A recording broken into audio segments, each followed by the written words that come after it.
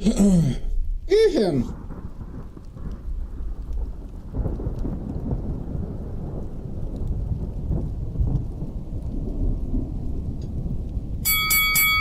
Oh my god!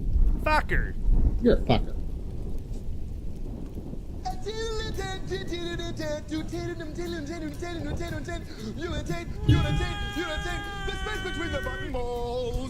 You're the nerd taint, and boo you.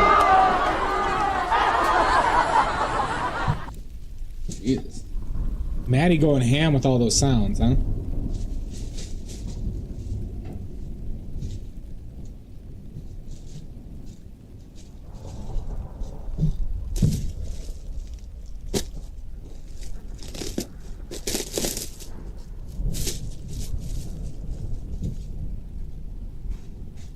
Why, hello, Maddie.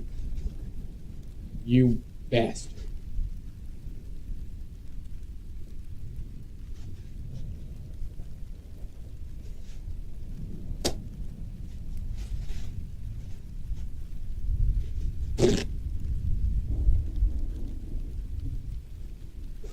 Grandiose. Should I be offended by that? Hold on. Wait a minute.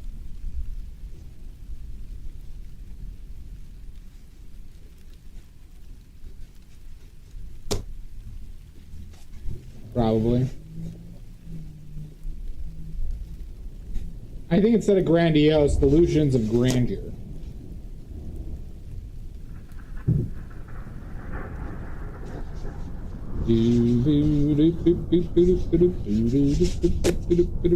Wow, wow, wow. Well, thank you, Dia. Hot damn, tier 3. Thank you, Dia. There's another self-portrait, yep. Another self-portrait. The shoe does fit.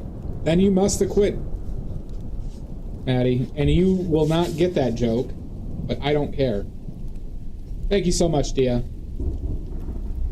How are you? Dia, I still gotta message you about those paints. I'm sorry, I've been like preoccupied with a bunch of different things, so it's been slipping my mind to do that.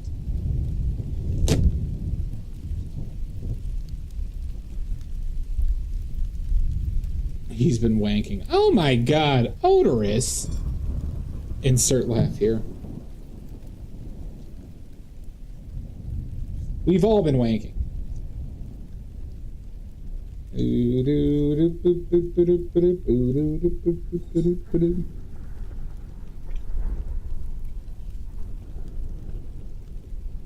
Right. Yeah, I've been making pastels, doing some other side work, and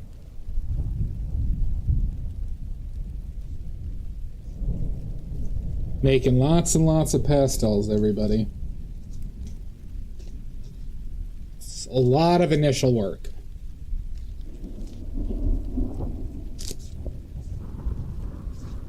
Oh yeah, oily fans in general whoring. Obviously.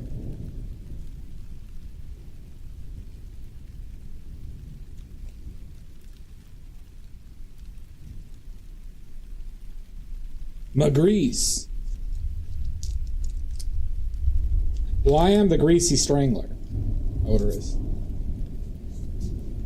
I am the greasy strangler.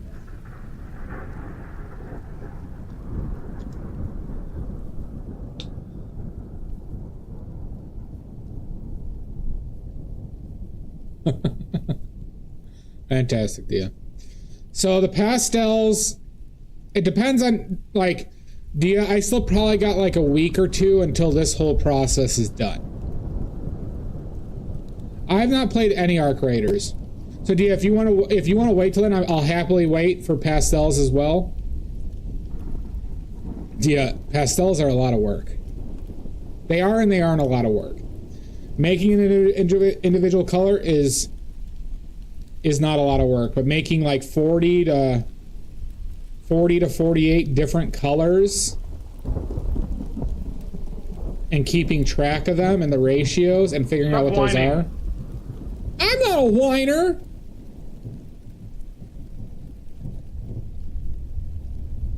Well, yeah, you can't mix oil pastels, Dia. You can't really reliably mix oil pastels. So here, I'll give you guys a glimpse. Oh, fuck. Shit. 48 colors, D's nuts. So...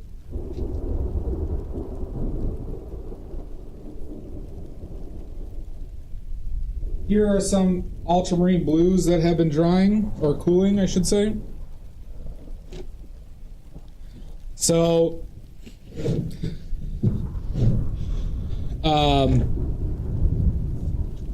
so I'm making them in these sizes. These are going to be the size of my pastels.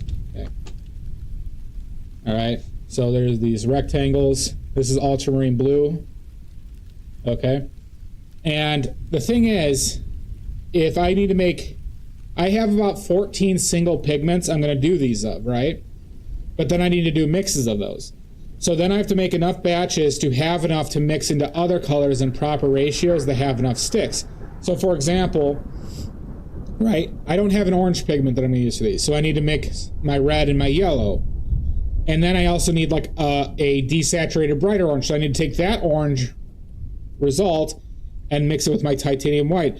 I need a purple, so I need to do my quinacridone magenta and ultramarine blue, right? But I also need some of those individually, right? So then it's like accounting for those numbers and then the batches and then how much they mix. Because to do like amount of purple, I might need like 8 of these and 8 quinacridone magentas and then some titanium whites. So I have to keep track. I have to keep track of all of those. Yeah, I am a nerd. Here I can even show you some, and I'm actually satisfied with these shapes, but I have to double boil these, so I'm doing them in batches. Hold on.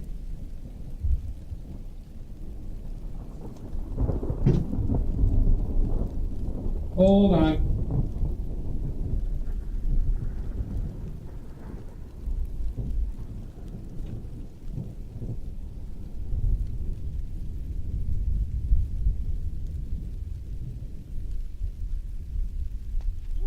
Hold on. So these are 2 batches of yellow that I made. There's like,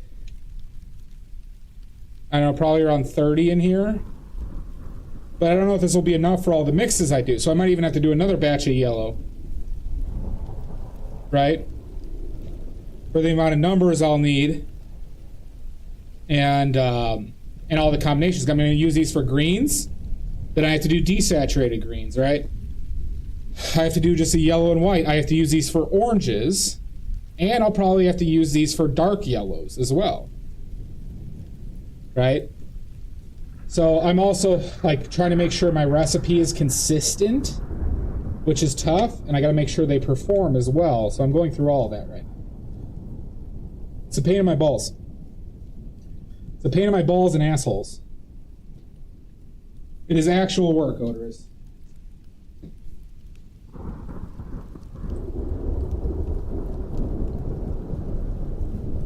Then I gotta figure out where the fuck I'm gonna store these things. I'm not anti-work. What the fuck are you talking about, Odorous? You know how long it takes to make paint the tubes of oil paint? Yeah, I have 3. That's canonical.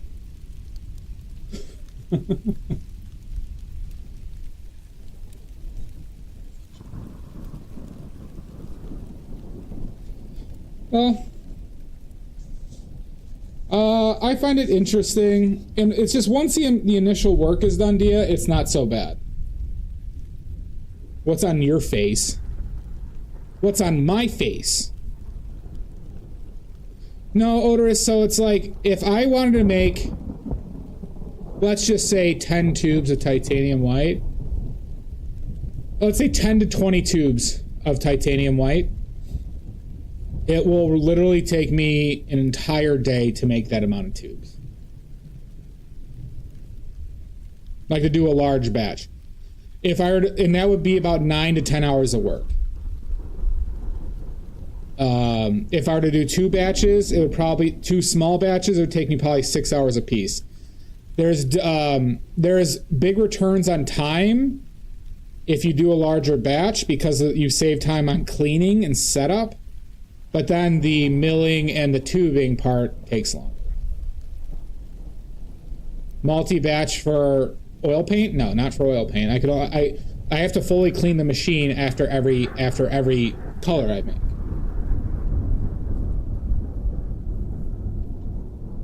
Because I have a small machine that's not so powerful. If I had let's just say I had a $20,000 machine with the proper 240 volt and hydraulics, I could probably make 60 tubes at a time in about half, and I could probably do it in half the time. But I have a $1,200 machine.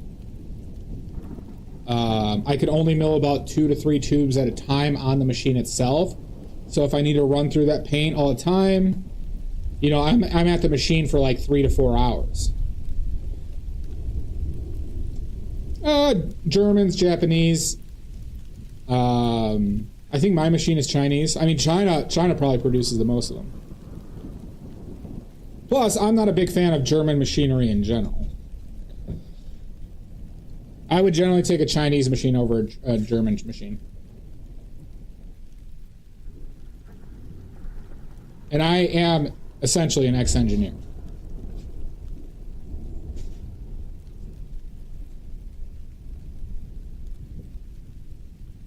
I mean, I don't care how it looks.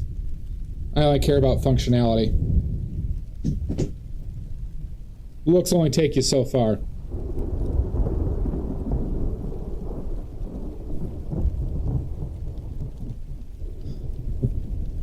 You're a diva. Oh yeah, so I think I saw Maddie. I can't go. I could go to my computer and check actually. What won, everybody? What won the vote? I think it was Lead White, Biz Lemon Yellow, Quinacridone Magenta, and Viridian.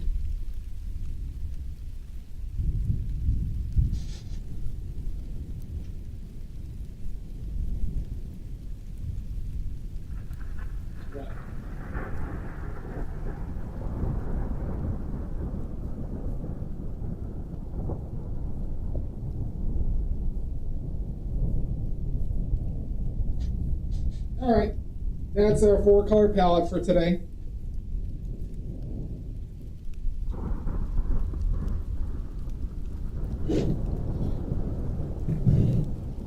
Varudwan. This isn't a Turkish dictator, Maddie. And there was 2 business on the list.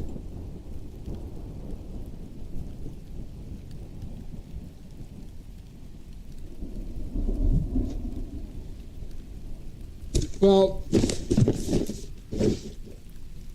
I know you all really like when I put lead white on there for these limited palettes.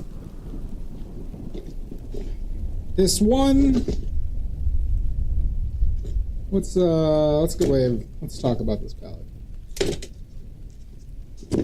So, what are the strengths of this palette? Yellows. Oh, greens. Yellows and greens are the strength of this palette, which is fantastic for a portrait, everybody. Which is just fan-fucking-tastic for a portrait.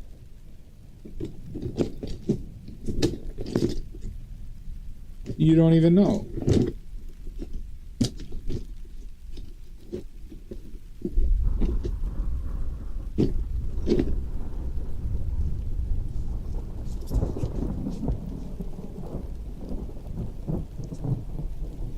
No worries. Oh, you're watercoloring? Congratulations on the extra 14 inches, Maddie.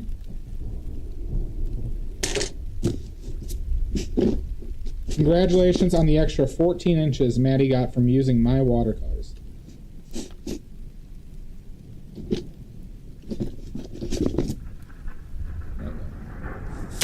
I'm not getting more of it.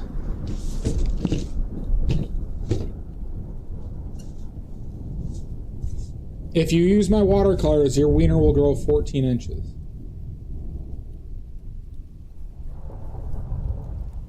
What is this?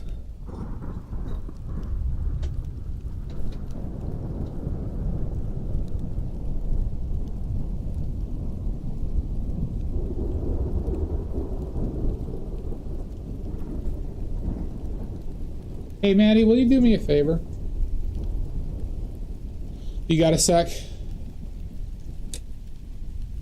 Could you just type a message in my Discord? Not in my Discord, in my YouTube chat.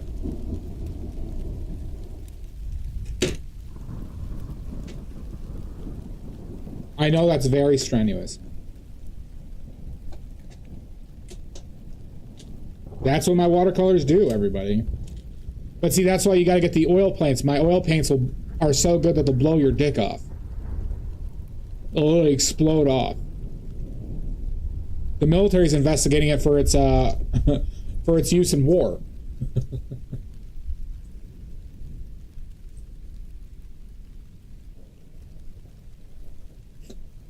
Troops just walking up there painting with my oil paints.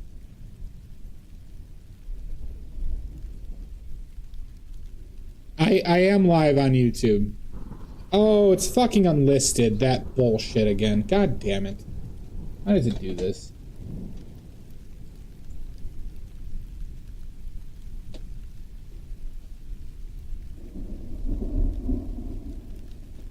I don't get why it changes this.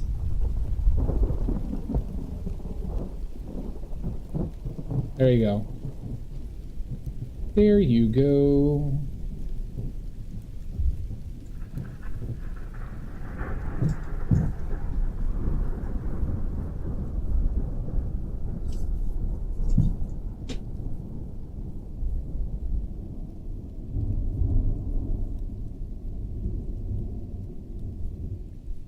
No, you don't.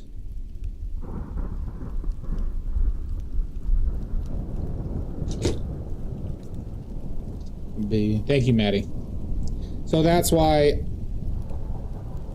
at that point when I saw the issue, I actually didn't even need to leave a comment at that point because I knew what my issue was.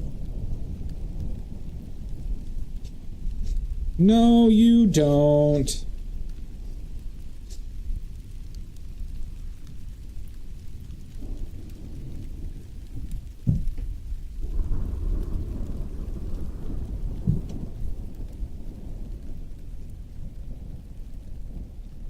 Thank you, Matt.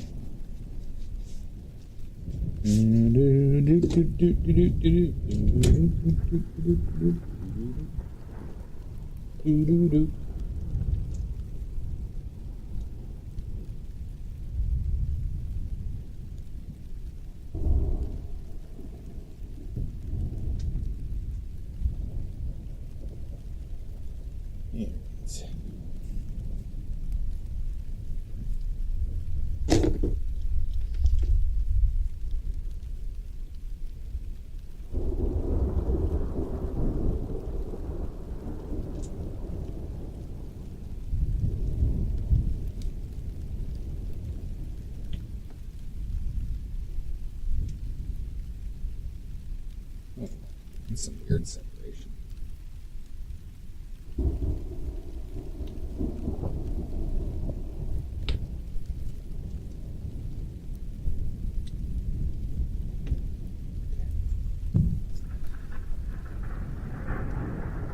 So if I run out of this Viridian, I'm gonna, well, once I do, I'm gonna use phthalo blue and lemon yellow for my Viridian. Okay, and then I gotta prep. We need to do...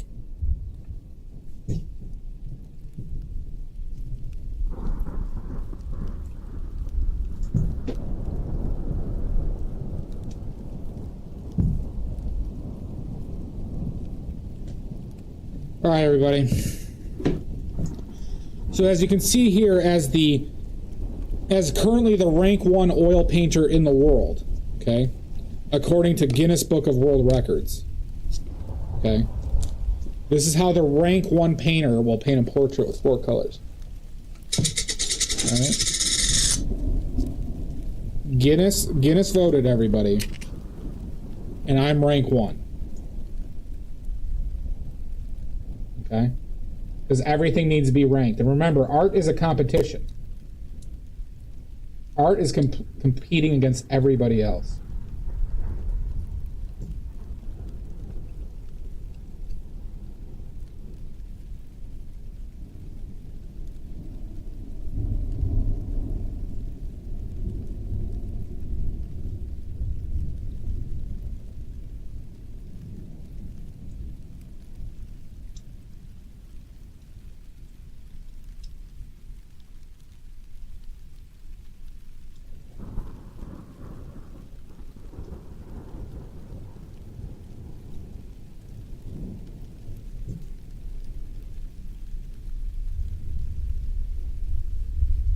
And yeah, you must be the best. You must hate everybody who's ranked higher than you. So you should all hate me, which you obviously all do. And it's because I'm rank 1. I know that's the only reason why you hate me. Is because I'm rank 1.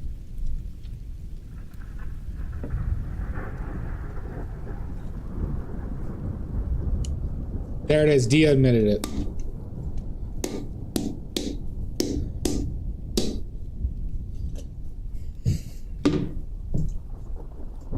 I always knew you despised me, Dia.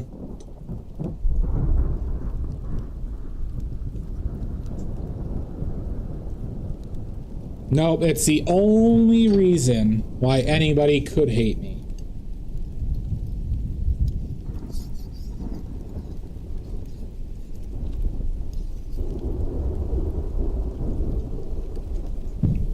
You are. I'm a bloomin' onion. All right, so Iomizu.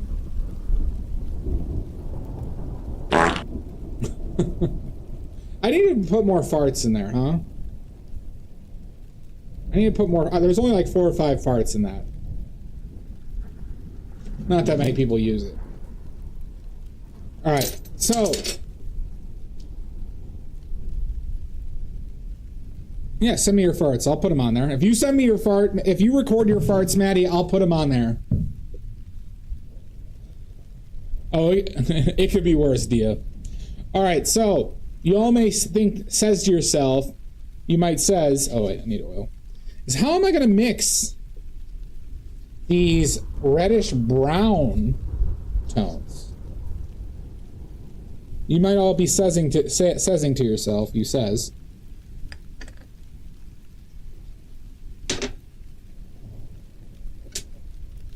How am I going to get these tones? Dia, do you know? Maddie, do you know?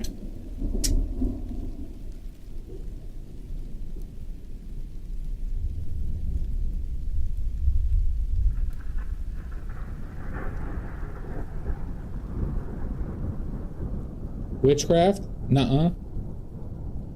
No, that was Maddie that time, Mud. So, here's what we know. Magenta is red and blue. Okay? By adding yellow into this, we're essentially making some orange that will cancel out the red, or the blue, I should say. And the resultant will be a red. Okay? Son of a bitch! Okay? So, now there's a lot. So let's mix some yellow in here, and I'll show you that we do get a decent red out of this.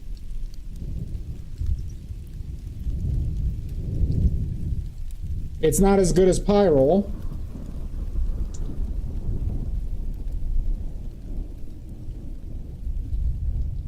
But it is still a very usable red, everybody.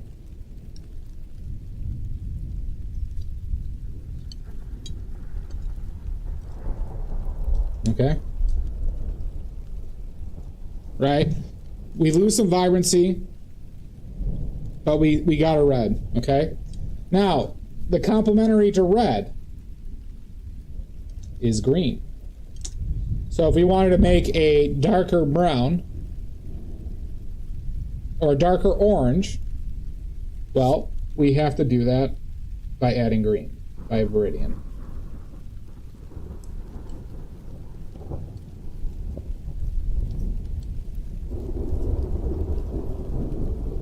And now it's a desaturated brown. But now we do have a brown that we can use for some of these skin tones. Okay? What's a little bit difficult with this palette in the dark range is that it's gonna be hard to keep any real saturation in the brown, like in the orange and red range, because we have to use green, a bluish green, to get down there. Okay? But this will work. Okay? Also, who's ready for a secret of the universe? Who's ready for a secret of the universe? I prepared.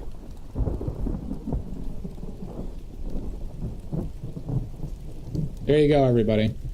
So, on that middle picture, I took our normal picture and blurred it. Just using the Windows Photo viewer, or whatever. They have an edit selection.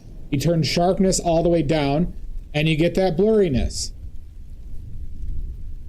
What this blurriness does is help identify the shapes of the initial colors for the block-in, which I outlined right next to it. And you may think, well, I'm not getting the eyes or the eyebrows or anything like that, but that's not important in a block-in.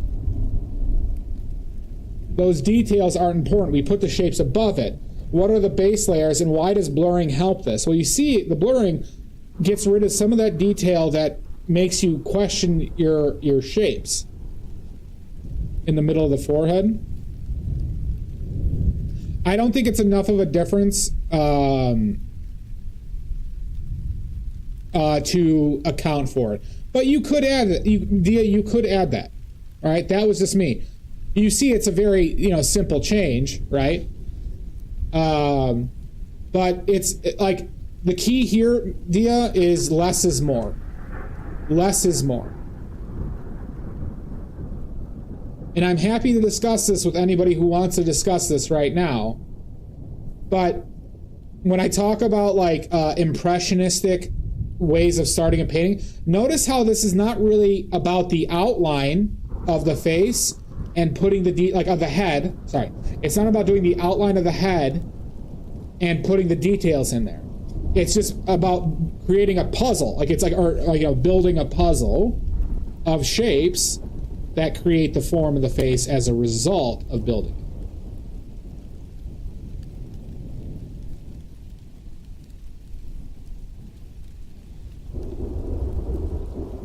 Looks like a Jean Dubuffet. No, not familiar, Omizu. But does anybody want to discuss any of these points? I'm happy to discuss this. But this is like, why don't I talk about drawing or practice drawing or do stuff like that? Because it's, to me, this isn't drawing. This is understanding shapes, contrast, and form, and not how it relates to a perfect drawing or head of the shape or anatomy. For this style of this philosophy, style is the wrong word. For this philosophy, anatomy is useless and bullshit. It's not bullshit, but I mean, it doesn't do anything. Here I come to save the day. Oh shit! Nobody did that. Dia, you get a point.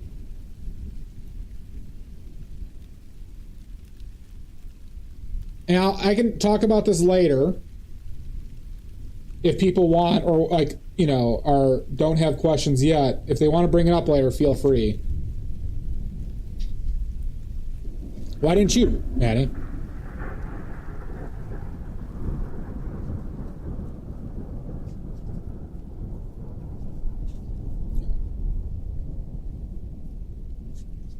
So obviously, I could do an outline of it, but doing the outline will change how I think about what's going on here.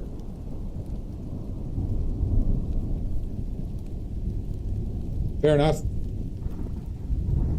Dia, Maddie just called you a peasant. And Dia, you get a point. So yeah. This is why I also say, like, why pastels are beneficial. Because, pastels inherently kind of force you to block in this manner. Did I gain to his portrait? You mean Leatherface?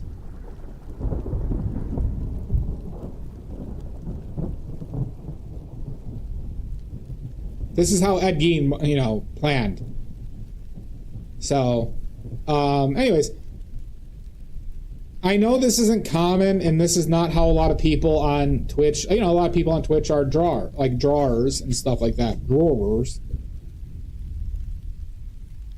This is exactly why Babe squint. I don't squint because I've been trying to train myself to do it without squinting, Mud.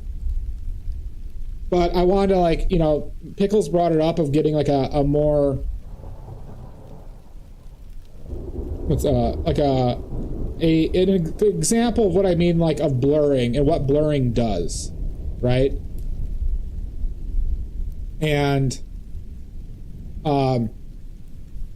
it is also a bit freeing because you don't need high quality photos to paint like this. I don't need a high definition photo. Frankly, I think high definition photos work to your detriment when painting impressionistically.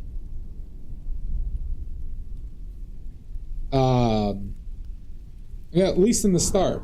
But if I want anybody to get anything away from this, is like that this is not an insurmountable mountain. Obviously, like, you'll see me struggle with likeness, and some of my, you know, proportions will be wrong, you know, a lot of the time. But that doesn't mean it's something to be afraid. And if I, like, for anyone, you know how I've talked about digital, like, I don't do digital stuff. If I were to get a digital tablet, proportions are really hard. If I were to get a digital tablet, I would literally just practice this blocking. I would look at something.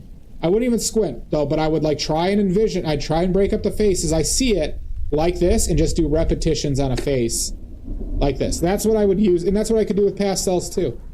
And maybe I will do that on pastels, soon. Maybe we'll do timed block-ins with pastels. At some point. With portraits, mind you.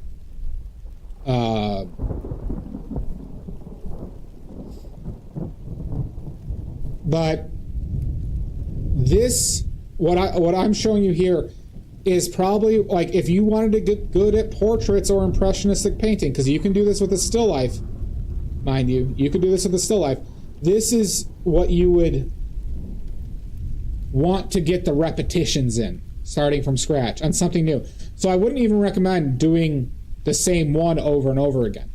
I would recommend just doing a brand new one, because it becomes pointless if you memorize the shapes that you're going after, and then it's just a matter of how clean are your proportions. Because frankly, in the block and face, proportions aren't entirely important. Anyways, anybody wants me to bring that up again, I will. Or else.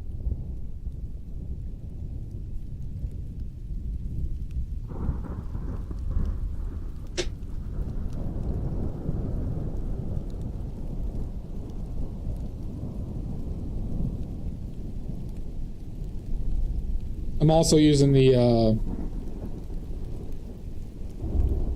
maybe I'll start up higher. Still using the big brushes. I'm using the brushes that use my watercolors twice.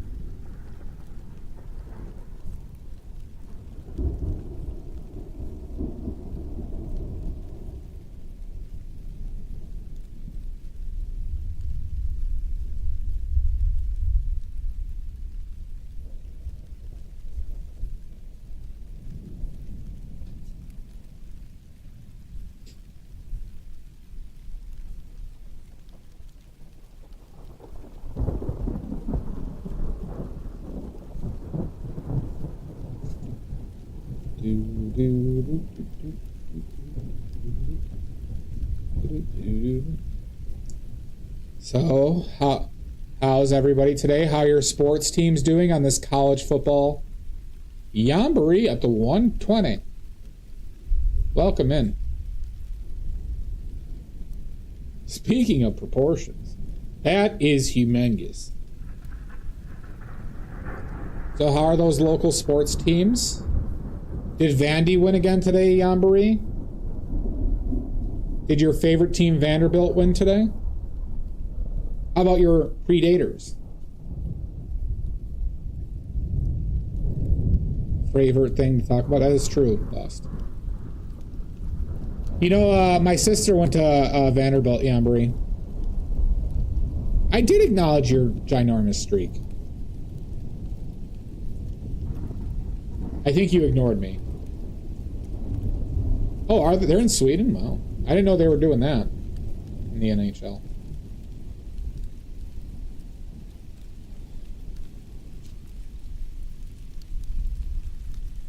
It does check out.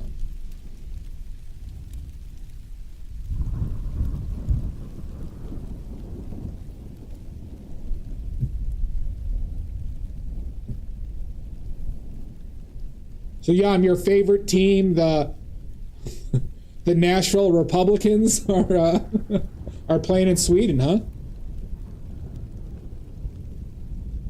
She did. She like triple majored, essentially. I almost went to Vanderbilt too.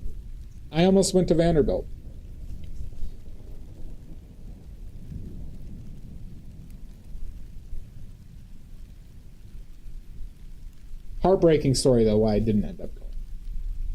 Not heartbreaking. I was disappointed at the time.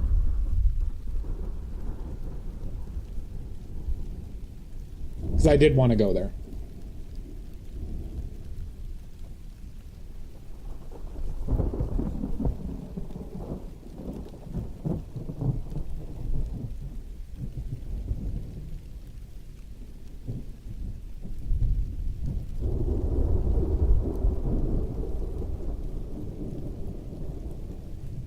That needs to be a more definitive.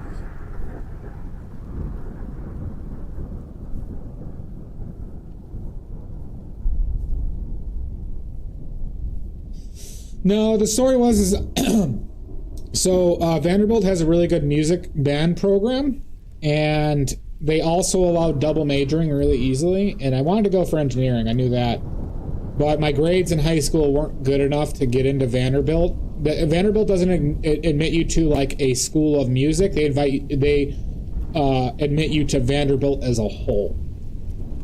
So they have this crazy audition process that I didn't know about the time. I went down. I got invited to audition in person. I went in there. I met with the trombone teacher, and he says, "Yeah, I'll admit you." And then Vanderbilt wouldn't admit me because my grades weren't good enough in high school. So he actually told me that he was going to admit me, and then he later had to call back saying that they, the school won't.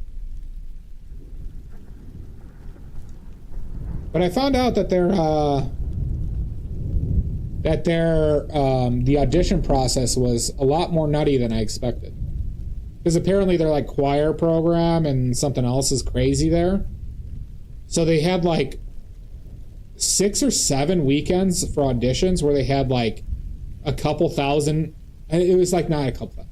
It was like 500 kids at a time audition, and those are the ones who got invited through the application.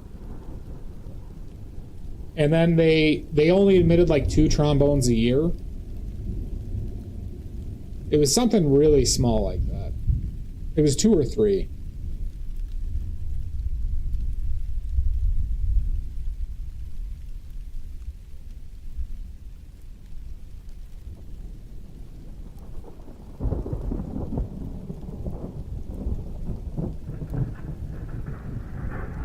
But my plan there was to go get in there for music and then double major in music and engineering.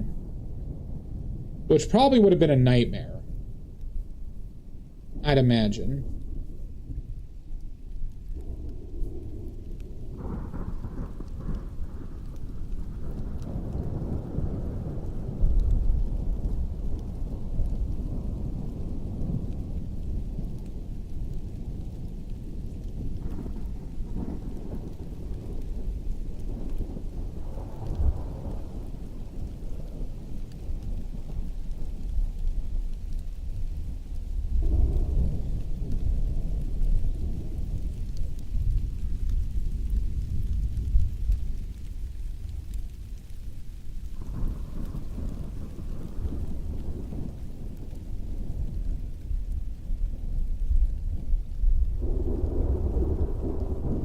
That is true. Well, I was, for pursuing music, Yambari, I would have got into conducting, is what I would have done, or composing. It would have been one of those two. But I personally never really envisioned a future of me doing more than gigs in regards to music. I know it's a tough business.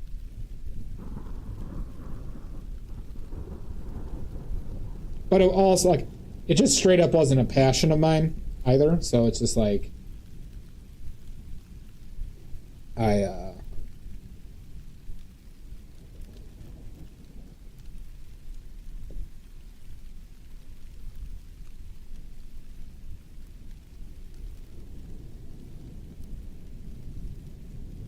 let's just say I wasn't that into band, despite my achievements.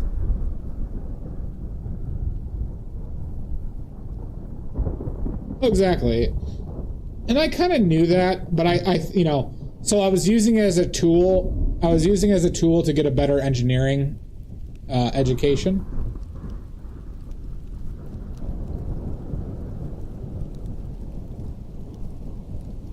Was my plan with violin.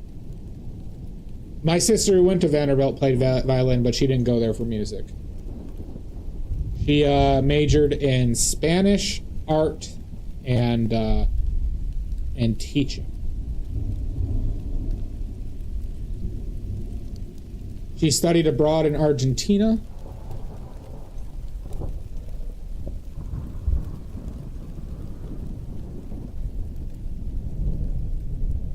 While she was there.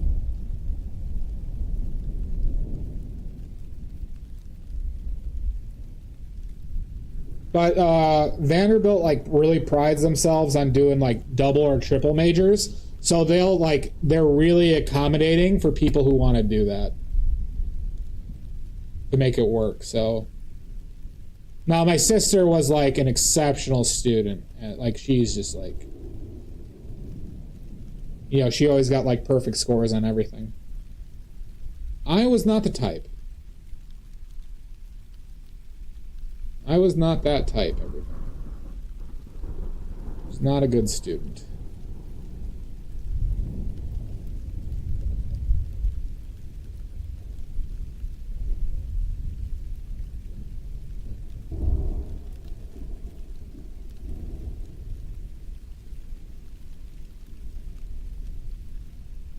So I never really got good grades.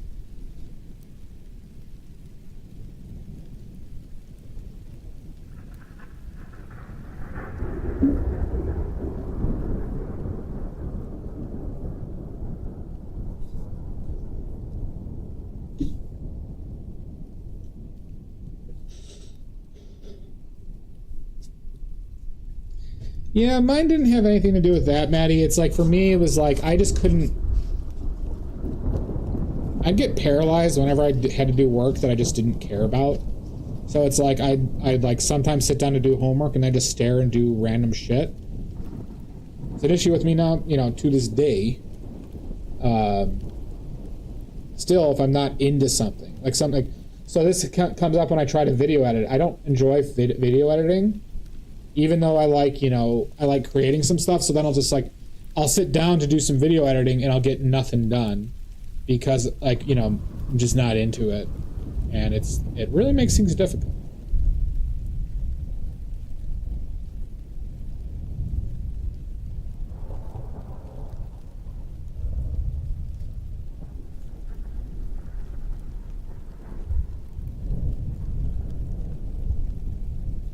Well, and that was my problem with classes, right? So if I wasn't interested in the class, I would just try and do as little as possible, and plus, I was busy doing a lot of other shit, so it's yeah, there is a lot of issues there.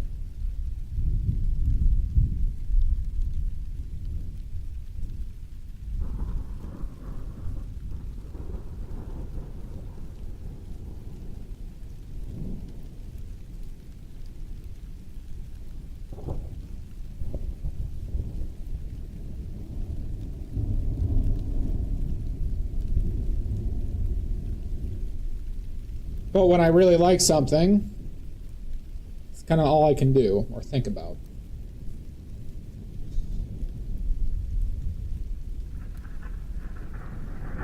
I don't know if I was good at bullshitting. I just usually just tried to figure out ways to get what I needed to get done. But that didn't always work, especially if I struggled with the material.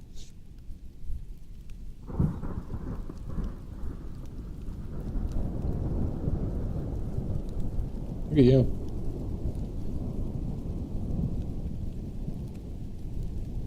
Well, good for you, you slacker.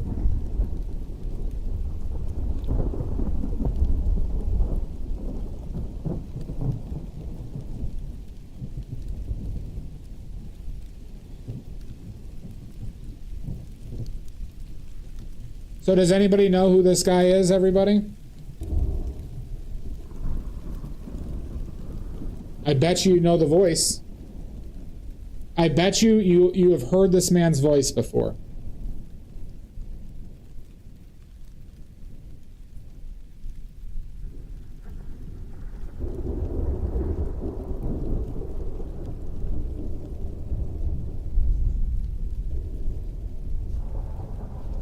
No, he was not in The Wire.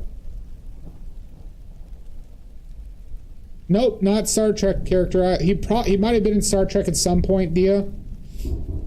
But he is not known for Star Trek, no. But Dia, I assure you, you know his voice.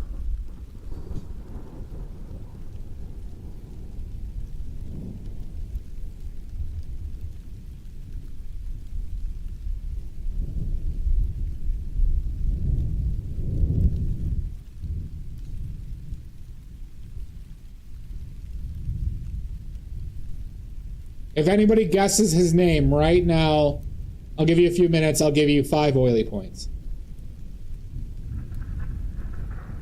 Possibly, Dia.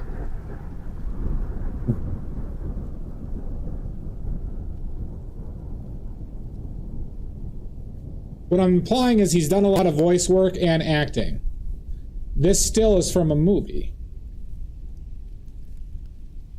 for example.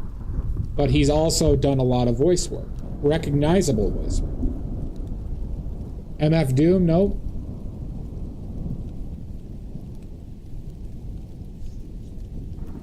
So what am I implying? The implication is what I'm implying.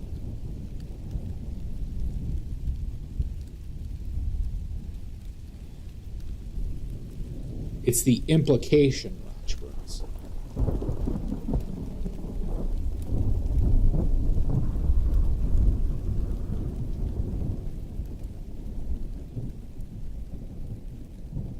You're goddamn right I am.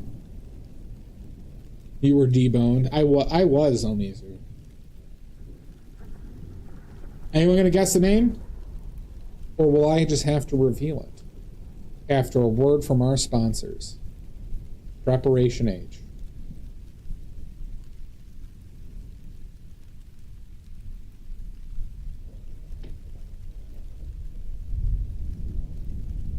MF Shroom? Who is MF Shroom? Is that another... Someone guess MF Doom. Maddie, I bet you probably have heard this man's voice as well. Frozone? No. Not Frozone.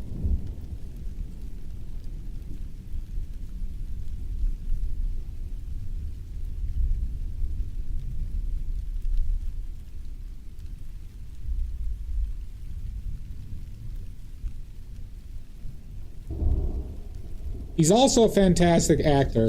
I would have liked for him to get more acting roles, though, but he didn't, you know. I'll say this. He wasn't in a ton of films, but boy, voice acting, been in a lot.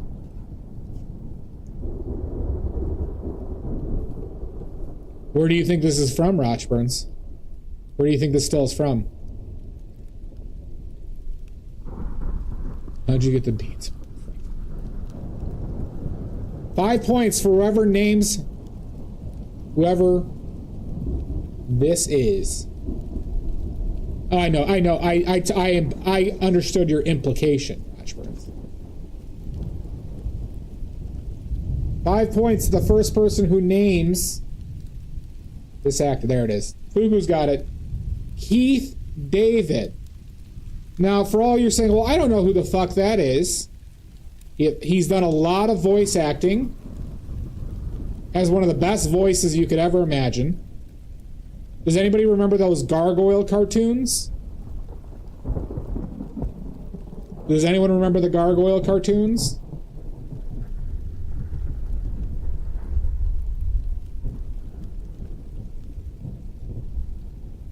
But if you're curious, he was the main character, Mud. But I would just suggest looking up, doing a quick search on YouTube. I know Maddie wasn't alive, but he's done a lot of other voice work too. This still, though, is from The Thing, everybody. From one of the greatest movies ever made, The Thing. He was one of the main characters in The Thing. He was also in They Live as one of the main characters as well. He's also in unfortunately, one of those Larry the Cable Guys films. I think Delta Farce. But he is much more known as a voice actor at this point. Did you look up his voice, Dia?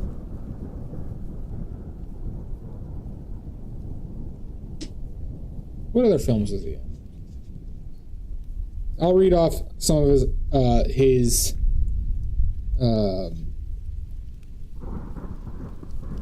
movies.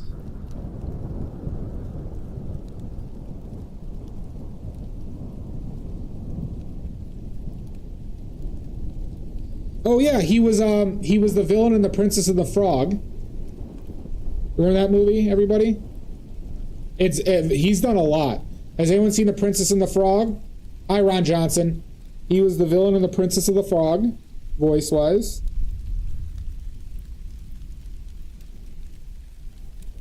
He's literally got one of the best voices, and yeah. Let's see. Haunted Hotel, that was a TV series. King of the Hill. I'm skipping over stuff. Oh, he's in Abbott Elementary right now as well.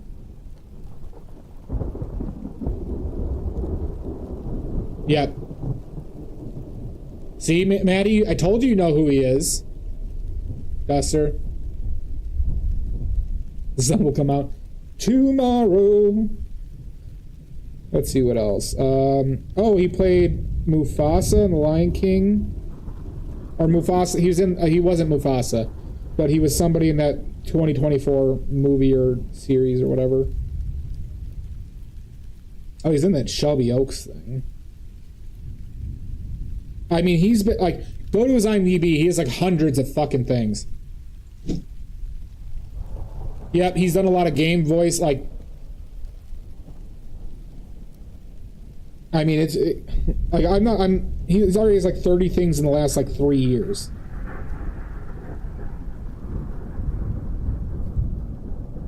And he's busy as fuck.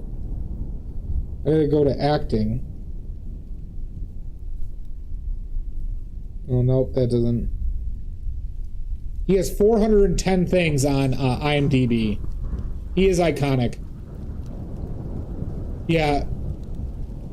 He's been like... He's a really underappreciated guy. Like, you know, Fugu, you kind of get it. He's kind of a guy that's in everything, and everything he's good in. He just straight up is good in and adds to it.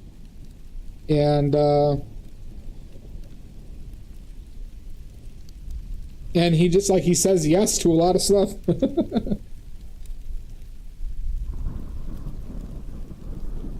He's in Teen Titans, too. Oh, one episode. Okay.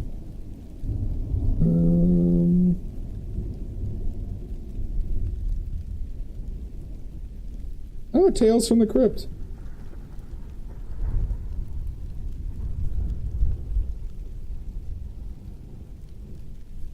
Oh yeah, he was in Spawn. Oh wait, there's a Spawn Oh yeah, he was the voice of Spawn, Fugu, in the Spawn TV series, in the TV cartoon.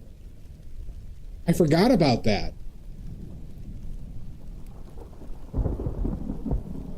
I forgot about Spawn.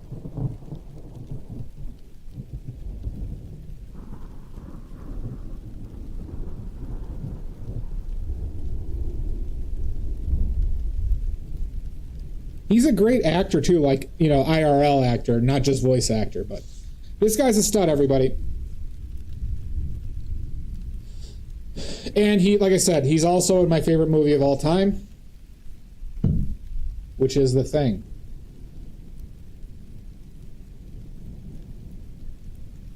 Ron, how are you feeling? Are you doing all right?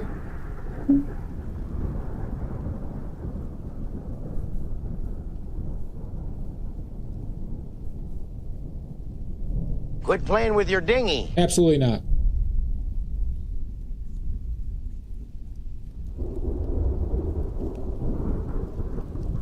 Wait, for The Thing? I haven't heard about a sequel to The Thing, but I would not be...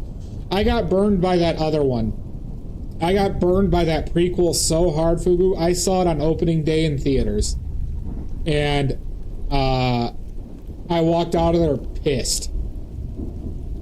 I hated it. I hated it so much, Fugu, because I also learned about how they, you know, were originally doing practical, then they went to CGI. The Thing had a prequel in like 2011. I think it was 2011 or 2010, where it was like the Norwegian camp. Yeah, and they were originally going to do it with all practical effects, but then it turned into like a monster slasher CGI bullshit. Then they copied plot points from The Thing almost beat for beat. Like they, in, you know, like the blood testing sequence in the original Thing, they did it with teeth in this one. But then it was so hackish. And then like once, and then it was just like the monster wasn't clever in it.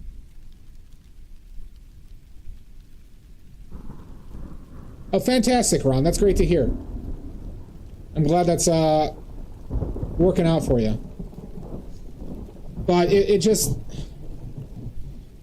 It was everything bad about modern movies.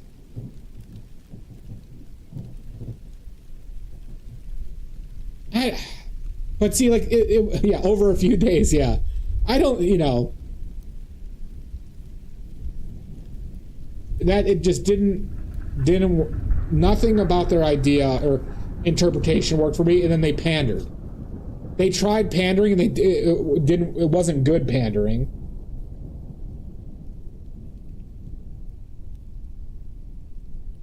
God, that film sucked. Did not like it. That might be one of them, Rochburns. The Thing is definitely up there.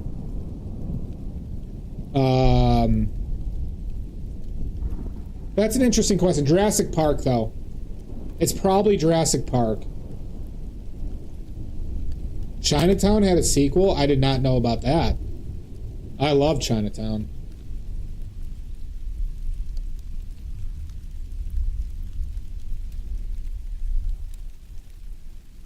You know, I've never seen Donnie Darko. I avoided that in my, you know, college movie watching endeavors. Oh, Blair Witch 2. I still think it's Jurassic Park, though. Because Jurassic Park is... I'm kind of with you on that, Rochburn. Sometimes I like it, but other times the Blair Witch does nothing for me. That was like a very, you know, hype movie.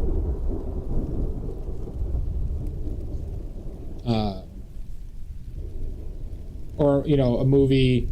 Like, it was like one of the first manufactured films a little bit.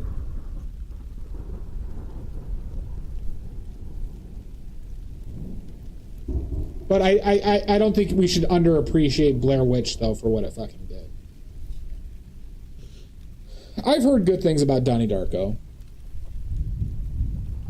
Yeah, and that's the thing. I don't want to go on, like, you know, I don't want to think that, like, I think it's like, shitty. It's one of those things that, like, highly influenced culture, movies. I mean, it's still being parodied today.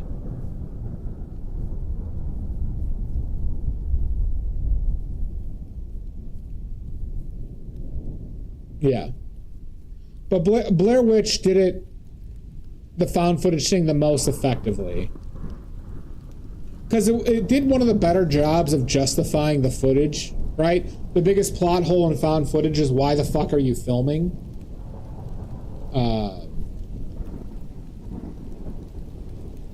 That's fair, Rochburns. You know, it's not for everybody.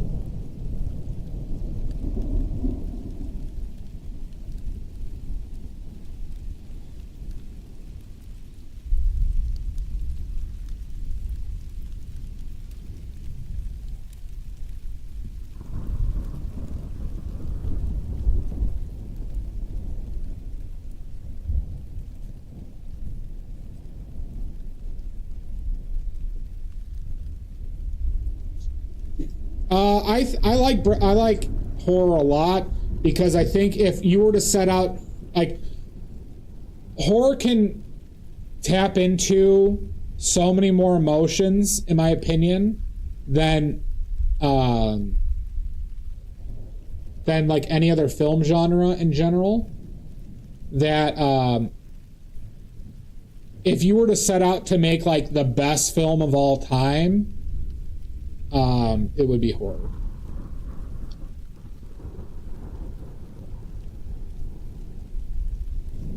Or it would be base horror. I get what you're saying, right? I feel that about, like, movies like the Terrifier series. I hate those. I can't really stand films like that. Like Cannibal Holocaust, but, you know, then there's horror that is, like, really, really fucking disturbing, and that's, like, and it can be fucking gross, but it can also, like, really make you feel things that you never felt before. How you doing, Outernet? Yeah, I hate gore porn so much. I don't get the appeal of it.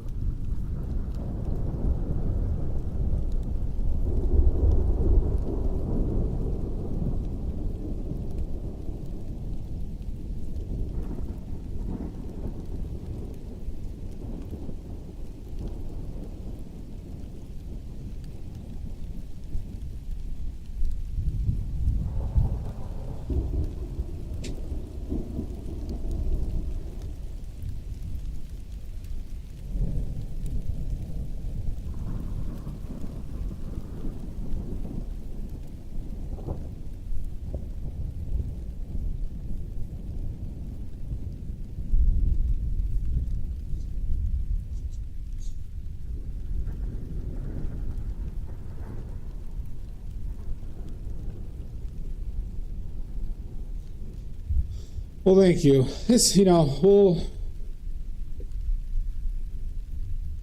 we're going to have to be a little bit aggressive at times because our reds aren't great. We do have purple, though.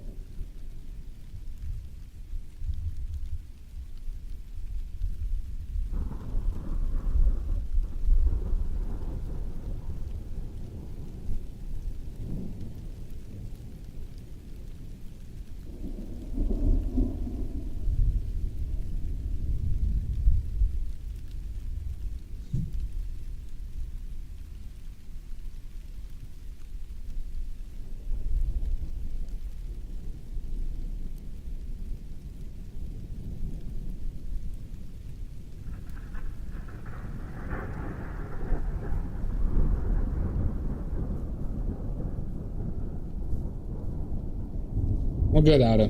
Good to hear.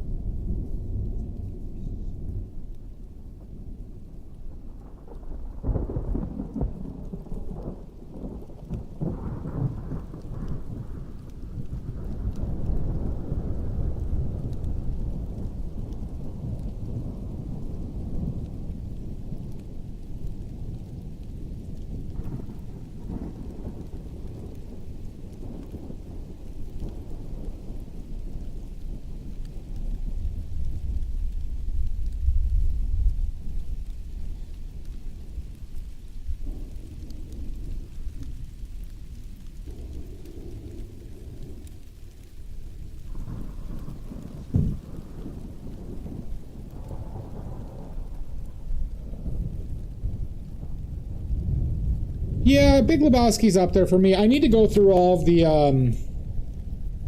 it's a serious lack, but I haven't seen a lot of Coen Brothers stuff, and I need to see more. Loved Fargo, but I haven't seen, like, Old Country for, or, wait. Is it Old Country from, what the fuck is the name of that film?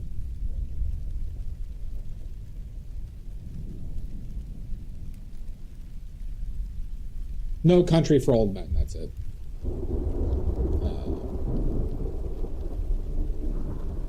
I haven't seen that yet. That's a big gap.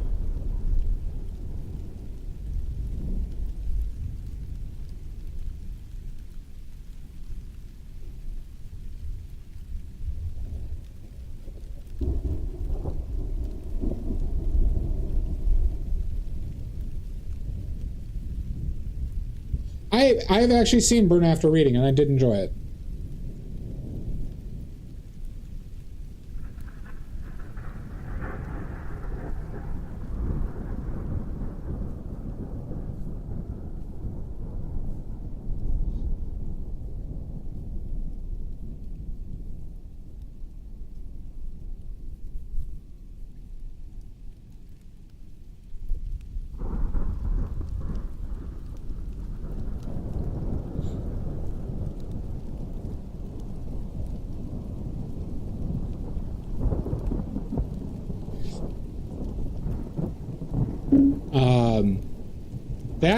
That abrupt death in Burn After Reading was one of, like, my first, like, because I watched it in high school,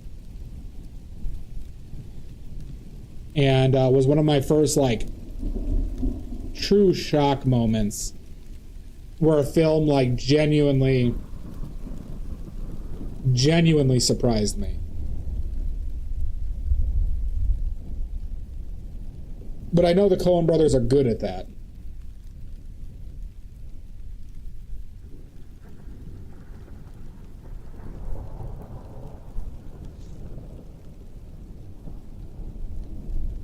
I know, same Ratchburns. Like, it just... I was watching with friends, and it made me, like, jump. And it made me, like... But it was such an effective... See, Coen brothers are so good at abrupt changes in films. Like, story-wise, thematically, not thematically, genre-wise, right? They, like, I love how they're not afraid to just change genres on you in like the slightest. And I really, from the films I've seen of them, I really love their style of writing. I've been meaning to watch Blood Simple and Barton Fink, and No Country for Old Men are, like, you know, on my list.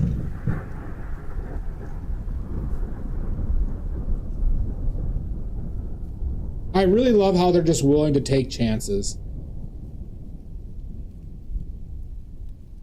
Well, unpredictable, but it's not even for the sake of being unpredictable, right? Like, it's like they're doing it because it makes the story better. It makes the narrative better. It's not about, like... Right, so it's like, here's a good example of it. Same, yep, agree with that. Fargo is so fucking great. But, like, here's a good, like, here's somebody who fucked it up for themselves is M. Night Shyamalan, right? M. Night Shyamalan started doing plot twists because it's like he just leaned in what got him famous instead of, like, focusing on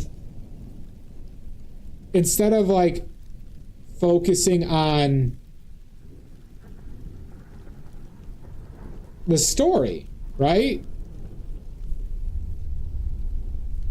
I remember I saw The Village in theaters, and I got out of there so pissed off. I felt like I was so fucking cheated by that film. Because it literally, the film felt like it was just a device for that twist, versus instead of building, like, a real good narrative.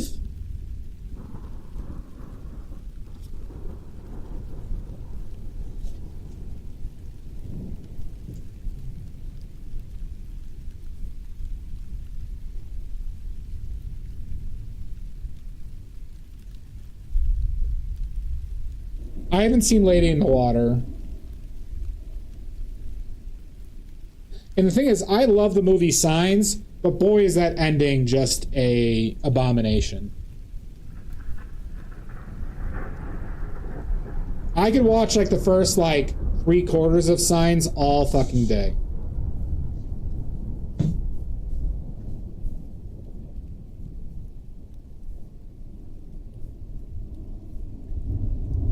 Vamonos, children, vamonos! Oh god, that scene, like, because that scene is amazing. When that like alien comes out from the background, it's dude, that is a scare moment and a fucking half. It was so clever and so well done. The ambiance of it is great. Joaquin is great in it. Mel Gibson is fine in it. It's a shame Mel Gibson's such a fucking shithead, though.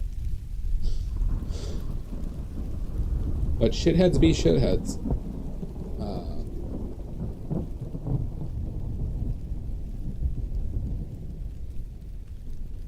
Oh, yeah. Like, Nazi, misogynist. Yeah, anti-Semite, like, to the nth degree. Real piece of shit.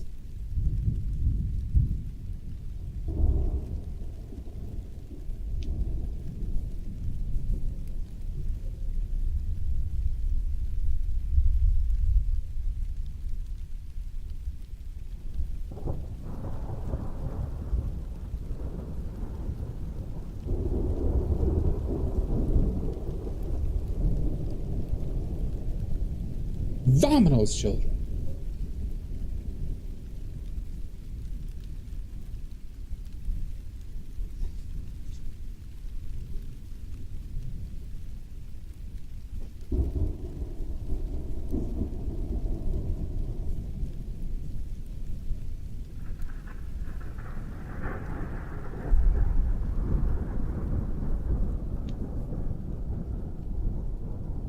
Rochburns, he got pulled over and he went off on this cop and he called her sugar tits as well, while saying some other really fucked up stuff.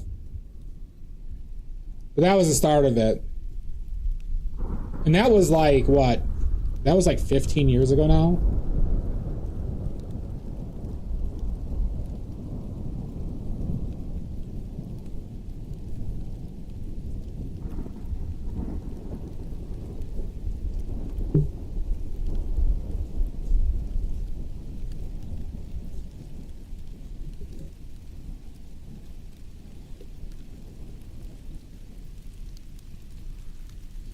That's a good point, Stench. The thing is, Kurt Russell never made films, and Mel Gibson was really good at making like easy to understand, simple films that were entertaining, aka Braveheart.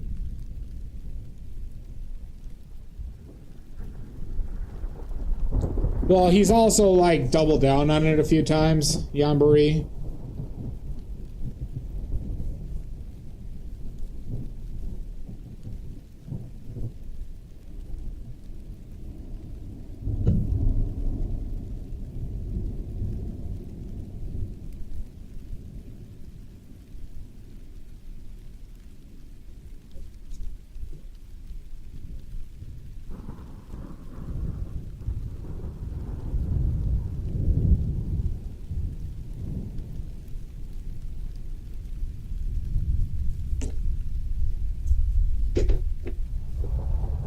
I've heard Apocalypto was pretty good.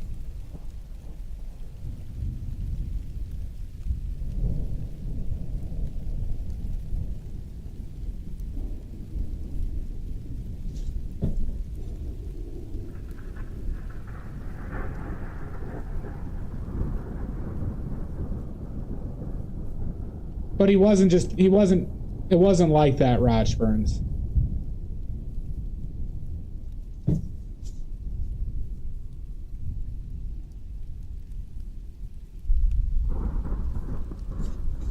Yeah, it was a lot more generic than that, Rochburns.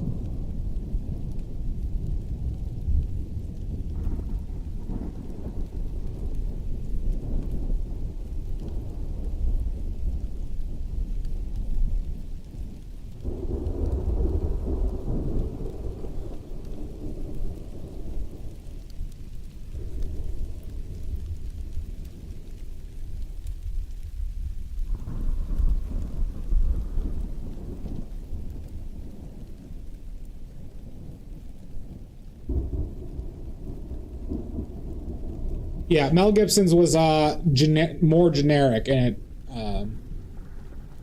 it also, I think, came to light during like stuff about Passion of the Christ as well.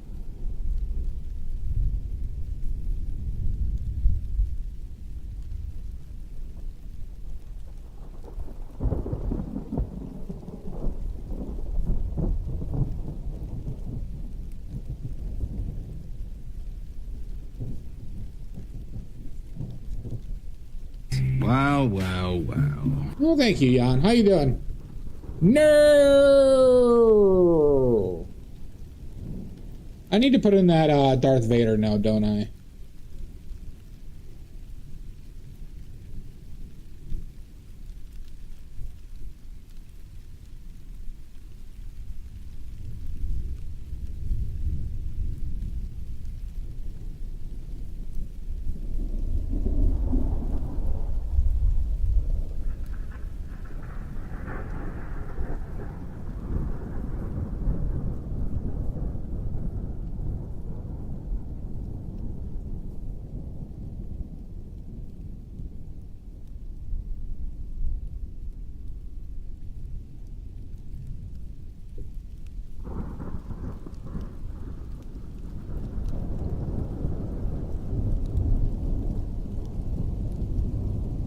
Yes, that center no.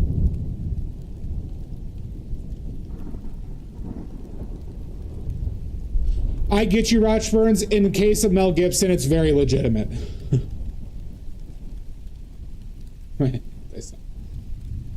Because I agree with you, anti-Semite is used as anybody who criticize the state of the government of Israel. And I completely agree with that sentiment that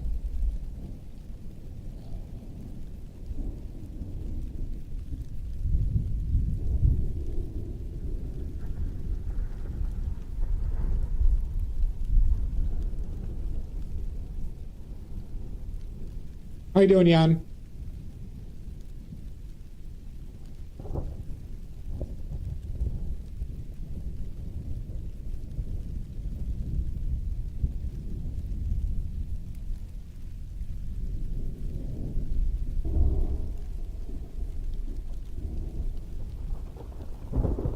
No. That is true. Hi, Kraken. Doing right. Put on the glasses.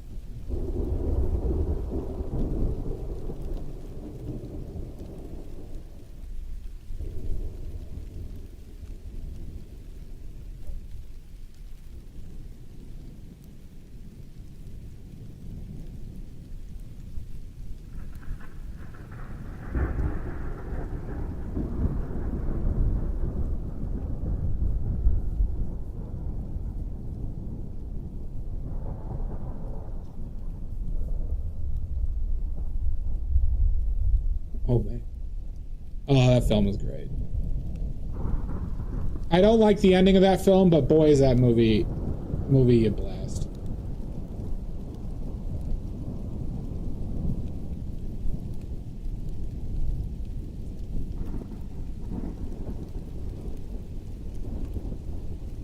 Get fucked that way.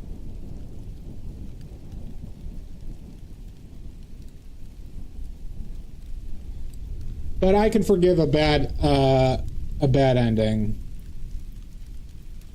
Hence the sign, what I talked about signs earlier.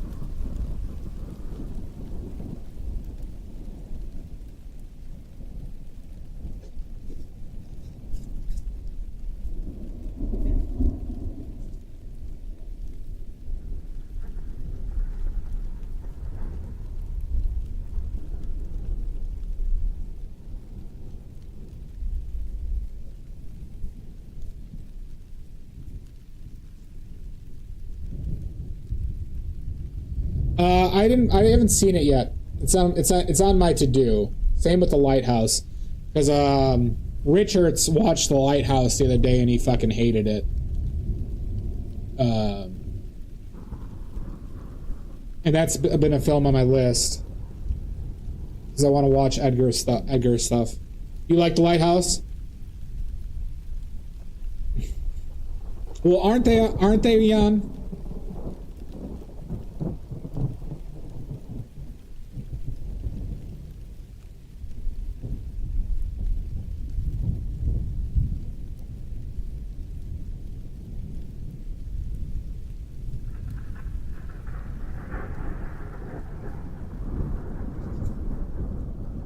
I've heard good things about Frankenstein now from multiple people.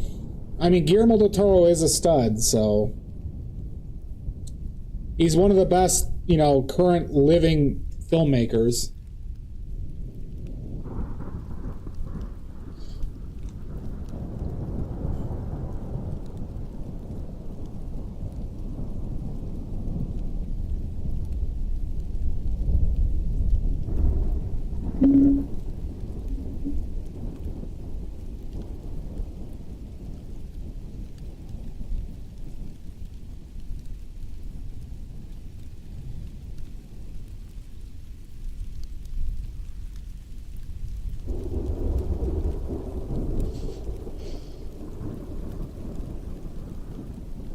That's on Amazon, right, Fugu?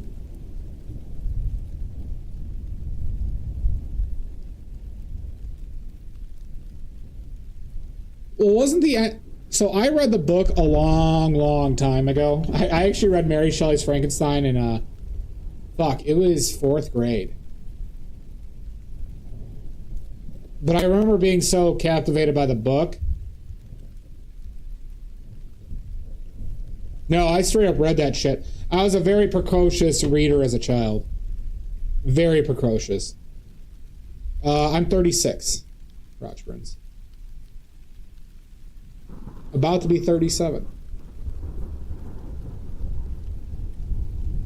Old as fuck, true. I'm turning 37 in a few days. Nope. So yeah, I was like a precocious reader as a kid. We had this reading program called Accelerated Reader, which we needed to get points. It was it was based on your reading comprehension. I scored well on that, so I had to get a fuckload of points, and I needed to read books that were like harder and longer because of it. I got punished for that shit. And so it made me like lean into it. Like it was an ego thing. Don't get me wrong. And so I read like difficult books early. Probably too early to really understand them. So like I read like Lord of the Flies in 5th grade. I read The Hobbit in 3rd grade.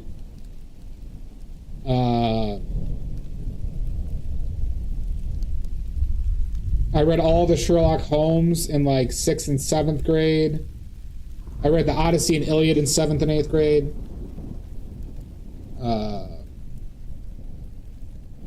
Read a lot of shit like that.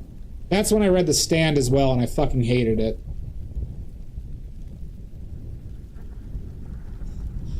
I like to go by my Christian name, Jan Samuel Clemens.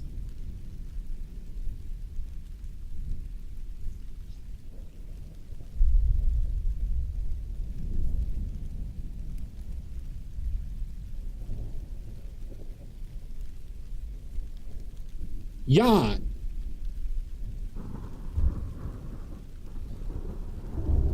Yes, Jan, I can hear you.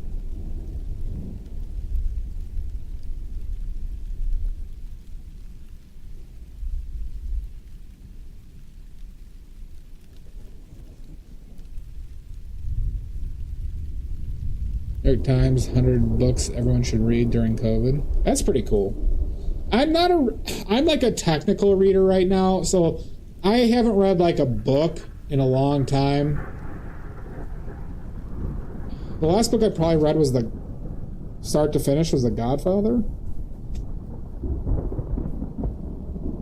which was like 6 years ago.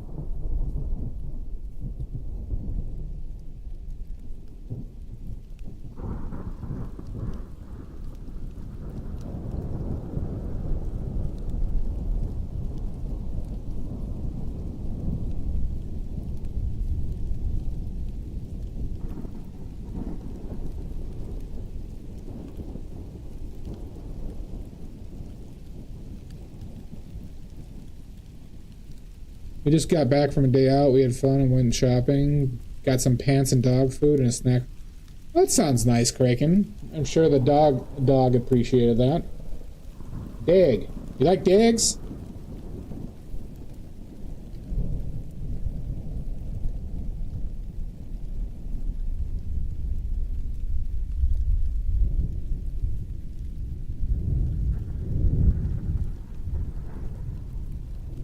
Well, I say technical, like,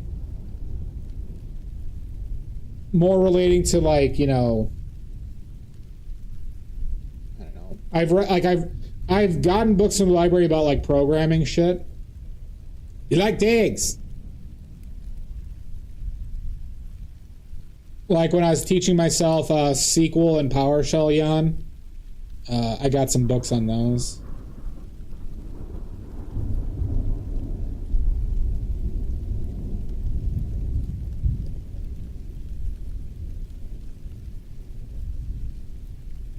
What's you? PowerShell is great. You don't like PowerShell, Jan?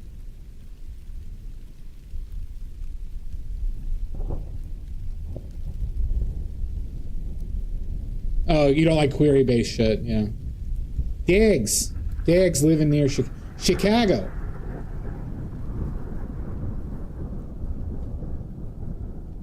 Query-based shit, though, is easy as all hell, though.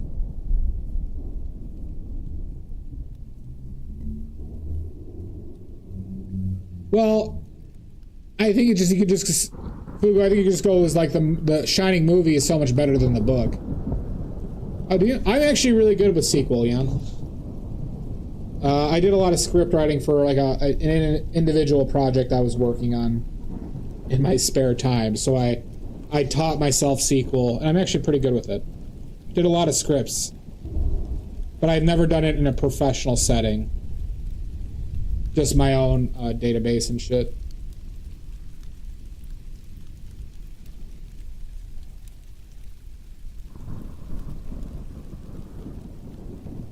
I haven't seen the miniseries, Rochburns. I have heard good things about it, though. Oh, I've also heard great things about Dr. Sleep. Oh, wait, you're talking about that miniseries? That one's fucking awful. Disagree, Rochburns. Terrible CGI. Acting was fine.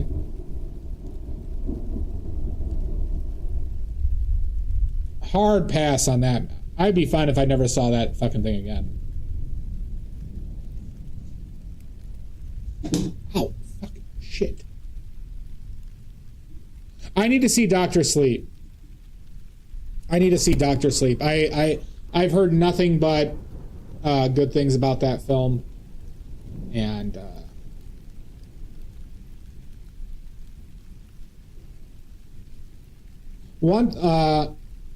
I have seen a long time ago, Rochburns. I have seen Storm of the Century. I remember my mom kind of liked that film, but she was a big George Clooney fan.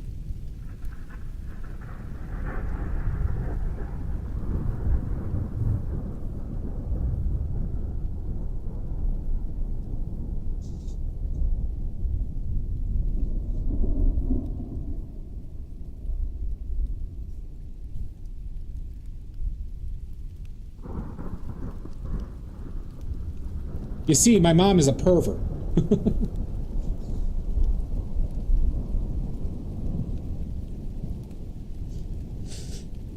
Like a comic book more because there's half-naked women in it. Which one, Jan? Oh, wait, no, I was thinking of that fishing boat. Perfect, yeah, I was thinking of Perfect Storm, Rochburns. Who is in Storm of the Century again? Well, then, yes, it is, Jan, until I know the context. Who is in Storm of the Century? I remember the name, and I was thinking of Perfect Storm. Fucking A. Storm of the Century is term. Okay. Did Stephen King write The Mist? Did he write The Mist as well? Because The Mist is legit. But yeah, The Mist is great. You know, the thing about I would say I'm not a big fan of Stephen King. I actually really dislike the new It movies. The first part of the miniseries with the adults or the kids is fantastic, but it's mainly because of Tim Curry. But I really have not liked like a lot of Stephen King stuff at all. But Kubrick was the perfect person to fix the issues with Stephen King shit. This is true. I'm giving you my movie reviews. Also, we're done with the block-in. I could go brighter on some stuff, but we got a lot of the generic stuff in here. So Stephen King's not a good director. He's also not a good screenwriter, like a screenplay adapter. I've only read The Stand of his and I didn't like it. But Kubrick is like a perfect match. And I would have loved Kubrick to do another Stephen King adaptation because he understood what worked about it and leaned into it hard. We could do that. I'd be down for that. Because Kubrick got rid of the bullshit.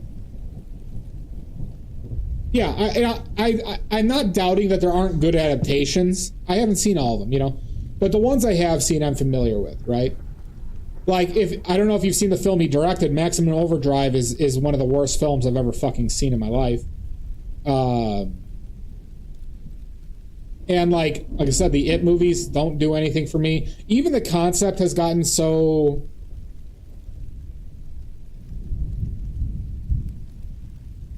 boring's the wrong word, but just like stale. I do appreciate the universe, and I've heard the good things about the Dark Tower series. Oh, They Live is so fucking good, Jan.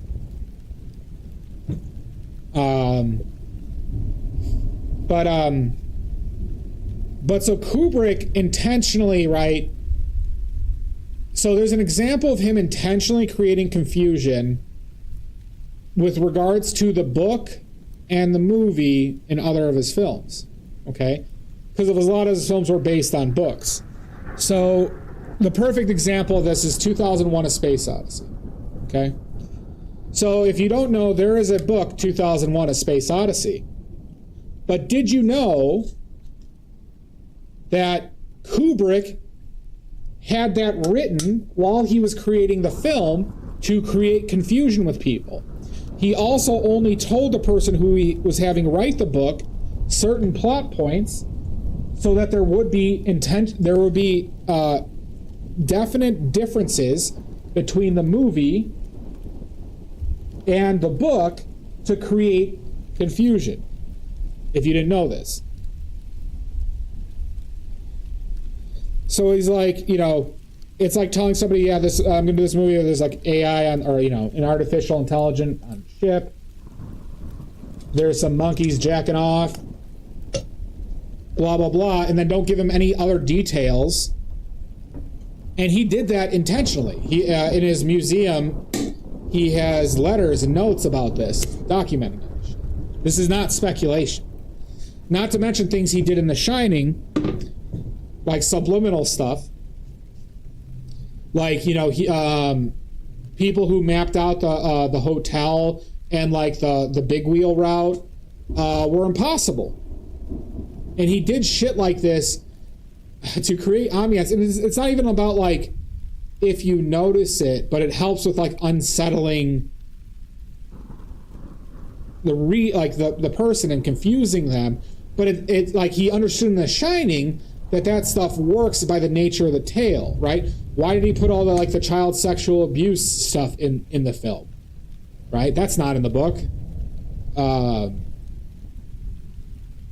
Like the all the Native American references in it, the gold standard references in it, the so many fucking things, and it's not like they're not plot points necessarily. They're just to add details that help with the feel and the ambiance of it. It's very symbolic. That's true. I'm not a fan of 2001: A Space. I hate 2001: A Space Odyssey. Talked about this the other day.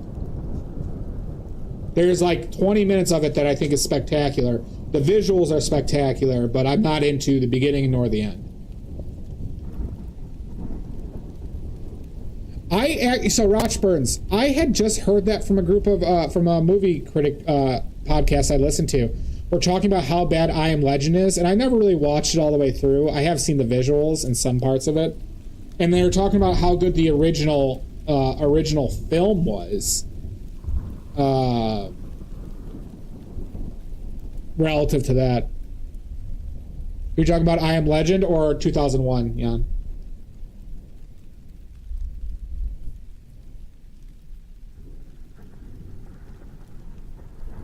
I thought there was an I Am Legend movie from like the 50s. 2001. Yeah, 2001 pissed me off so much.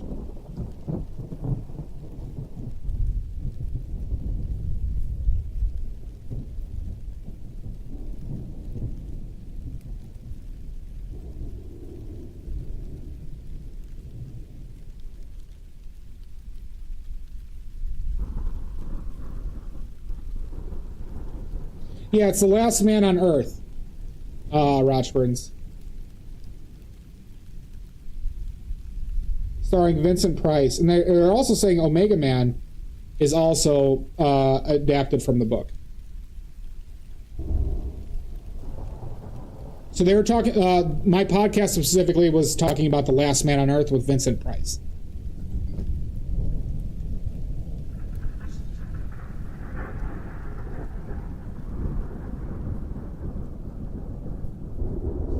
I'll keep that in mind next time I need a book. I need more brushes than this.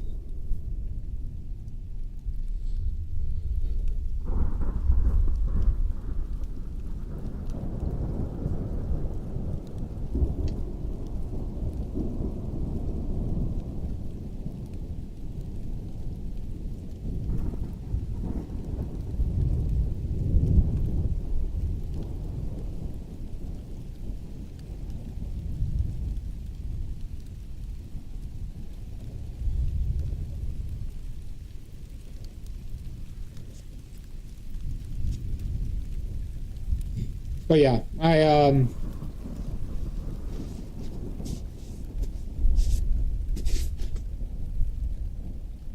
not a fan of Stephen King's. My family, my mom loves Stephen King. My sister loves Stephen King books. Never do it. I could not. I got through like 60% of the stand, 65% of the stand before I had to stop it. Just did nothing for me.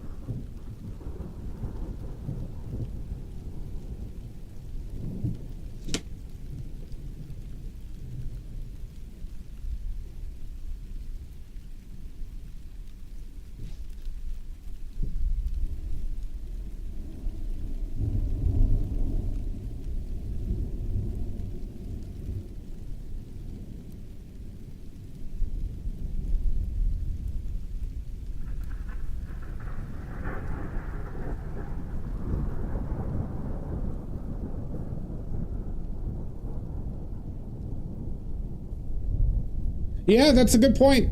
That's a good point, Rochford. Well, I mean, like I said, my opinion, The Shining, right? But Green Mile as well.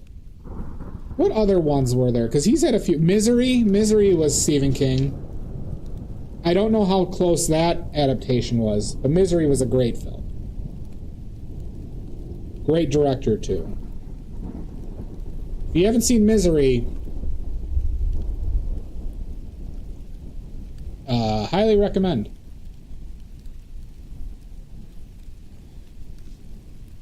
Probably one of the best movie villains.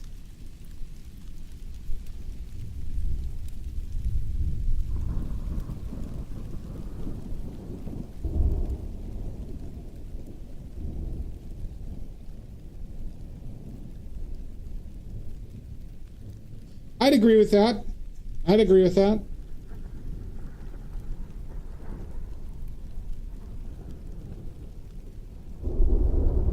Boy, there's straight up one of the best villains.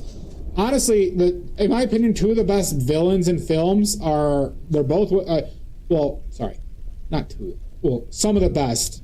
The ones that I remember well are women like Kathy Bates in Misery and Sharon Stone from Casino. Some of the best, like, villains in a film I've ever encountered. James Caan is so good, Outa. God, I love James Caan. R.I.P.D. Night Vision. You liked Rollerball?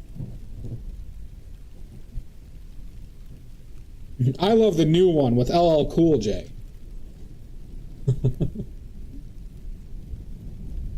Right? That's the one you're talking about, right?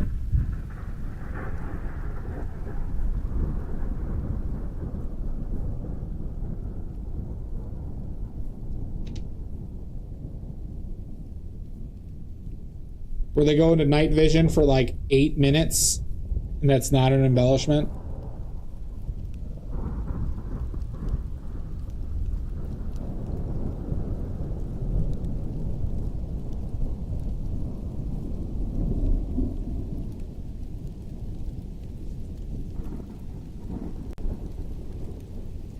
Yeah, I haven't seen the old one, Outa, but I have seen most of the newer one,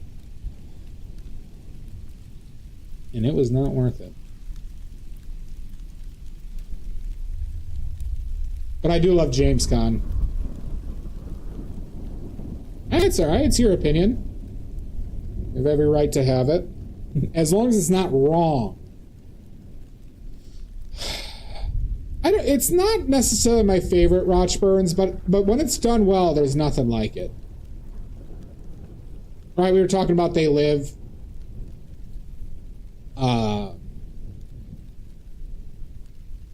80s seem to have a better grasp on it, at least for movies, in my opinion.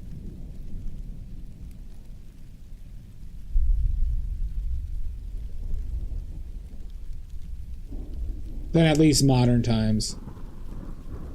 Because I think a lot of dystopian stuff now is conflated with sci-fi.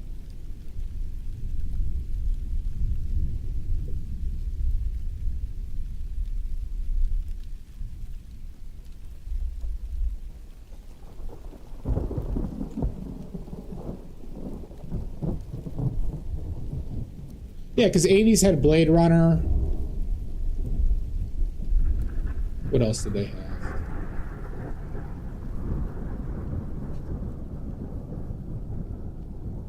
Speaking of dystopian, I recently bought a copy of 1984. Oh yeah, 1984 too. Yeah.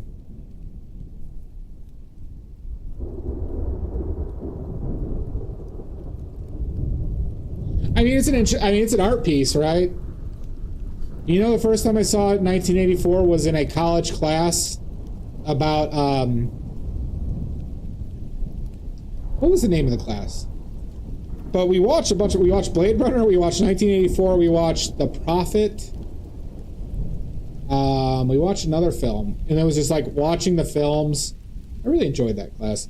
Watching the films and understanding like their ethics related to theology. It was a theology class that I got to watch all these in for the first time.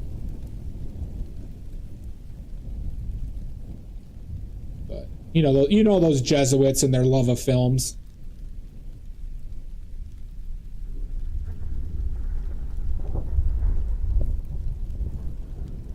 Everyone knows how those Jesuits love film.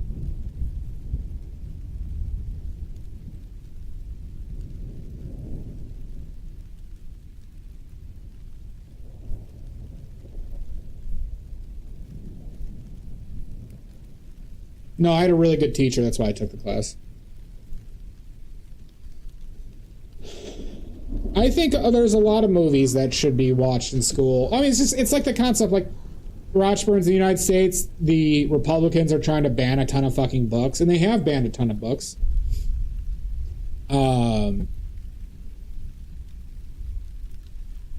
Which is dystopian in its own right. But a lot, like, understanding the themes and I'll say motivation behind the creation of these stories is very important.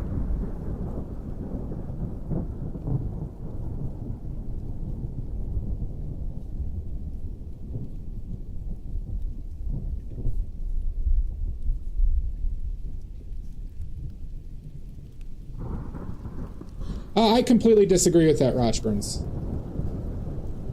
I emphatically disagree with it. There are plenty of shithead Democrats, like Chuck Schumer, but they're not advocating for awful things that hurt tons of people. And they've advocated for the things that would generally help our society, where the Republicans are the ones who go against it. Time and time again.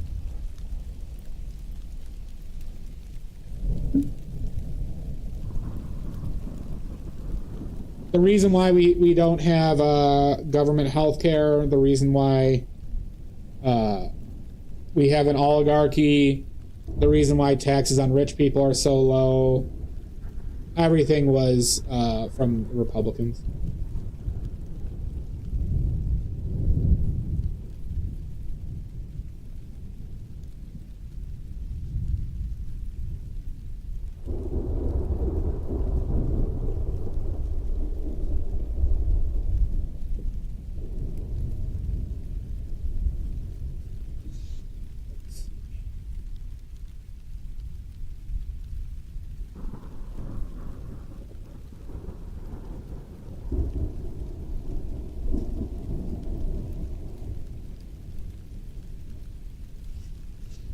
I don't think politics are inherently a scam, but it generally, you know, societies have, there are people who use them as such a scam. Yep, that too. The reason why we have a pedophile as our president right now.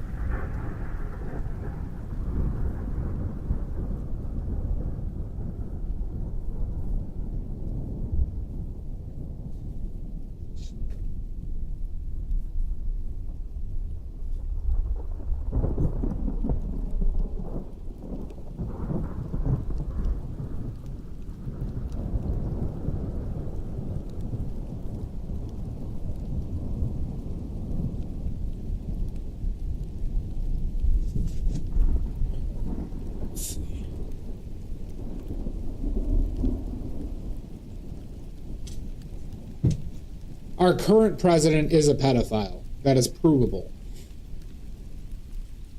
And somewhat, he admitted to it as well.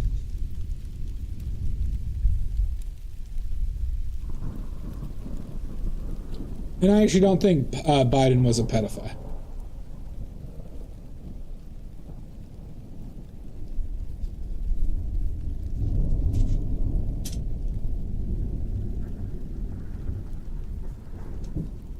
I don't think Biden was. Biden had lots of issues, but I don't think pedophilia was one of them.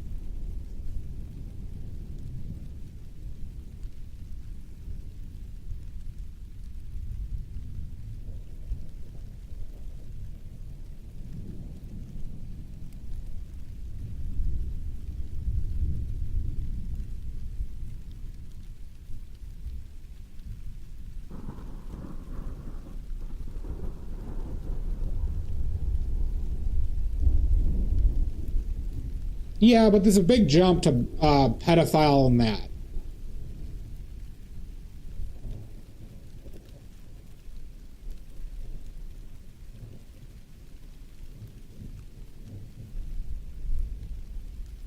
Where Trump admitted to spying on underage girls at his beauty pageants.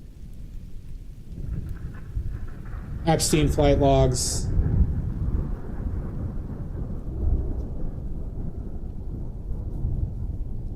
Well, yeah, and I would contend that I would say the things that Biden do would not be on is a pedophile spectrum.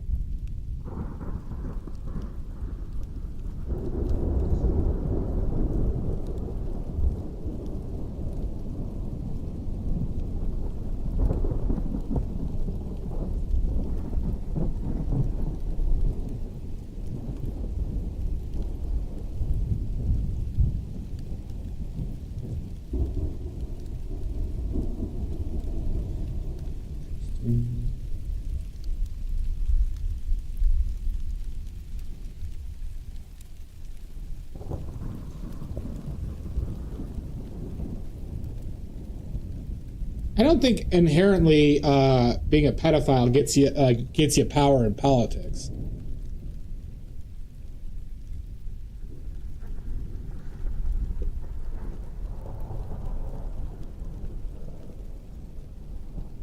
Sure, doing unethical things can.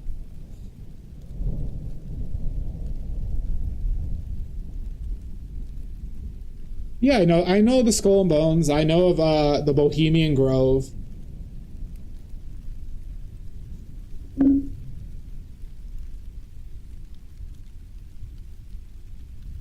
Was Biden in Skull and Bones? I don't think he was. I know John Kerry was, and the Bushes were.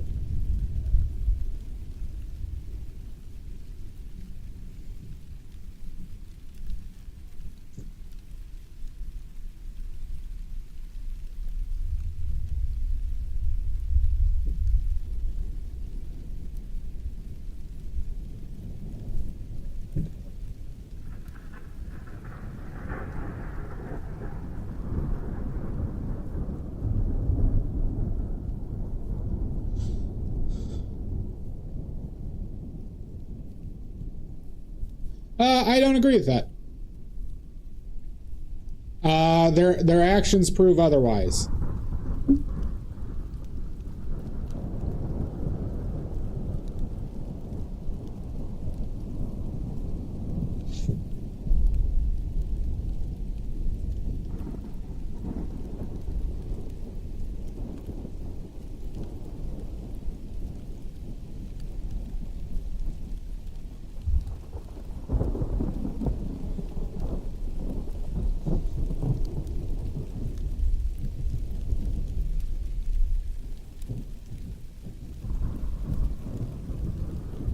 Like, I don't think Bernie is a part of some evil cabal, and he almost got the presidential nod. Now, Democrats did collude against him.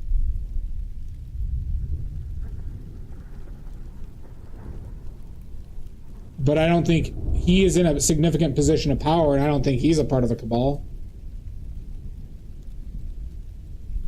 I don't think Mom Donnie's a part of some cabal. Smoke and mirrors. I mean, I could use that same argument against what you're saying.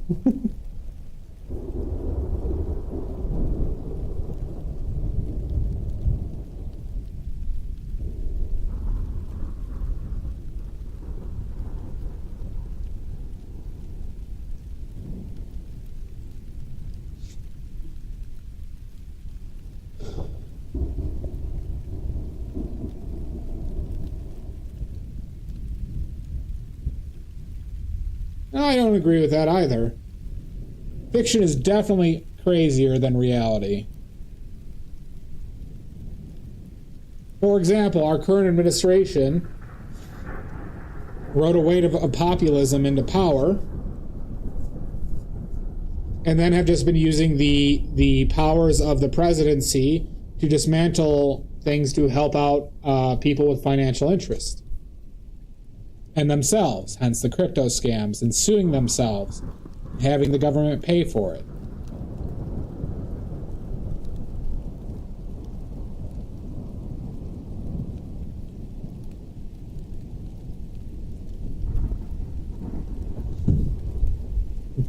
Not to mention their alliance with New Zealand. Can we all agree that the main villain here is New Zealand? The mythical land of New Zealand?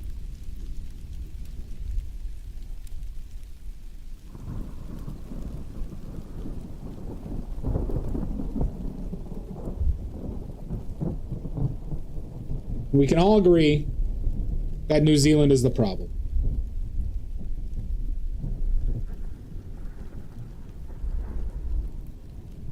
And their population of greenbacks. Well, there's another mythological being named Greenbag who lives there.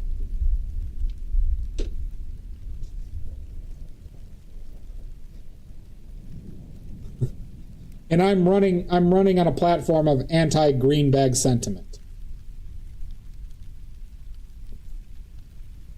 We must stop the greenbag threat. We must.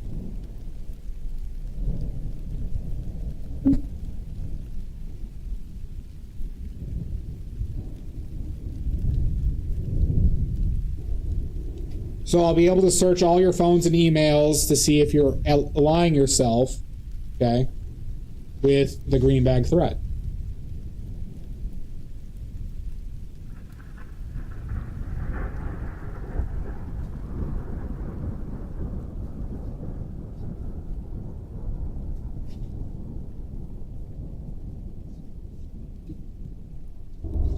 So by even watching the stream, you agreed to those terms and services. So, you know, I will need all your email logins and your cell phones.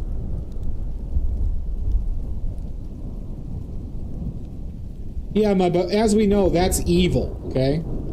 The government providing services to its citizens is evil. Mud, how have you not learned this yet? You're an American.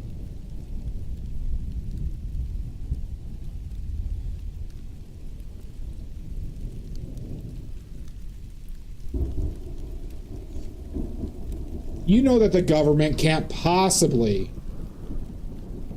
give their citizens any type of resources or help. That's communism.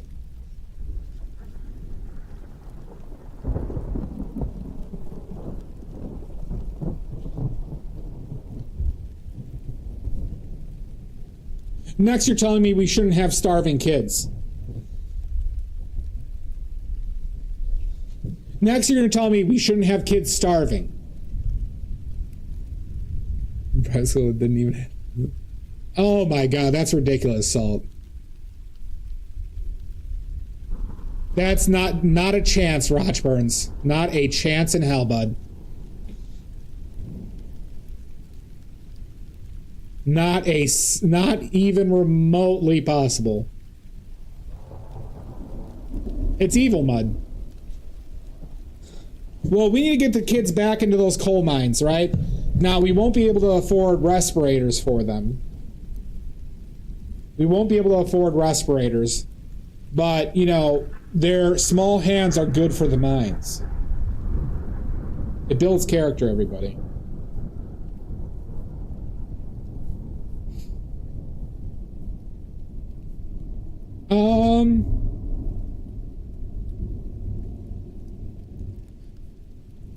Probably on average around 36%. Yeah. Sales tax, gas tax. Rochburns, you pay for it in your income taxes. Rochburns, if you don't have insurance and you get a broken nose, you can expect to pay about 20 grand if you go to a hospital. It might be now. There we go. If you get a broken arm,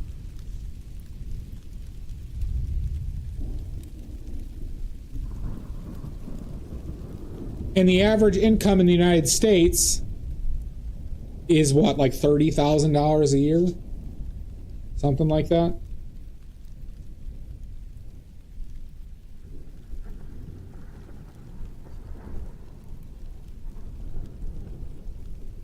$39K? And we have to pay for our insurance individually, Rochburns. And as somebody who uses the ACA, I still had to pay, with very little income, I still had to pay over $100 a month.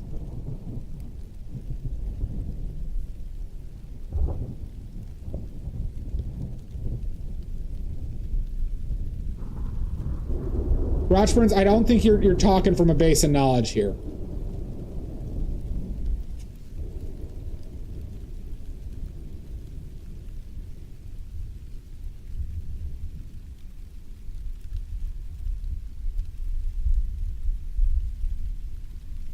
Yeah, so you have a higher income tax rate by roughly 10%, right? Rochburns, do you have sales tax in, you're in Sweden, right? Do you have sales tax?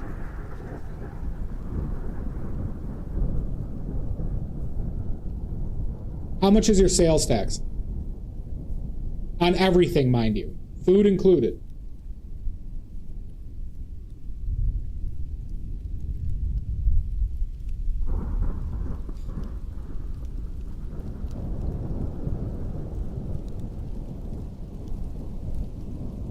So I can tell you what mine is up here.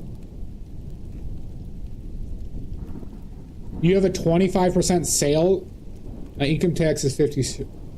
Your sales tax and everything is 25%. So when you go buy a $10 thing at a store, you have to pay $2.50. You're in Sweden, right?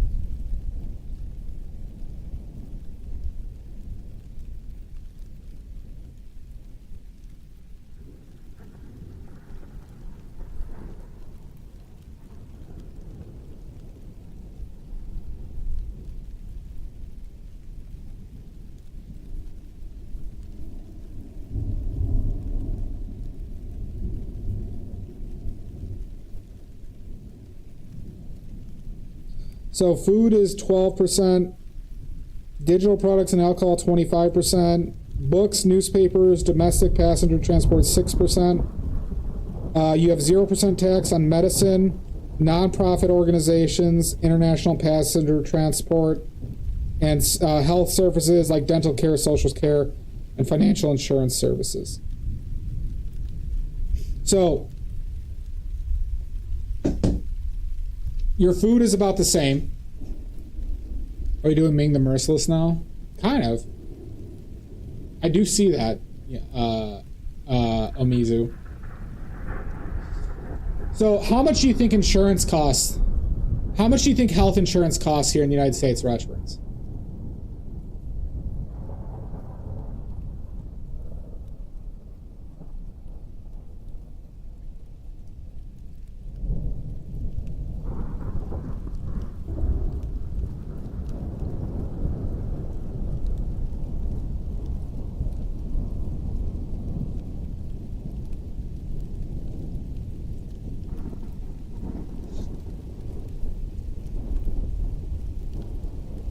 For you, okay? Would you believe me if I told you that that's less than what just health insurance costs for an average family of 4?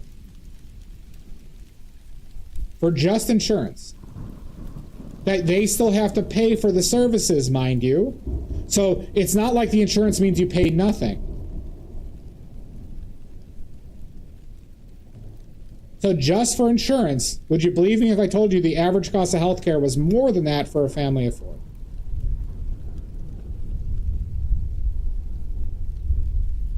Right. So then if you have a big expenditure, so like having a kid in the United States, what is the average cost of having a kid is what, $9,000 or $10,000? And that's with subsidies, mind you.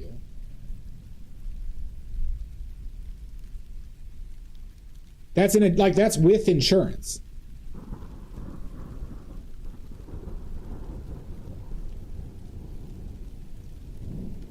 If you have a serious health issue and you're staying in the hospital, you're paying tens of thousands of dollars in addition for your insurance. And then your insurance can drop you, and then it turns into hundreds of thousands of dollars. Well, at least they used to be able to drop you. The Republicans want to be able to not, for insurance companies to say that they don't have to cover you.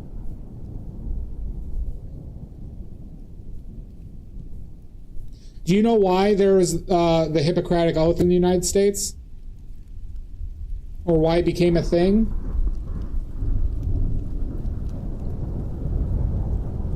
This is a fun story, everybody. It was as recent as the 80s that people would not treat anybody if they didn't have insurance. There was no law saying if somebody has a gunshot wound and they didn't have insurance, that they had to treat them, and people died. Tons of people died because hospitals were refusing people without insurance, and they died as a result because they didn't get treatment for their injuries.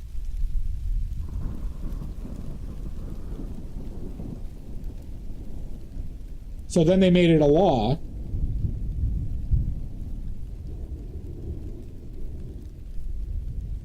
And it became a part of the Hippocratic Oath.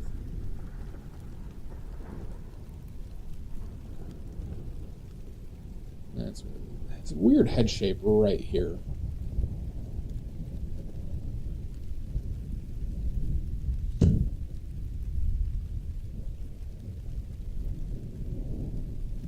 Yep. Hell, an ambulance a cheap ambulance, Rochburns, is $2,000 here. We have lower taxes, but we get taxed in so many fucking ways that I would say our tax rate is not that different overall.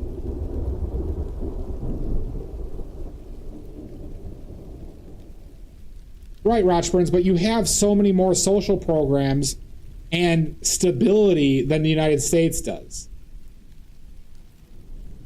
We have property taxes. The insurances that we have to keep. We have to have auto insurance. We have to have a car here. Yeah, that too. Rochburn's like 70% of Americans would rather have your system.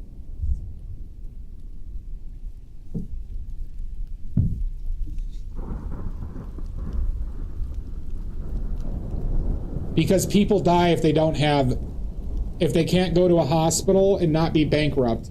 People don't get treated. Yeah, when I was making more, I was still advocating for higher taxes if it meant people could go to college for free and get free health care. Fuck, like Rochburn's child care in the United States? Like Rochburns, you also have like government protections on paid time off. In the United States, we have they do not have to give paid time off because we don't have unions. We don't have strong unions. So people who make minimum wage, which the national minimum wage is still $7.25. $7.25, everybody. Hasn't changed since 2007. It's 2007.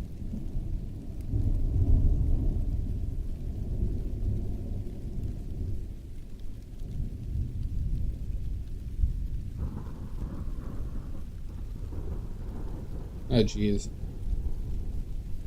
I didn't know that, Maddie. That's fucking awful.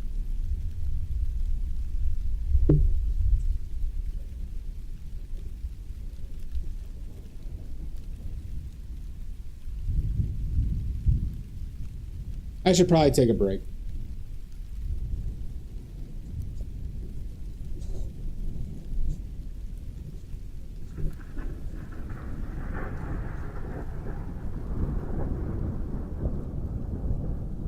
Or do I?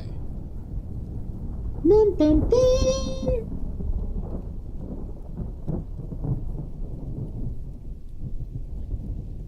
I do. No breaks go forever.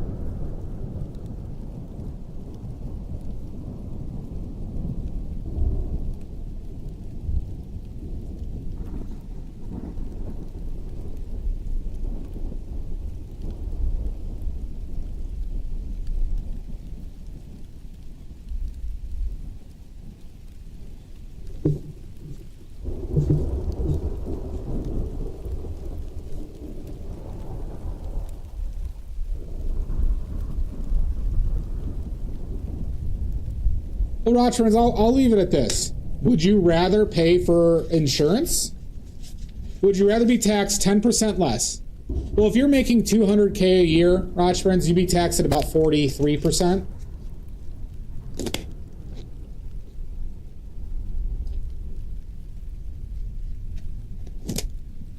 But would you rather not have universal health care and pay for insurance?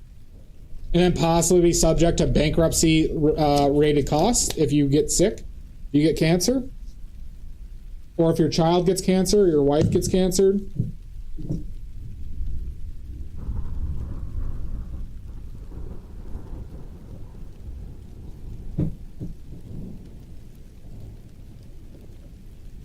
All right. We're going to take a break. About a 5-minute break. We all got to poop. We all got to poop.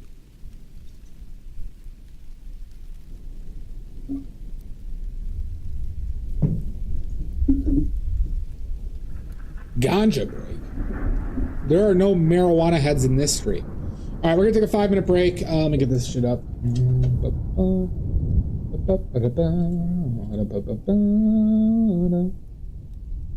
Leave these up there.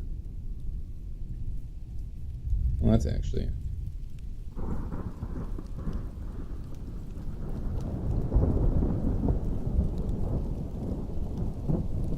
interesting to do those back and forth. All right.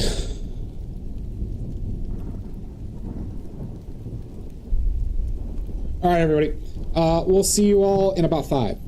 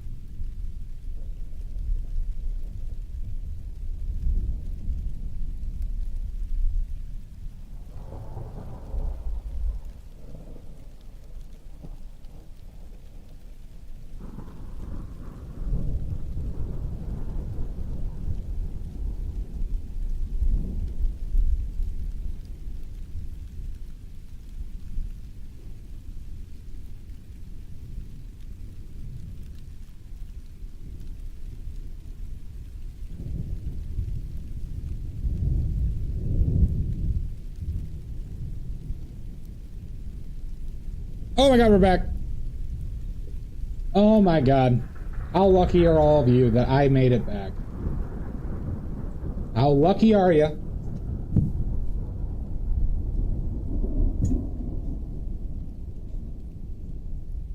Just all your days, everybody.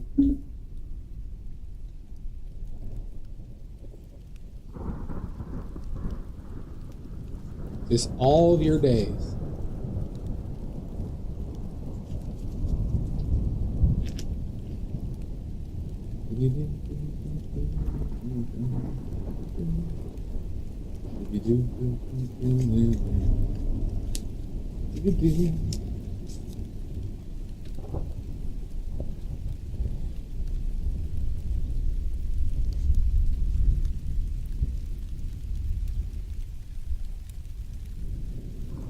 Well, a lot of people in America strive for a lot of the ideals that a lot of the European governments have.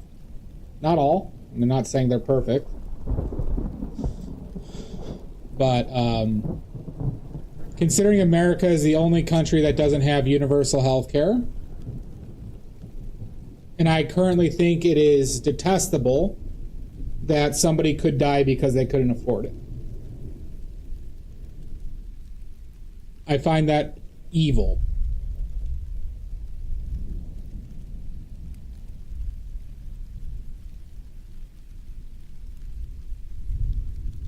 So that's one of the major reasons why I advocate for universal health care, and I'd be happy to pay more taxes.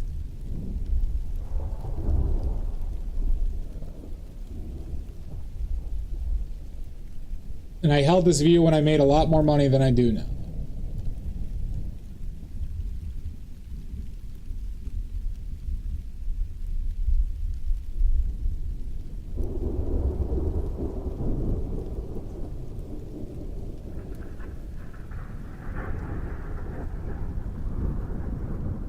Yeah, but see, there's a lot of but that's too reductionist, Rochburns. For example, our government particularly doesn't place limits on what they can charge for things. So, for example, an EpiPen, which costs like $2 to make, and they charge $600 to $700 for them.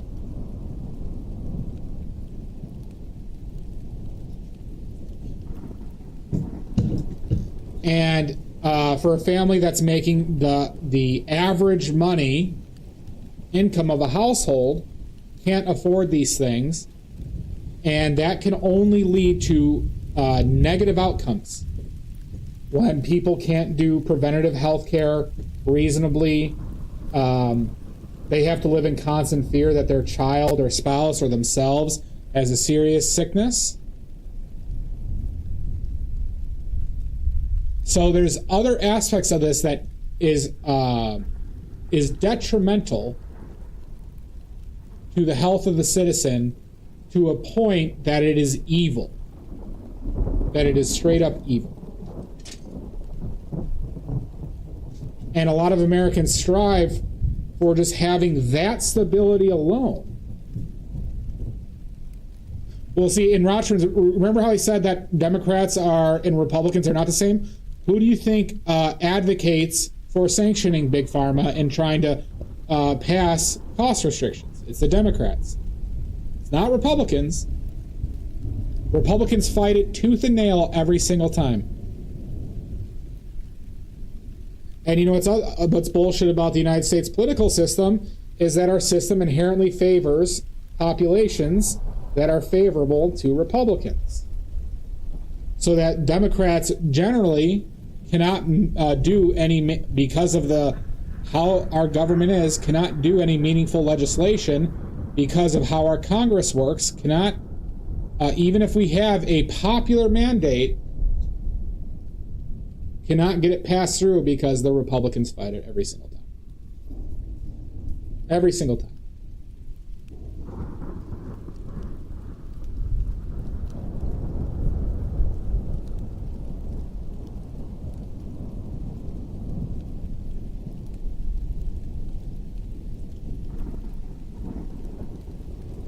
To the point that Obama, when he got the ACA passed, had to use a lot of political capital. He even used the Republican way of doing universal health care, and they still said no, even though it was their methodology, because Mitt Romney in Massachusetts ran it in the same way.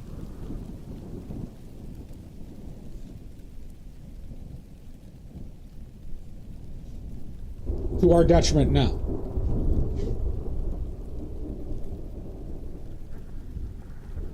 So no, I don't think they're the same in the slightest. One group constantly advocates for evil, negative outcomes. That is true, right? But that's why we advocate.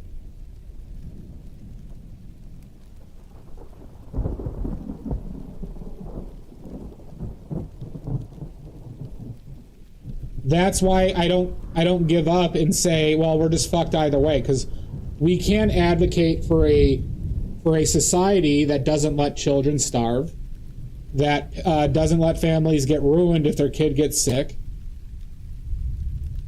that people don't have to go into crazy amount of debts to go get an education.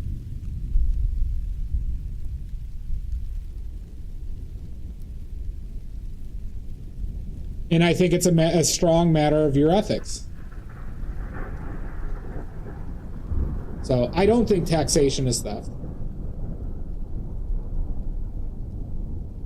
Of course, I think the usage of taxes and the money our government gets can be allocated much more efficiently.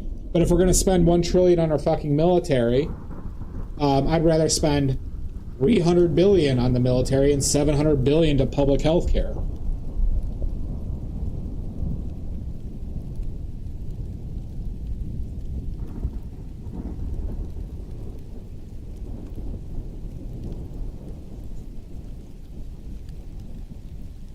Because frankly, I am and I don't want a government. I also don't want a government that says climate change is a hoax. Because I want my nieces and nephews to not live in a dystopian hellhole of constant hurricanes, tornadoes, and food shortages and water shortages.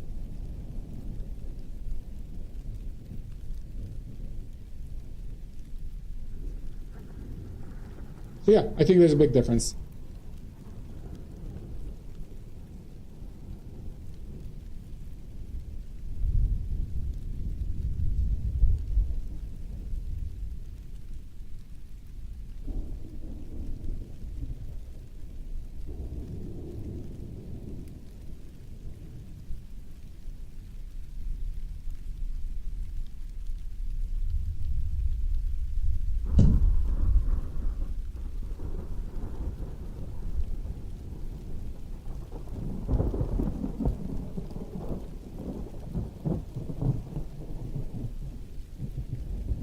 Yeah.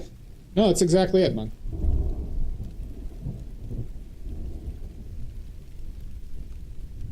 To the point that it's like comical and evil.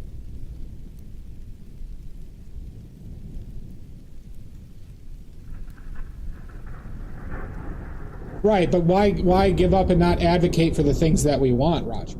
Right? Like why are you advocating that we should just not even bother then?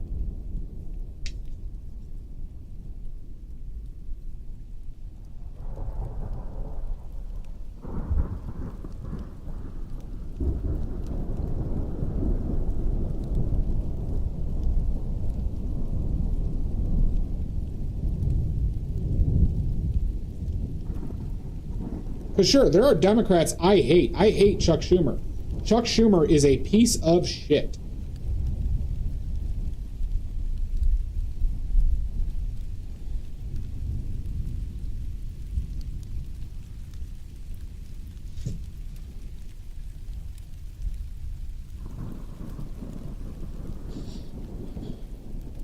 Well, yeah, then don't say it, but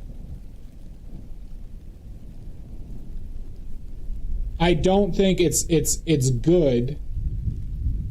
I don't think it's good for society to take that stance. You know, like I'm kind of. It looks like I'm painting what's his name. He's that one martial arts guy. Look at his name. Well, so then you advocate for just giving up and letting it just go as it is.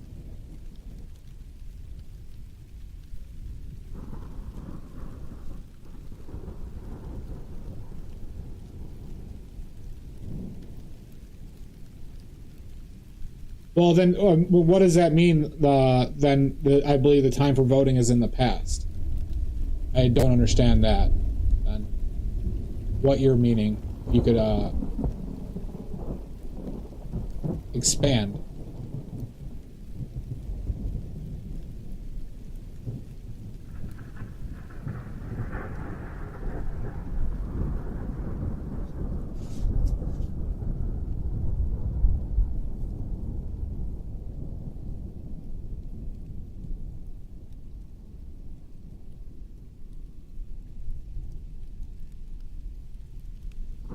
Okay, so what does that change? You think that's what most people are doing? What you're for what you're advocating, how does what you're advocating for change that?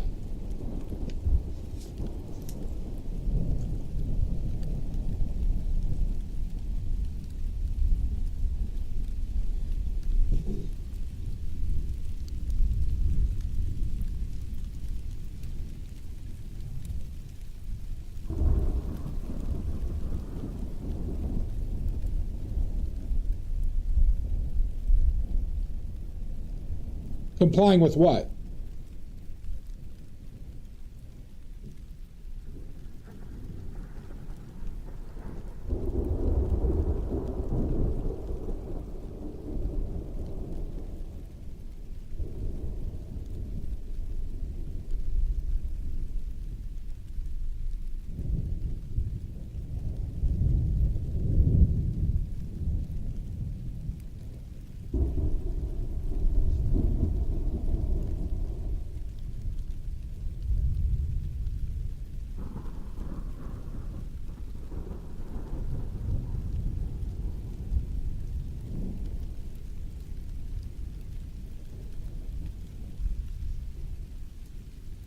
So that's a tough one to define, Rochburns.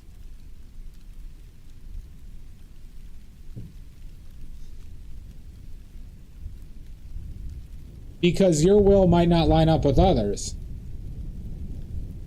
So would you believe me if there were people in the United States who are perfectly fine with people, probably a significant portion of people who are fine with letting people die if they can't afford it?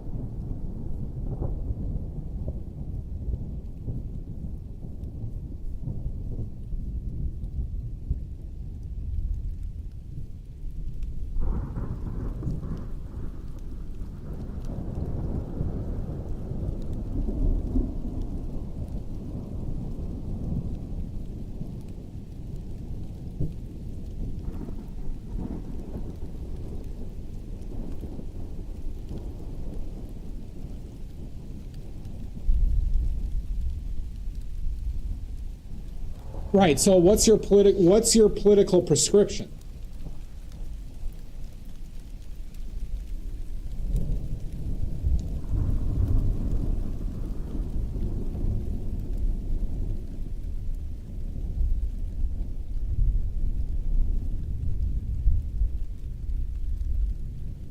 Well, then wouldn't you be, if you're a libertarian, then wouldn't it be that everybody should be able to do what they want without hurting another person?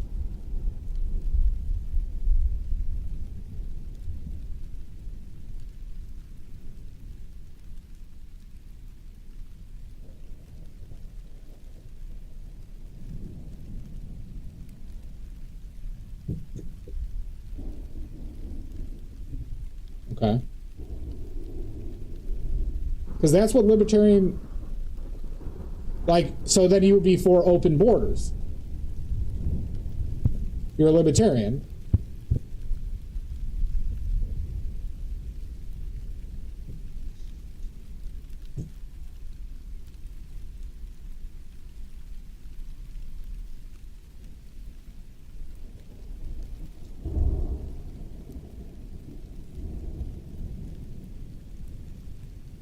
No, I'm not. Libertarian is is part of the end goal of a libertarianism is open borders while having protection of property.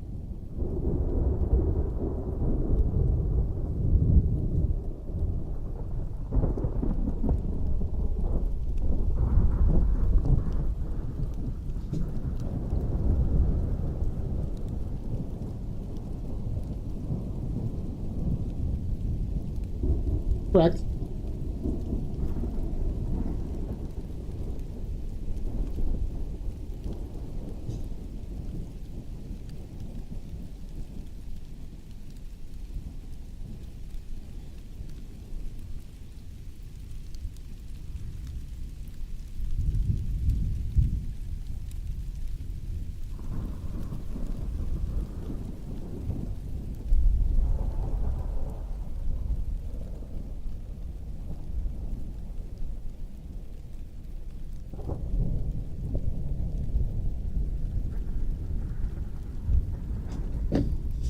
But do you think that a state can fully regulate everything that needs to be regulated? So do you think that there should be clean water?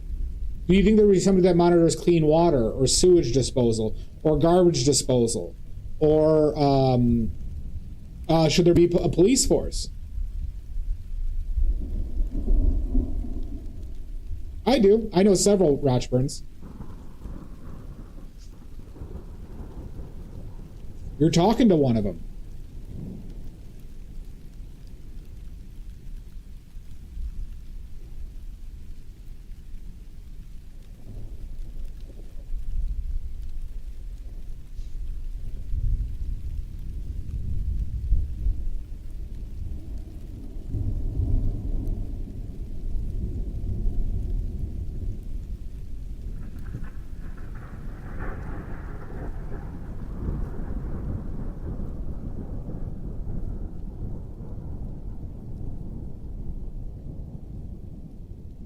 So, Rochburns, do you think that if a municipality governs in a way that doesn't line up with human rights, that they should be allowed to do so? So do you think there should be should a municipality be allowed to not allow black people to live there?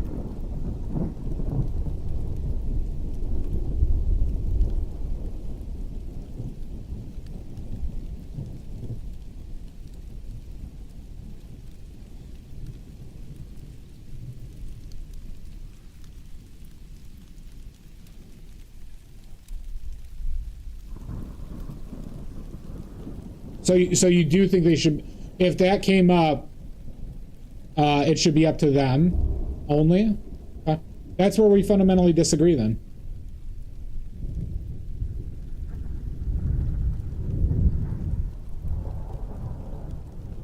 And then you also couldn't reliably regulate business that way either. Which I'm very in favor of regulating business. Because it saves lives.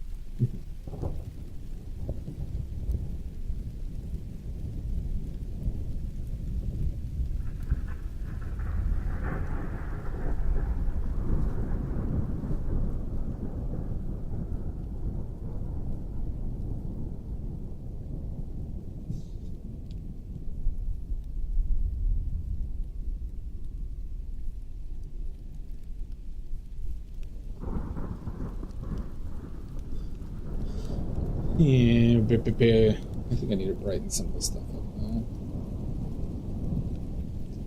Mod the sumo just started again.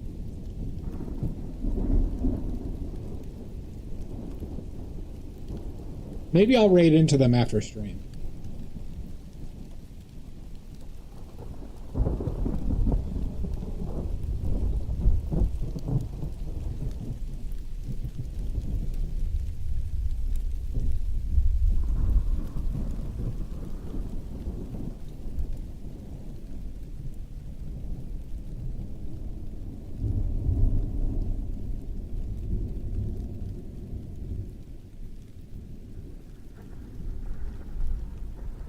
Yeah, I'm not defending all the EU's practices, and nor am I stating that the EU is perfect, but that doesn't mean that centralized government is inherently evil or wrong.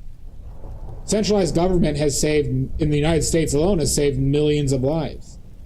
It's also done terrible things and genocides as well.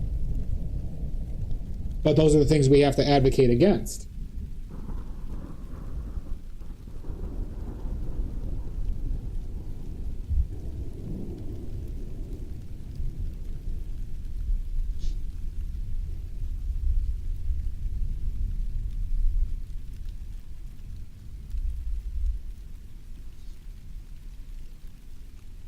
But, for example, if a state infringes upon human rights, like one's bodily autonomy or sexuality, we got a problem. Then we got a huge problem.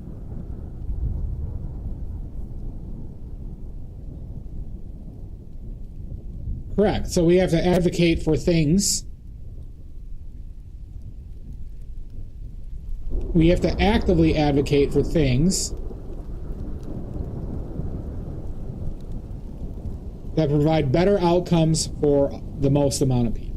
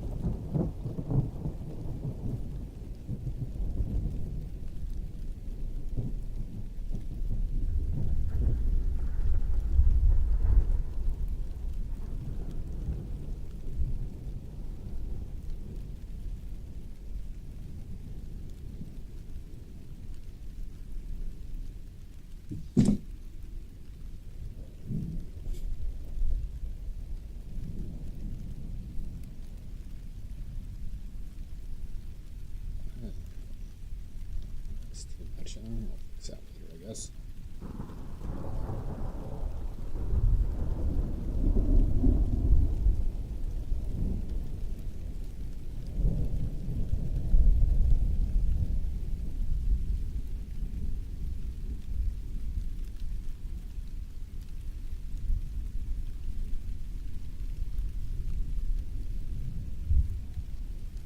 Fire the nuclear weapon. Oh my God! Hooray!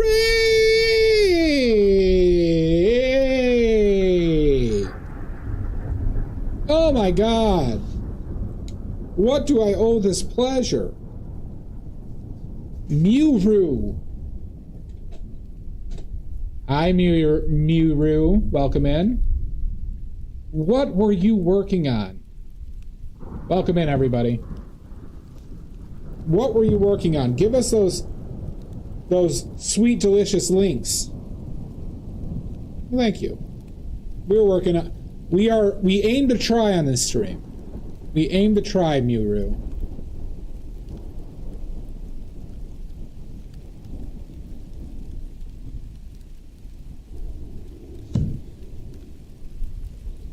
Thank you. Do any of you know who this is? Do any of you know who this lovely man is?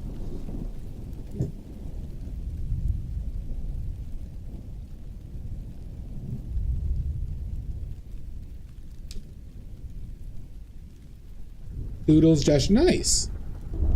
Well, thank you so much for the raid. Post your links. I will ask again.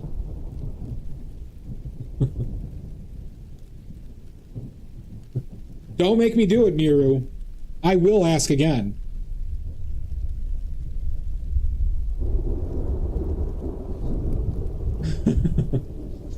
For anybody who doesn't know, I do oil painting. This is with oils. We're doing a limited palette today, so we're just using lead white, bismuth, lemon yellow, quinacridone magenta, and viridian.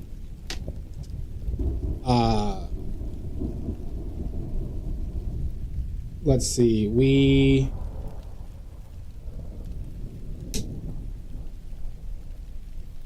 what you're lying, Odorous. Let's see. I'm do a lot of still lifes. This is kind of one of the rarer ones that I'm working from photos, but that's because I felt like doing a portrait with a limited palette. Okay. This is Keith David. I know, my name should be I'm Painting Terribly. I know, Crack 3D Fox Studio. I know. I'll change it. Oh, wonderful job, Miru. That's awesome. Do you have an Instagram?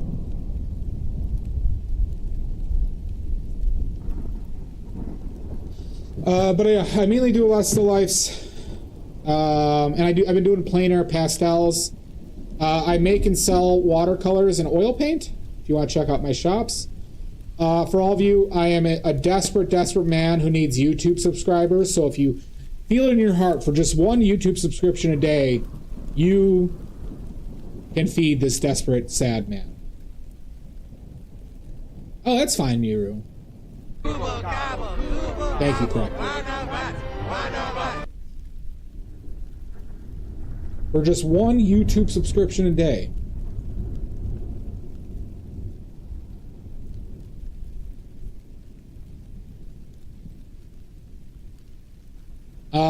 And yeah, I welcome any questions. Like I said, I do a lot with paint and pigment stuff. Oh, I'm talking about YouTube subscription. YouTube subscription, crap. The free one on the YouTubes.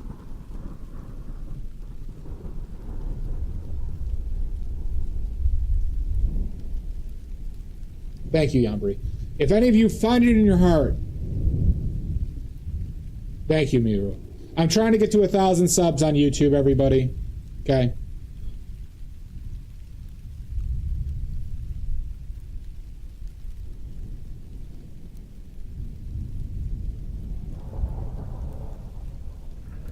Thank you so much. I welcome any questions. I have a high focus on Impressionism. And am happy to answer any questions you might have. Like I said, we're using a limited 4-color palette today.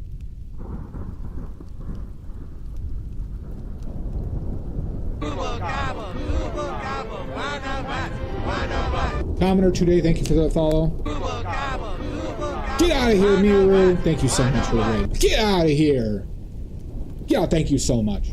Thank you so much. Get out. Now. You're wonderful. I appreciate it. I will check out your stream soon. Thank you so much.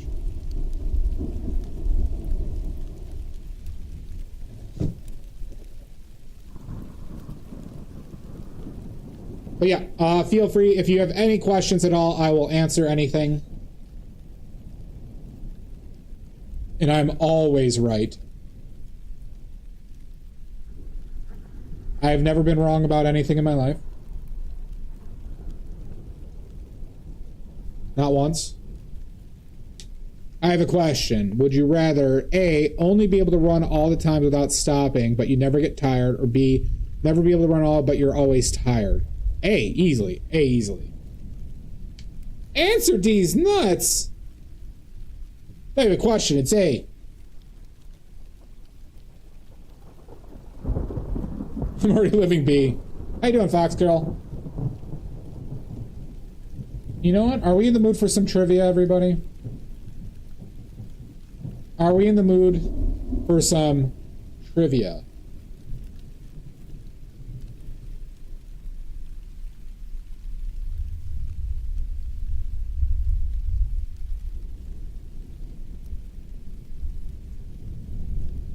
Hi, Amy. I take that as a resounding yes. I would love some trivia. See? How you doing, Foxwell? How have you been? All right.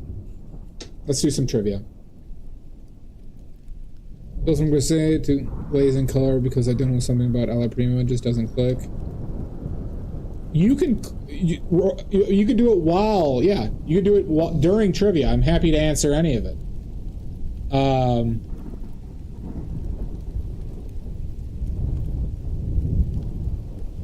Okay. How have I been? Been swell.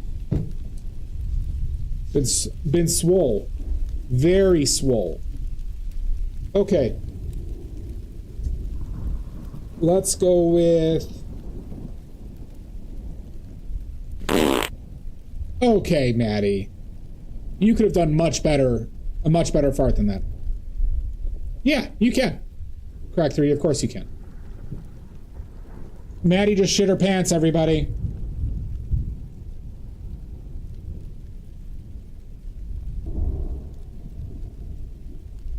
All right. First question is... I'll get better farts on there. God damn it. All right. Congrats, Manny. Hi, Richards. Congrats on that fart. All right. Let's go with...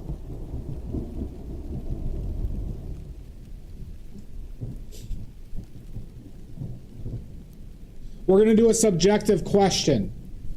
We're going to do a subjective question here, okay? Because there's not necessarily a definitive answer to this. And I might not know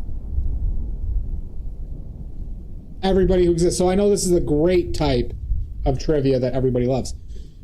In my opinion, who is the first true Impressionist painter? A bit less saturated, but still keep the green. So, Crack, to make it less green, you have to add a red. Okay? Now, to make it, while still maintaining the green, you don't have to add a super saturated red. Bosch, incorrect. Not Bosch. So, for example, you could add something like a quinacridone magenta that I'm using that has some blue in it. It's a red with some blue. That would take care of some, desaturate the green, but adding blue to it, so not necessarily hampering the green entirely, right? Whereas if you were to add a cadmium red, or it's just very red, you're going to kill the green a lot. So, you have to keep that in mind with balancing out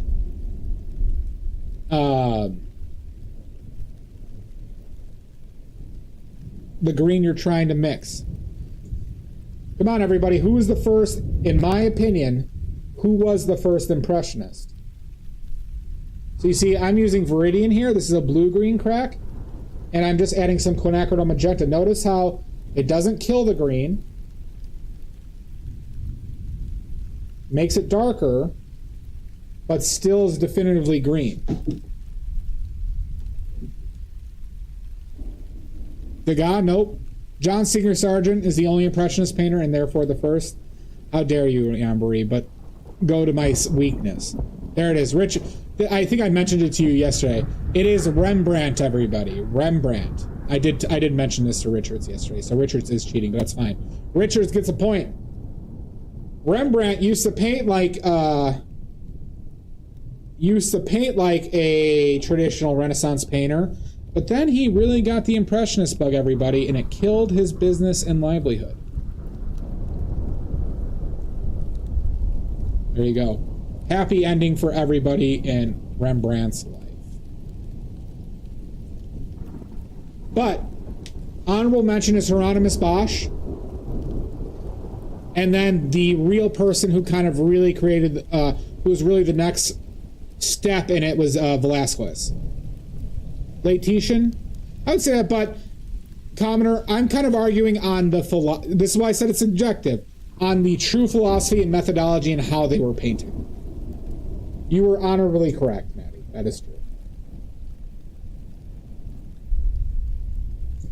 All right, next question.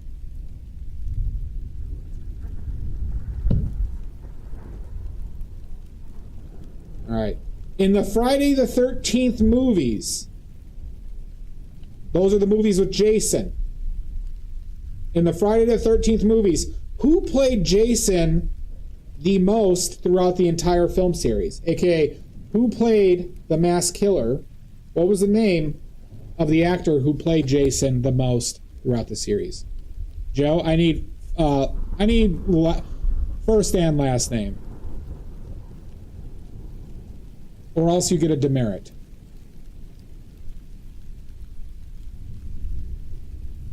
Joe Mama. Oh my God. Crack. There you go. Crack gets a point. Kane Hodder is correct. Kane Hodder is correct. Pesci. Crack 3D, you get an oily point. Join the Discord if you want to see what those could be used for. Next question. Kane Hodder was a stuntman otherwise, Emilia. He did a lot of stunt work for other films. And he actually had some speaking roles in a couple of the Friday the 13th, but I don't think he had any notable acting roles outside of those films. All right.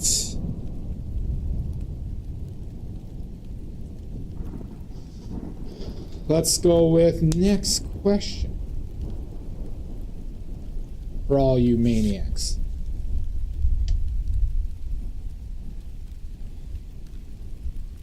Okay. What was, for the original Nightmare on Elm Street films, who played Freddy Krueger for every single one of them until the remake?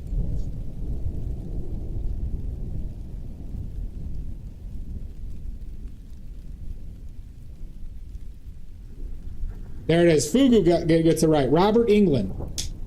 Don't yell. Robert Englund is correct. You get a point. Next question.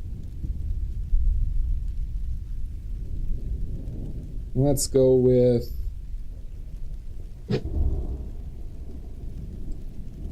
By consensus, not my opinion, by consensus, what was the first synthetic pigment ever created?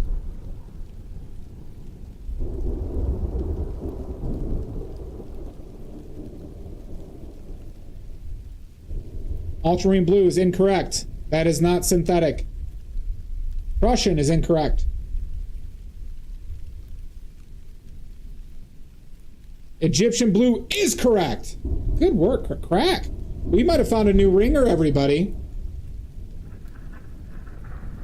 By not consensus, in my opinion, by non-consensus, my own personal opinion, what do I consider to be the first synthetic pigment?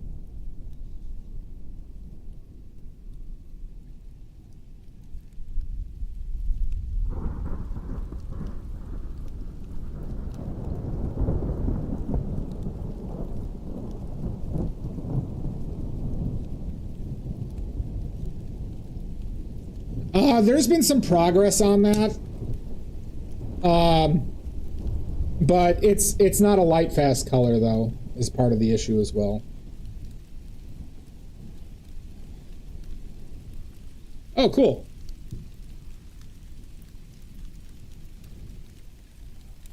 There is some looseness on the term of synthetic, aka it is not naturally occurring.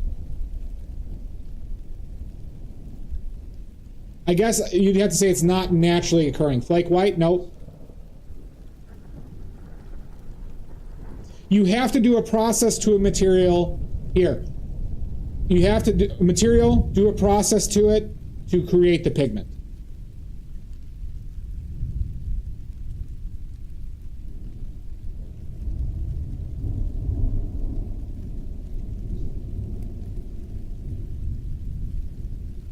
Oh, you'll know soon, Crack. Indian yellow? Nope. Indian yellow is kind of naturally occurring. Yes, a process beyond grinding.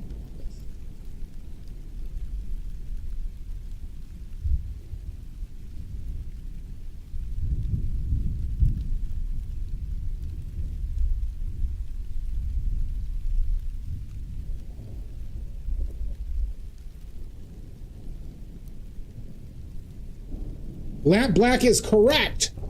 Lamp black, everybody. Lamp black.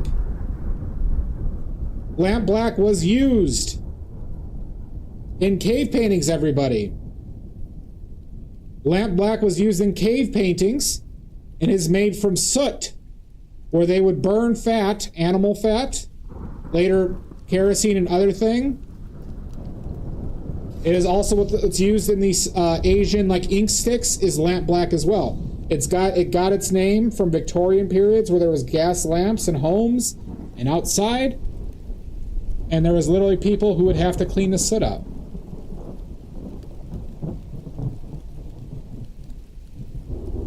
Yippee! Next question. Let's go with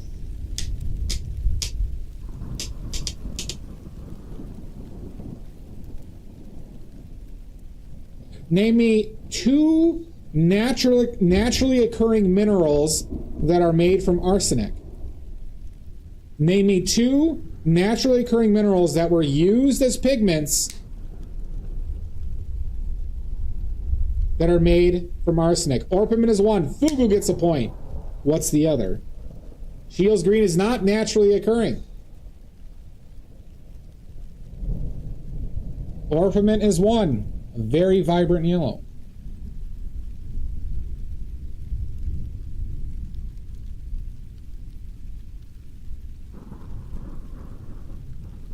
Malachite? Nope. Malachite is copper-based. Copper-based.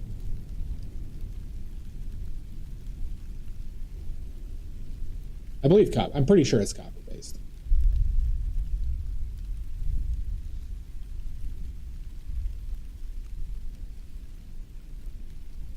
Verdigris? Nope. Verdigris is copper as well. Paris green? Not naturally occurring. No! Not that! Emerald green, no. So orpiment is naturally occurring. That means it's mined from the ground. There it is. Maddie's got it right. Realgar. Realgar found sometimes with orpiment. It's a reddish orange. A reddish orange, not synthetic, arsenic based pigment. Maddie, you get a point. Next question.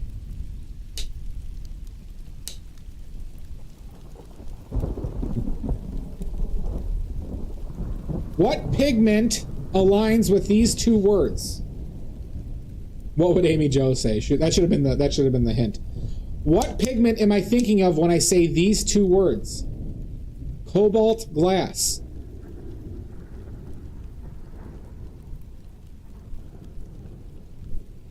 Cobalt glass. Not actually, Crack. I will challenge you on that. There's not that many that are poisonous, especially modern pigments. Yinmin blue is incorrect.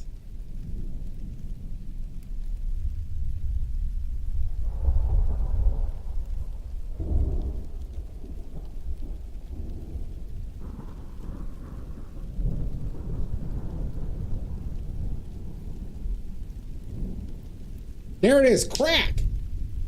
We got a whiz here. It is smalt. That is correct. Made from cobalt glass. So, Crack, poisonous pigments are basically the lead, mercury, and arsenic-based ones. Essentially, there are no modern pigments that use mercury or arsenic that are commonly used or really available commonly. There are lead pigments. Of course, lead is toxic. Cadmiums are not toxic by ingestion. Neither are cobalts, neither are phthalos. All pigments are considered toxic, or should be considered toxic, if you inhale the dry pigment. But by ingestion, the only pigments that are commonly, still somewhat commonly used that are toxic are the lead-based ones.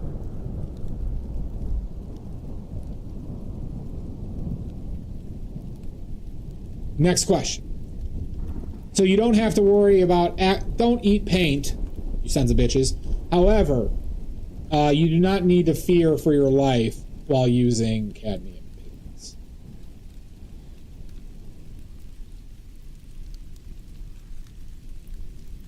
Don't eat the paint. Don't eat the... God damn it. God damn you sons of bitches. Next question.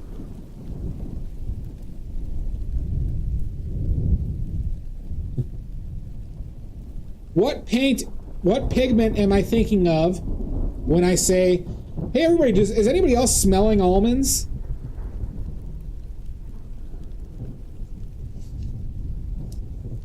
Don't eat the pastels. God, I'm smelling almonds and toast. But the toast isn't a part of the question. That's just another thing. That's just a side issue I'm dealing with.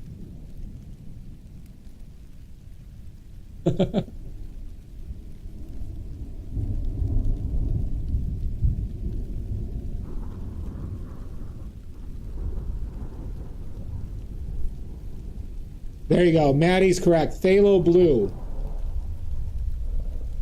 Well, hold on. Phthalo is short for phthalocyanine. Phthalocyanine. Fugu. Phthalocyanine. It is also copper-based, but there is cyanide in there.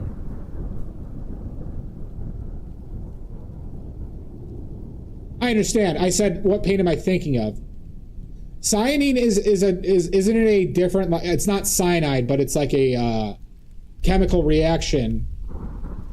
Prussian blue is copper based as well.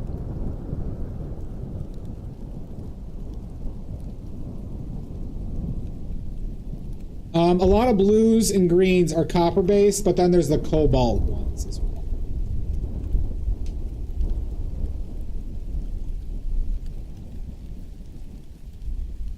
That is true, Maddie. Because I was only stating what pigment am I thinking of, also. So not necessarily, I allowed myself a loophole there, depending on how wrong I was. But cyanine is a compound, not a compound, but a derivative of cyanide, right? That was my understanding. Could be wrong. I will die on this hill. Next question.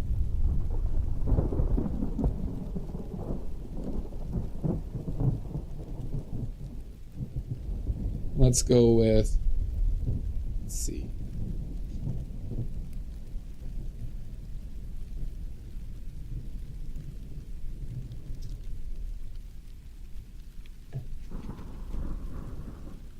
What was supposedly Monet's favorite pigment? What was supposedly Monet's favorite pigment? I will die on this almond hill.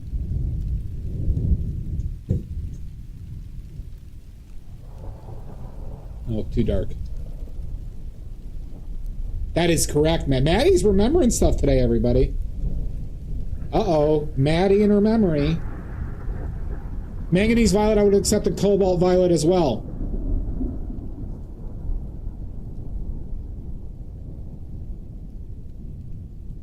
Let's see. Next question. I believe he did develop cataracts as he was getting older, which is a goddamn shame for a painter.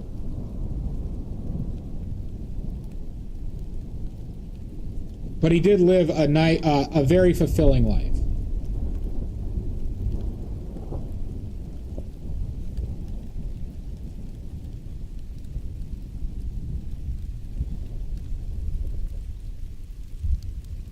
Oh, really? Okay.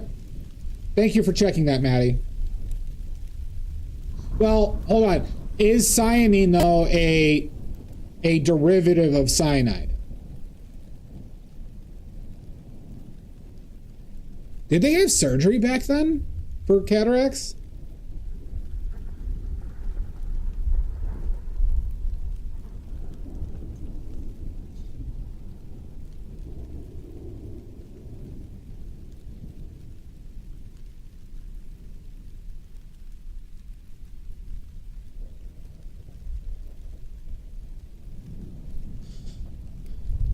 No shit, Odorous. That's gnarly. Not according to Google.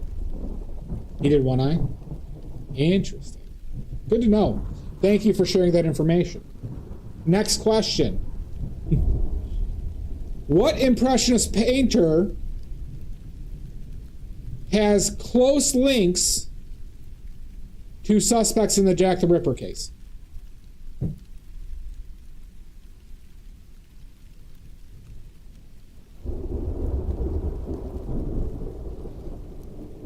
Degas. Yep, that's true. Yep. It is Degas, everybody.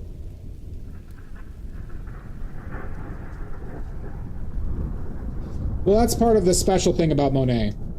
He really tried to see contrast rather than color. Exact color. But that's like, once again, a philosophy related to Impressionism. All right, next question.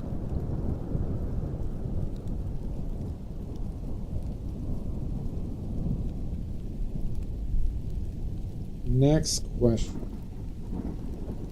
will be... I do one before the Taco Bell ads come. Let's go with...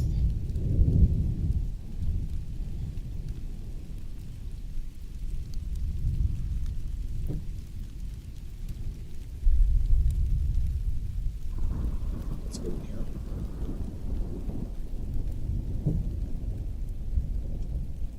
Shooby-doo-bop, skeety-bop.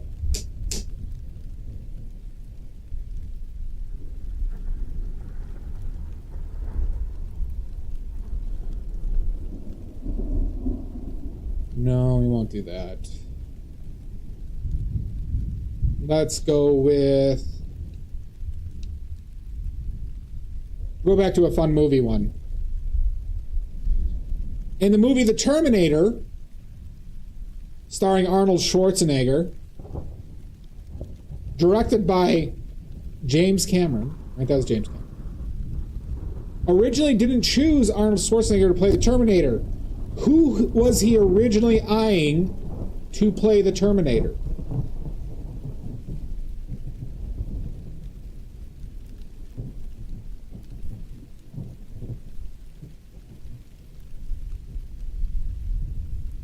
Who? Yep, you remember. You do. Oh, you just know that one, Crack. Good for you. It is O.J. Simpson. O.J. Simpson, everybody. Damn, Crack, you're good. You're good, Crack. They passed on O.J. Simpson because, in quotes, they said he did not seem mean enough or capable of doing those things.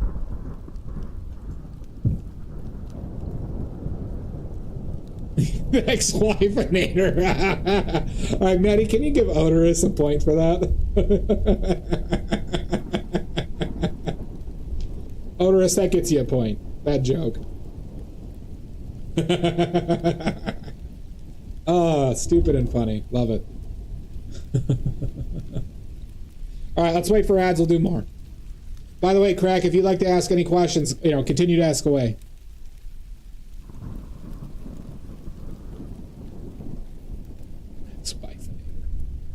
Oh.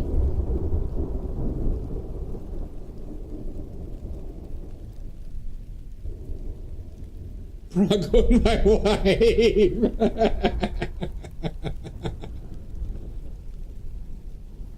No worries, Crack.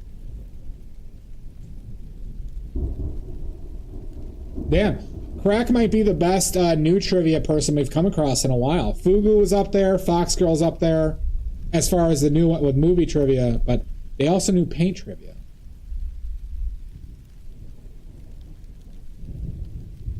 He might be. Crack, we're gonna need some pee. We gotta test you for steroids. We're gonna need some of your pee, Crack. It's for steroids testing.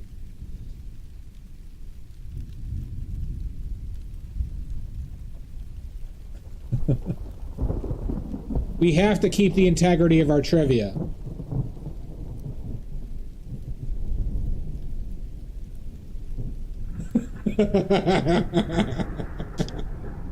I thought this was America.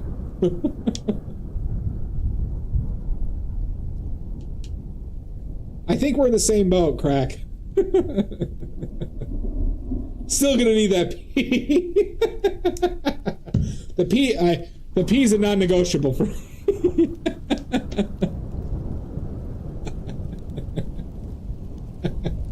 Oh my god. Could you imagine? Oh god. I'm just imagining Mud hearing that and be like, why? Stop this.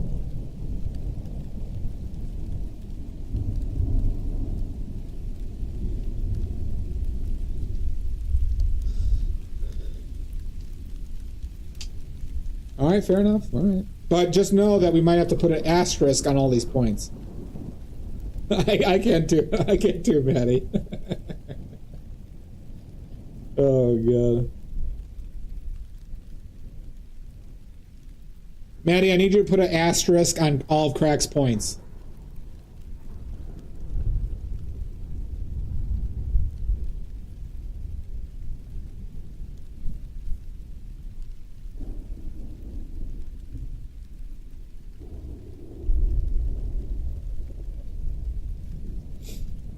We're adding the ass. We're gonna go, yeah. Maddie, let's create a new currency called asterisks.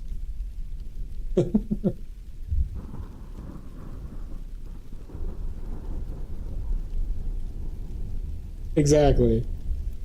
We should just create an asterisk currency.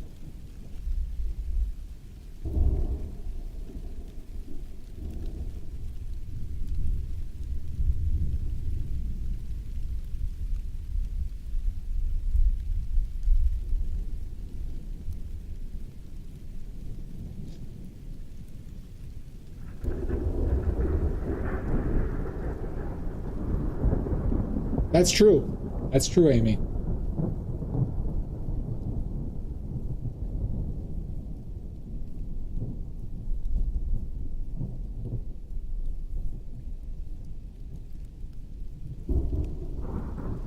Asterisk. Yeah, that's the name of it. There we go. You have to go on. Ooh, I like this. I like this system, Maddie.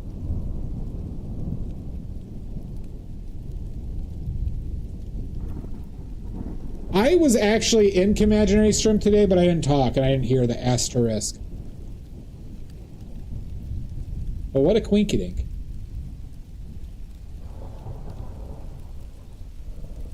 I was lurking but didn't say hi.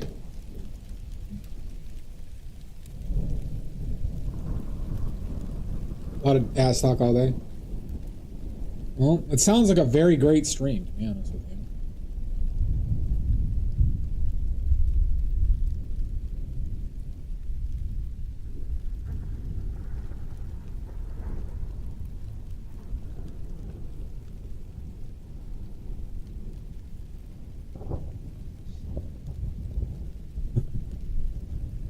All right, we back from ads?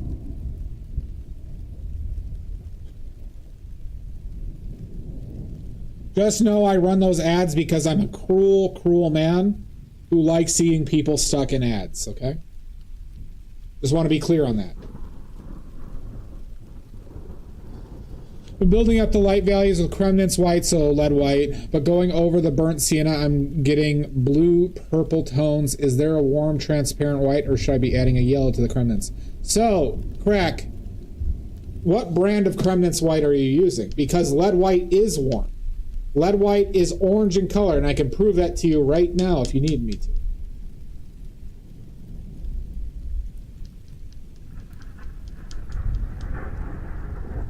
Do it.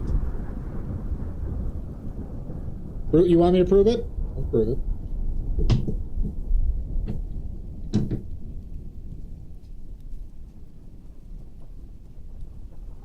Bring your receipts, boy. I'm being called out.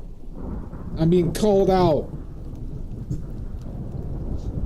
So I also don't recommend walnut oil paints, Crack.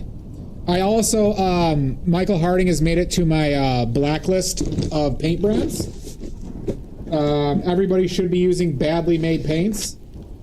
All right, this is the best paint brand in the world. Badly made paints.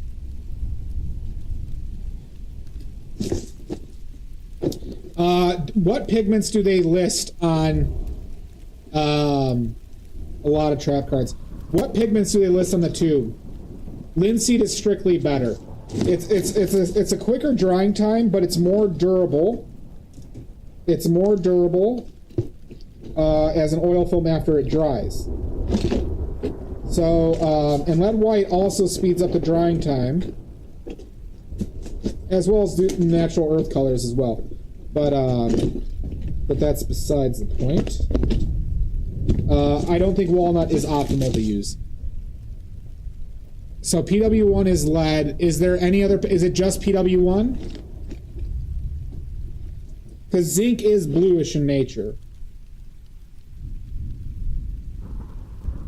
And you should avoid Michael Harding. Okay. So then you're fine there. So here's the thing: lead white mixes like orange. Titanium white mixes like blue. And I'm going to demonstrate it once I find my ivory black, because that's the easiest one to show it on. Where the fuck is it?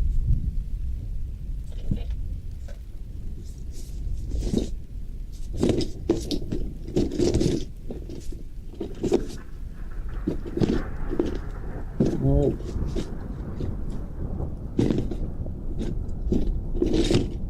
Nope. Where the fuck is it? There it is. Yep, okay. Alright, so I'm going to show you.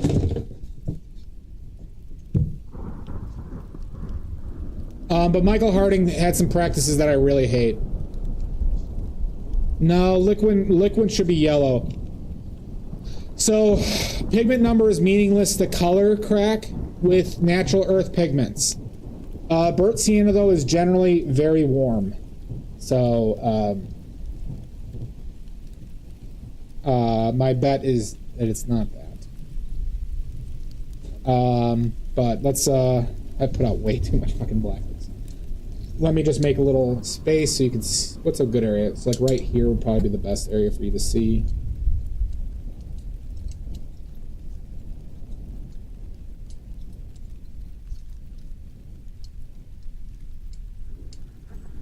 Doing this just as an... I also have videos of this on my YouTube. If you want to see again in the future, crack. I have a video on this exact thing. And that means if you are not subscribed to my YouTube, do it now! Before Dia sends their goons. But we'll do one live and uncensored.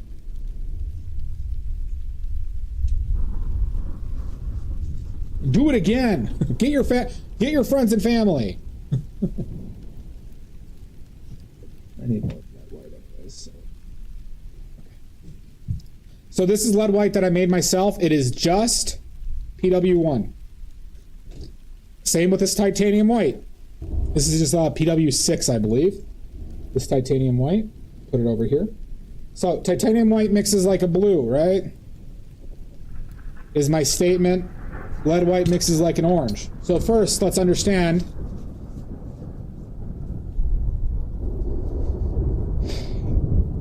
There might be some... I mean, it could just be colors, but what it probably is the illusion of the other colors around it, crack. So, let's start off with some ivory black and lead white, okay? So, let's just do that. Fresh lead white that I put out there. We'll see what it mixes to. Oh, it's way too much black.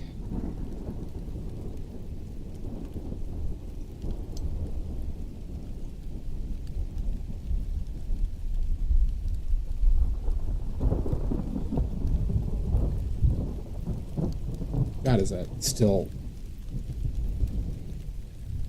just taking way too much black? But my shadow is cock blocking it a little bit too. Let's add a little bit more. Okay. So that's what we get. A warm white with a warm black. We get a neutral gray that leans slightly warm. Okay? Full light. You could zoom in. All right, so now let's do our black. I just wasted black too. and titanium white. We'll do them right next to each other, similar value.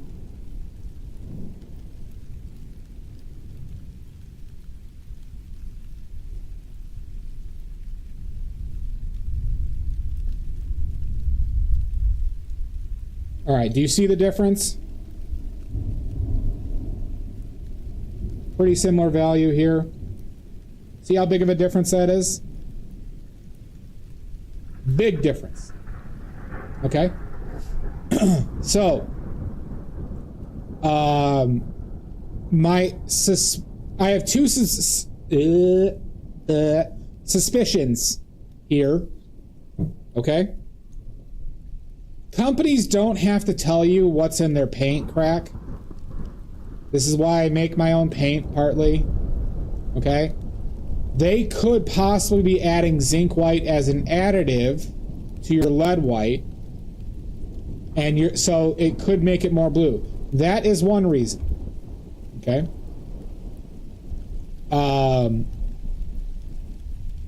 Most likely, this is not meant to be condescending in what I'm saying, but the simplest explanation I have for you is that you are somewhat being you're under the illusion that since this is so desaturated next to very warm colors, that this seems a lot more blue than it is.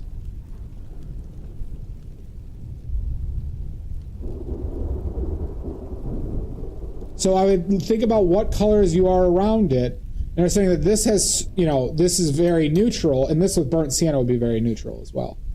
Less neutral than that. But I think there's a chance you can be bamboozled by the colors surrounding it. Because so now, let's do another little experiment here. All right, let's block this, and let's put this next to it.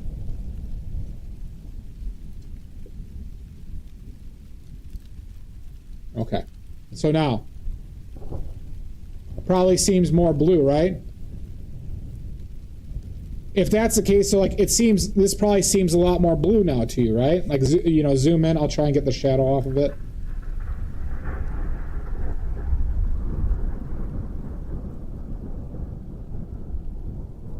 Because this is such a warm color, right next to it, we can even make this warmer.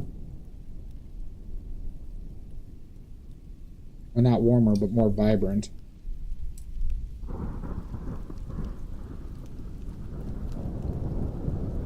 Does that seem more blue to you now?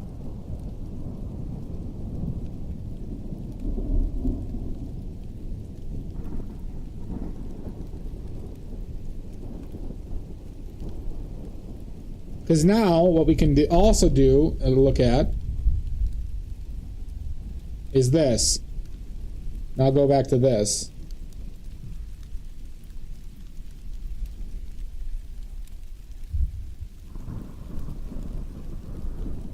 So now does it seem like a different color I'm showing you now? Here, sorry, shadows on there.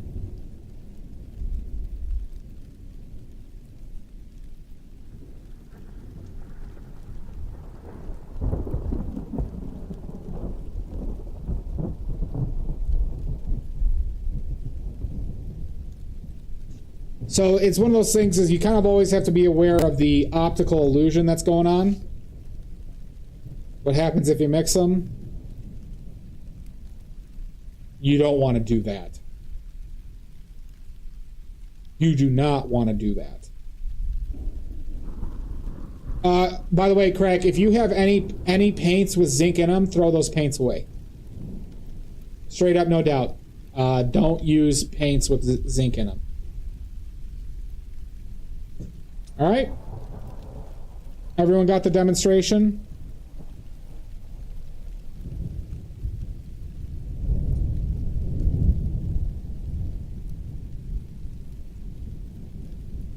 Yep, zinc cracks, good. It creates the paint, makes the oil layer a lot more brittle. Titanium white's not great either. The best pigment you can use for archival properties is lead white. Lead white is single-handedly the best pigment to use for archival properties.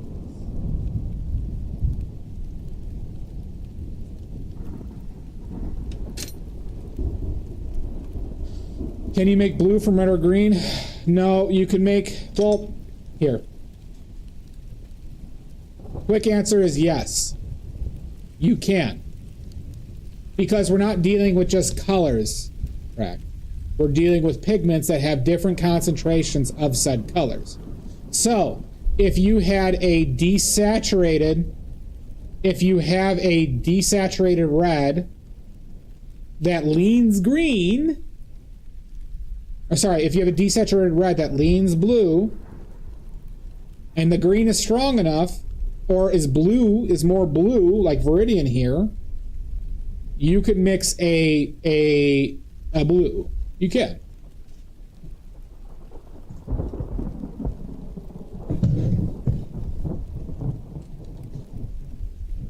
But we also have to live within the constraints of our pigments, right?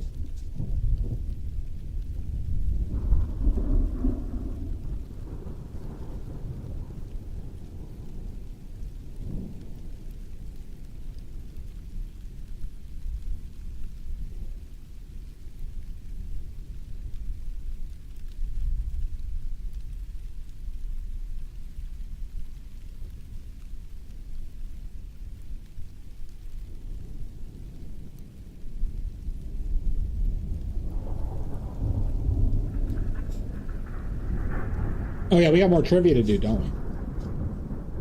All right, trivia. And don't hesitate to ask more questions, once again.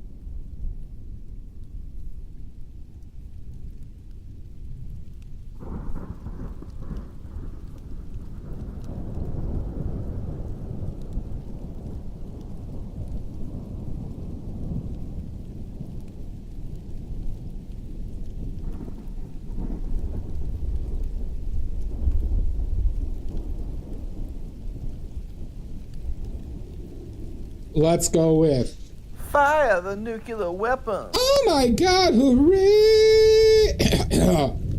Hooray! Oh my God! Welcome in, Squatting Cat. How are you on this pleasant Monday evening?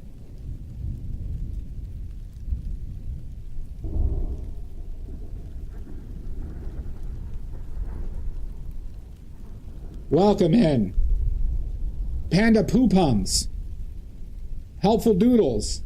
Fantastic. Cool. What were you working on? Spill the tea and give us those links if you know what's good for you. Okay.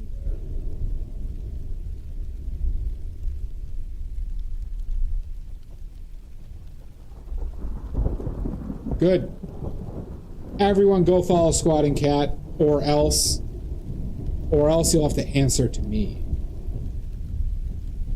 Well, thank you, Squatting Cat. Yeah, we're going to be doing more. Oh, yeah, we got big news on the plein air front. Who's ready to hear the huge news? Big announcement, everybody. Life-changing announcement. Is everybody sitting down? The biggest stream announcement we could ever... Oh, Middle Earth. That sounds fun, Wolfgang. Hold it. Good. Everybody hold their breath and sit down, okay? Huge news. This news will change streaming forever. Will change streaming forever. I am planning to do some nighttime plein air once I get the equipment, which should be soon, because I'm probably going to order it soon. Nighttime plein air, everybody.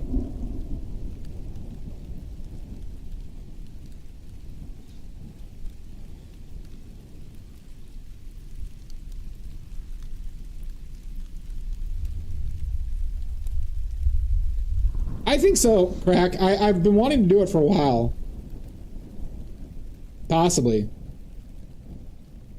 Exactly. I might get attacked. I know, Wolfgang. I am not liable for any damages for, you know, your heart health or anything that just occurred to anybody, you know, from hearing that huge news. Okay? I'm not liable. Yeah, so I've been wanting to do it for a while, and my brother has some my brother's wife has some photography background. So I asked them what type of lighting is available that I could shine on my canvas and on my stuff that could last an hour or two. And so that stuff is available, and I think I can get it for a decent price. So I want to do it because, you know, painting in water at night might be pretty fucking cool. You know? Know what I'm saying? So, why the fuck not, right?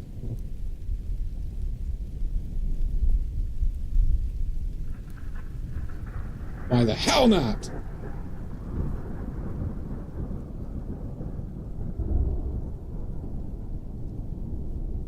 So. Oh, for anybody new here, I'm in desperate need of YouTube subscribers. YouTube subscribers. It's free, everybody. And I am a sad, desperate man who needs those YouTube subscribers. You could find it in your heart. If you could find it in your heart, for just one YouTube subscription a day, you could bring happiness to this sad, sad man. What does it install? Like what type of equipment? Or entail? It's like there's like an LED light and a battery system that they do sell, and I think it's more geared towards photography. That my brother told me about, so I literally asked him before stream about it, and he sent me a link that I'm going to investigate. You know, after stream. I just don't know how much it will cost me. Hopefully it'll be less than like $50. So pathetic. Hi, Drew Holt. If you could find it in your heart, everybody, to just subscribe to my YouTube, it will make the world a difference. In the arms of an angel. I'm probably going to find some water. Hopefully some water with some sweet light reflections. Is my plan, Richards. Or just kind of like night sky type stuff.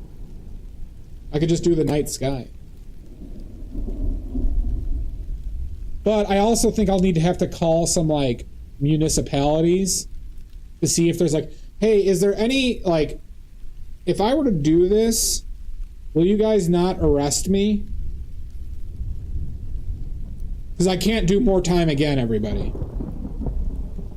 I can't do more time. Okay? Not after the last time. You could just... Exactly, Amy Jo. Exactly. We need to start this campaign. Trying to get monetized, yo.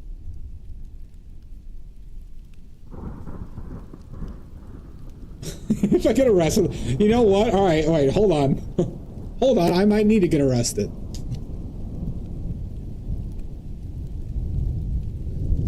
Quin Magenta is probably a bit too strong, Crack, but it does get you approaching a blue.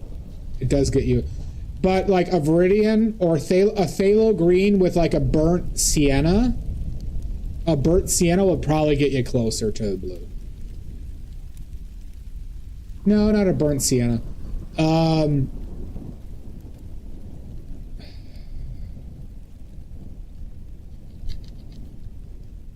There are some natural earth pigments that lean kind of purple. That would probably be your best bet. But Quin Magenta would be like, as far as synthetic pigments, and a pigment I highly recommend would be like one that could kind of do it. Oh yeah, Amy Jo, would also be my ass reveal because my pants would fall down. Obviously.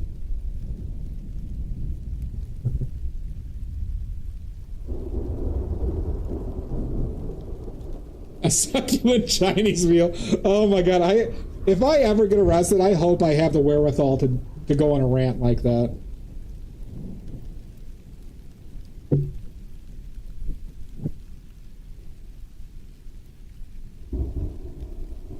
How can I stop the D&B maneuver?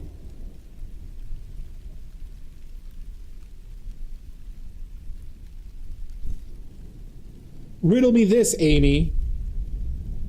How would you expect me to stop the D&B maneuver?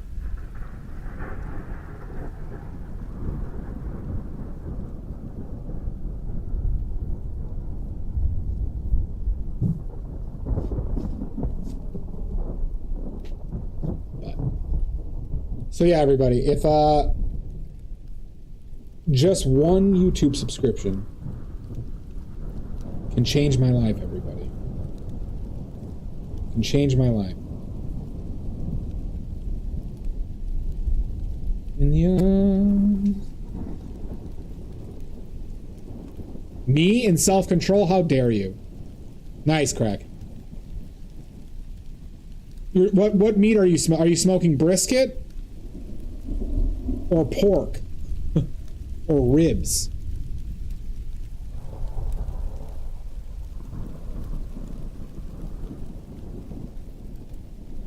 Oh my god! Marijuana? I didn't think I had any marijuana heads in the stream. Oh my god. This is preposterous. Marijuana heads everywhere.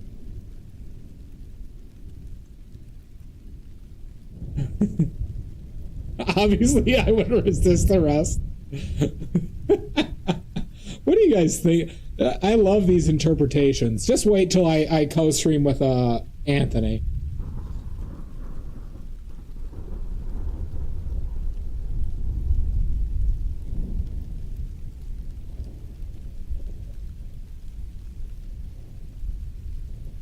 In the arms of an angel. Do, do, do.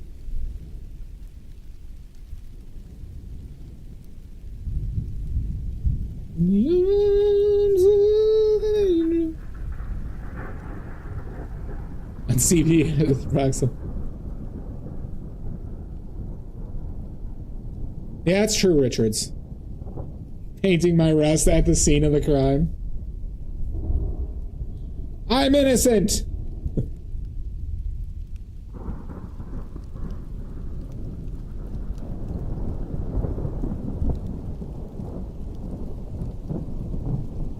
Well, you know my oh god, Jesus Christ. My best YouTube video is the one of me getting kicked out of the Japanese garden.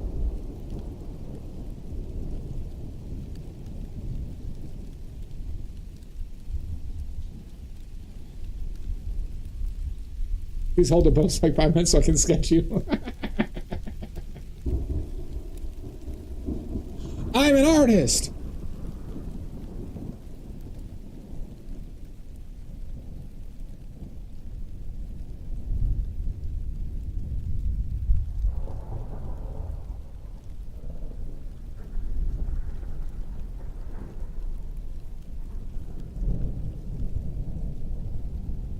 Say hi to the stream officer. He just kicks down my camera. Kicks me in the nards. They just shoot me. Stop resisting! Oh, that would actually be kind of cool. The one time you root for the cop? Oh, that's actually kind of a good idea, the plein air ice facilities. I have one in my town.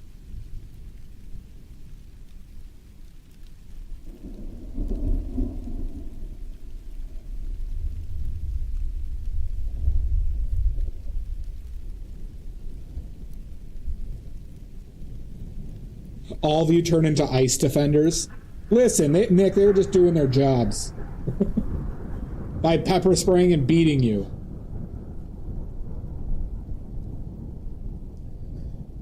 Keyfry, I think we're gonna need you. Keyfry, I'm gonna need to drug test you. I'm gonna need some pee to drug test you because I don't see it. I'm gonna need some pee, Keyfry.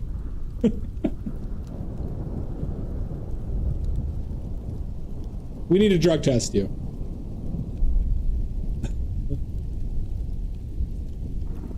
We're gonna need some pee.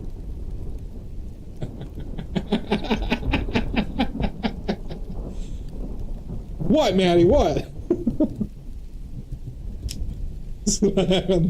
I have no idea what you're talking about.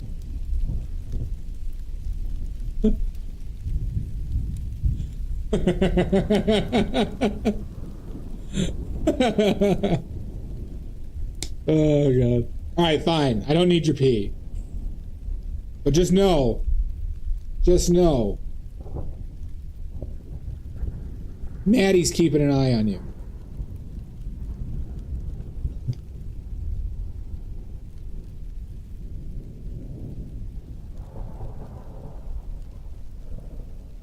That's offensive. Alright, I'm sorry. I'm sorry. Well, it's for a drug test. It was just for a it was just a drug test, you. No, Maddie, get the riot gear. They're rioting again. Maddie, get the riot gear. They're rioting again.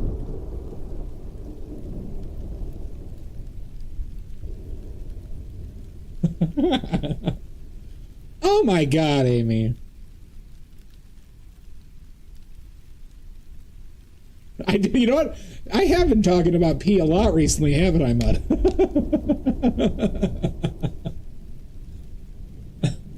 I offer to get Mud clean dog pee.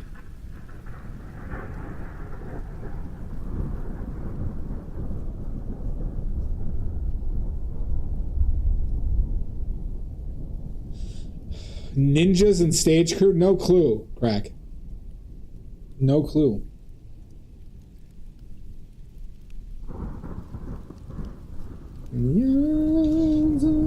But Keyfry, thank you very much for the comment. Until they stab you.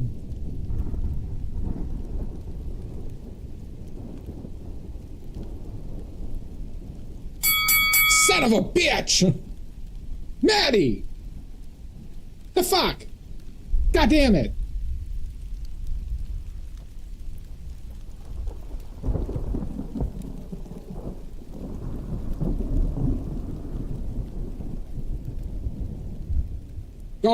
God damn it!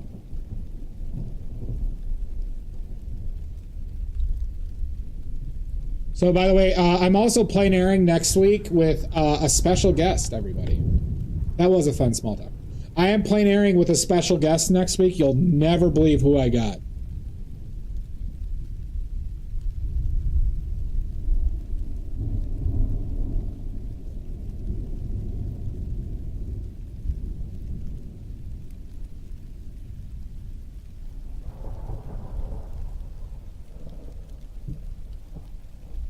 Who is it?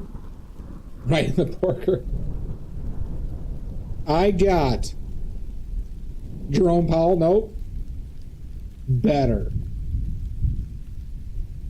I got my nephew Theo to join me in plein air. My almost 5-year-old nephew Theo to join me in some plein air.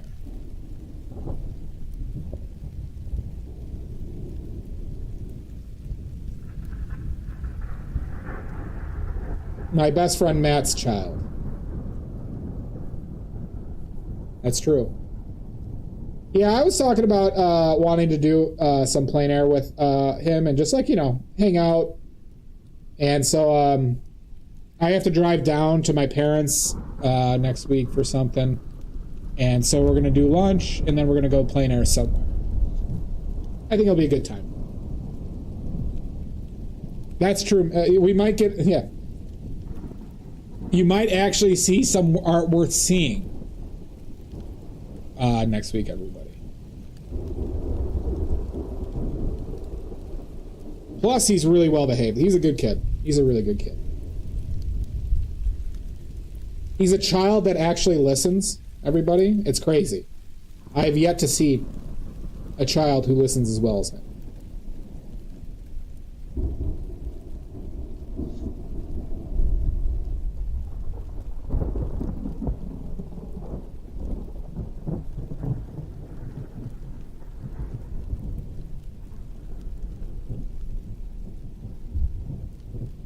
So that will be next week. Mine listen till they don't. Yeah, so my friend's his name's Theo, and boy, he like you could have a conversation with him. He'll listen to what you're saying and like ask questions. And it's like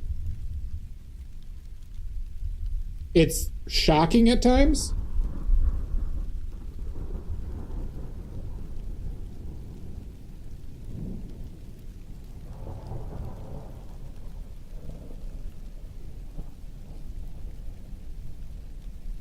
So we got to stop that before, it gets worse, obviously, everybody. Obviously, we gotta, spoil that kid so, obviously he stops.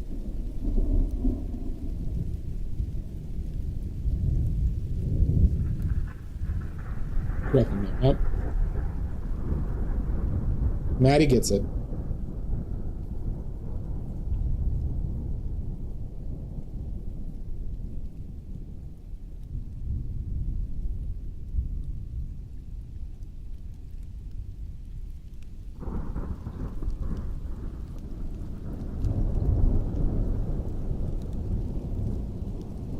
Get him iPads quick, true. Like my friend is not even like strict, but he's just like he's a stay-at-home dad. And so like they go outside all the time, they do stuff like so it's like he's like a kid who's not reliant on entertaining themselves using like, I'd say modern electronics. Is a bit rare.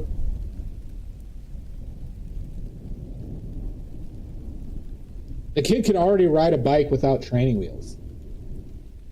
I didn't learn that until I was 20.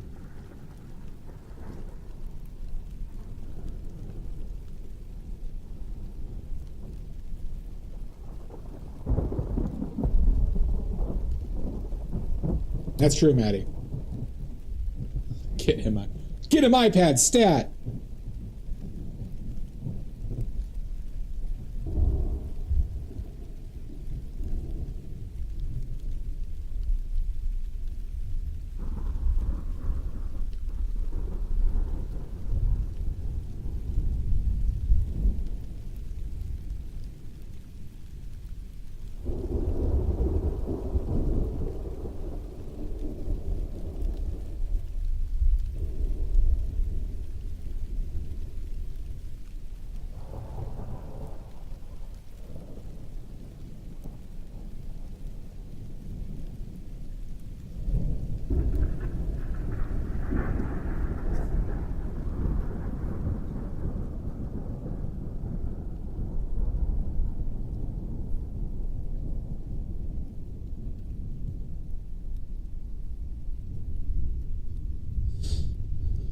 In the arms of an angel.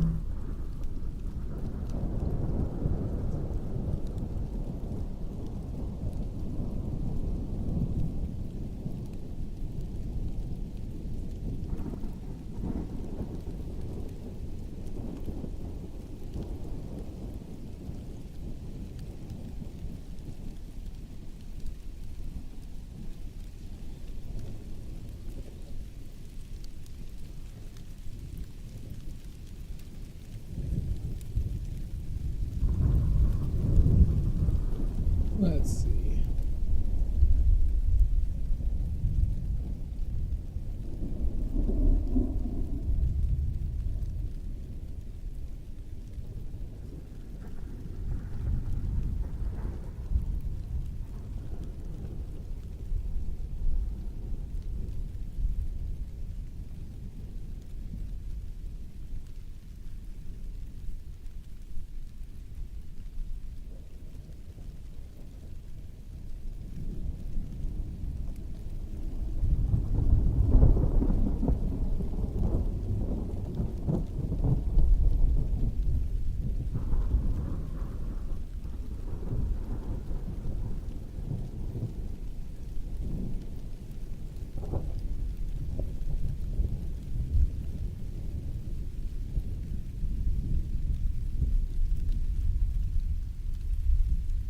Kind of wish I had a smaller brush right now.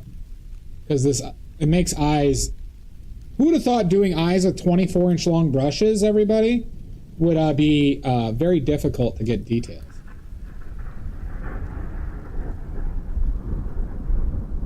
Who would have thought? Not I.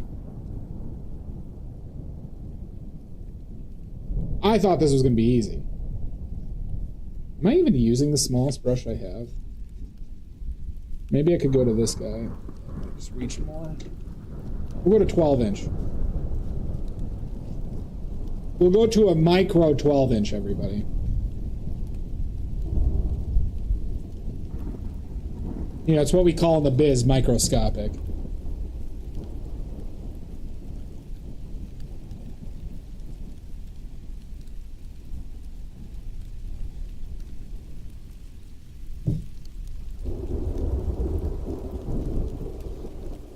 Yep, Mud gets it. Micro.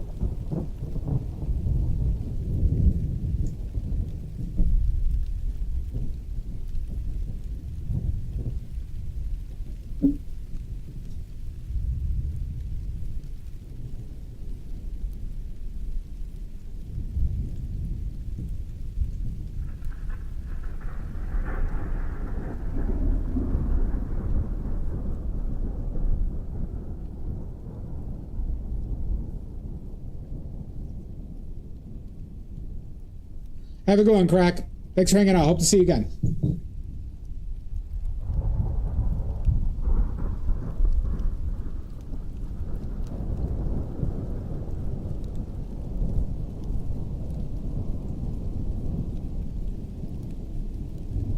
Hardworking American latte, but yeah, exactly. You get it, Richards.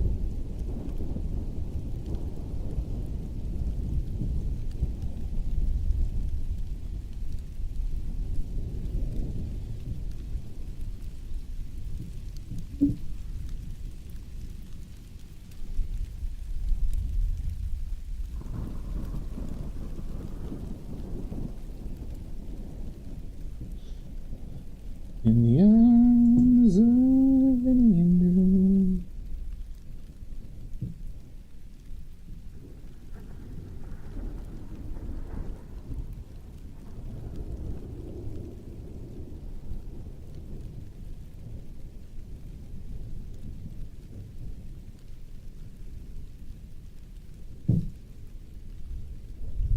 Of course. And don't please don't hesitate to feel weird or, you know, ask questions or like, you know, you're inconveniencing me. I'm very, very happy to answer any questions you might have. And I'll answer any questions.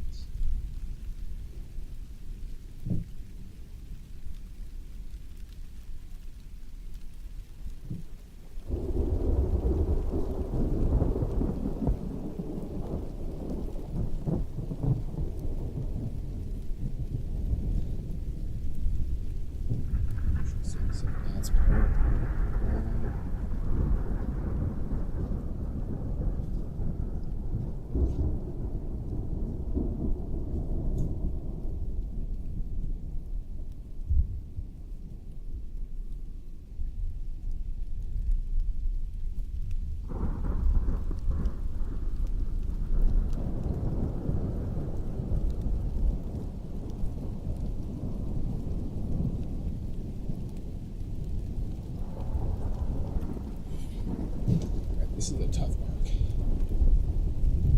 God, is that too bright? Fuck.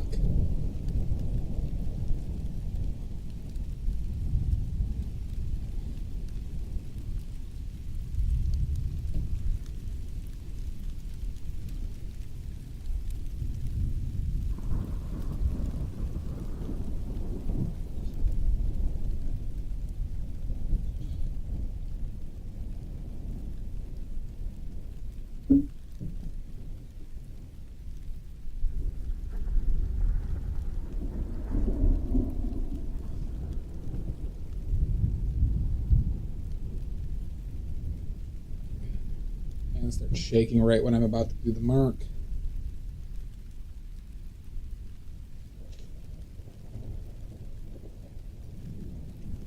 Who'd have thought all this methamphetamine would have made my hand shake? Who would have thought?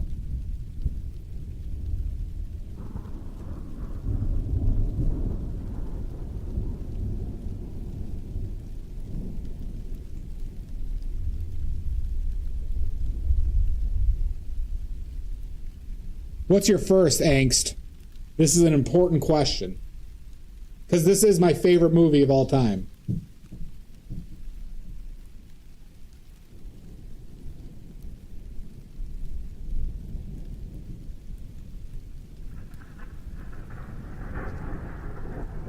What's up? How you doing, King? Long time no see, bud. Hope you've been well. Son of a bitch! King! Big Lebowski? Okay, that's a fine answer. That's a fine answer. I'll accept it this one time.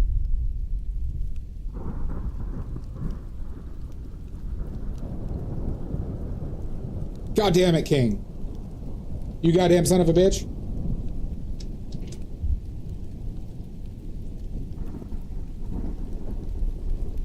You're lucky, Angst. You're lucky. I was ready to just burn this place to the ground. I was so close to just burning this entire building down.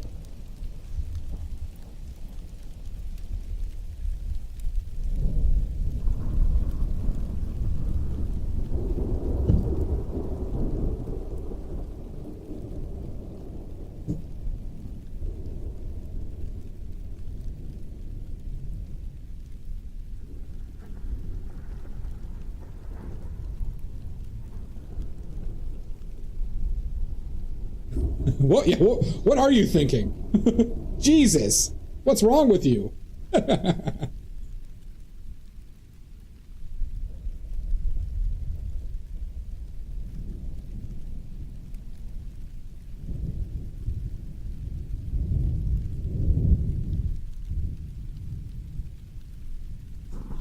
If you said Transformers or something, I would have gone off on you, though. What about that Pearl movie? Have you seen? I have not seen that one, no. That our new job, Crazy Hours. Oh, no. Oh, that's good, King. I hope you're staying sane. Good.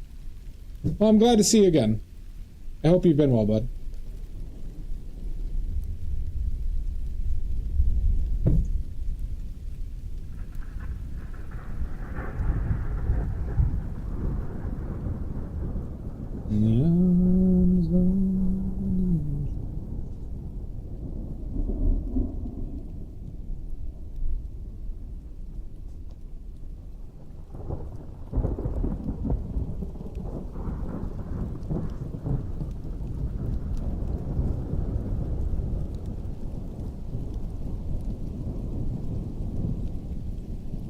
Well, I think I've heard of that movie, Richards.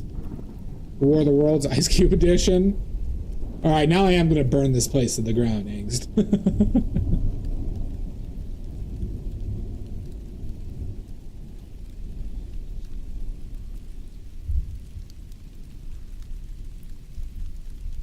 Pearl, is that a horror movie, Richards? I feel like I've heard of this.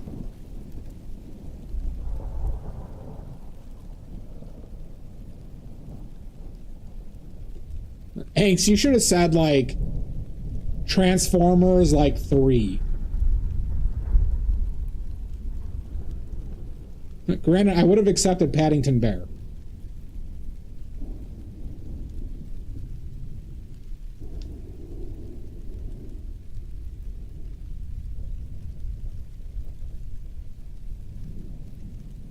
Yeah, that's where it's from. I was trying to think of what movie. I've seen that face before, Richards. I just couldn't remember the movies that you were that was from.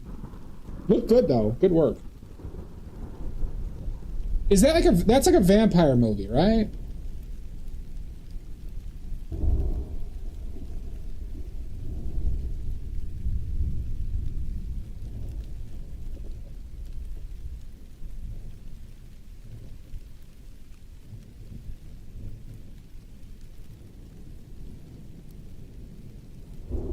Oh, I think... Okay, wait. That does ring a bell.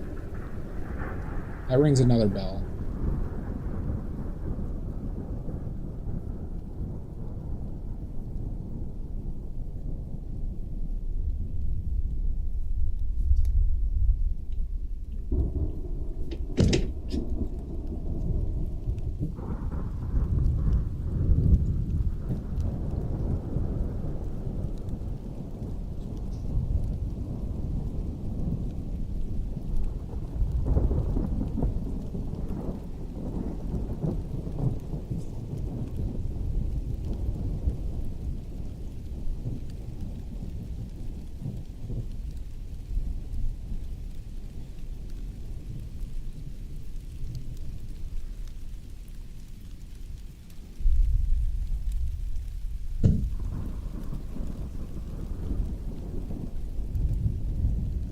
Will that fun angst?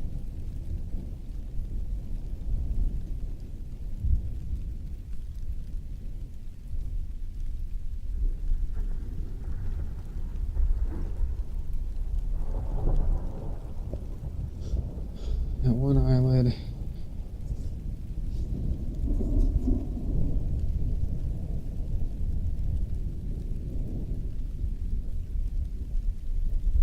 Nope.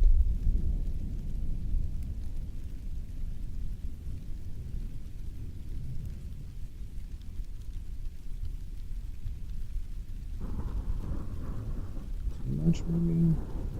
Too much.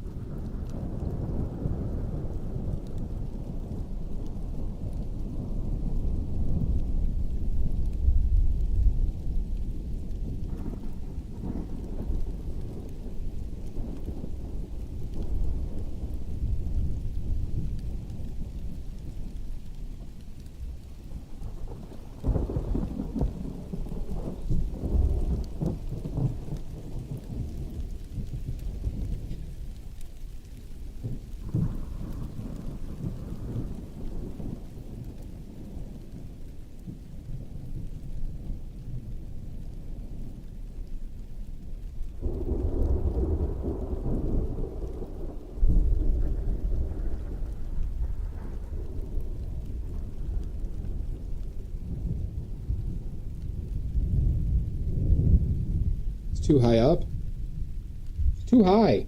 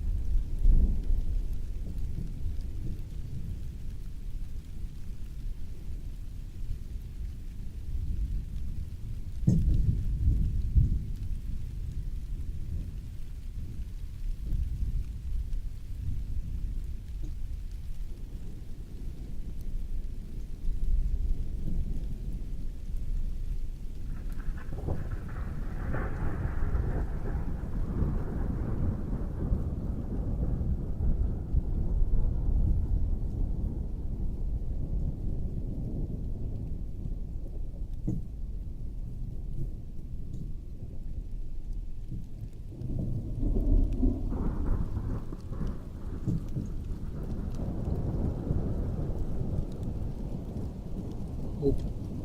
Thought that would be brighter.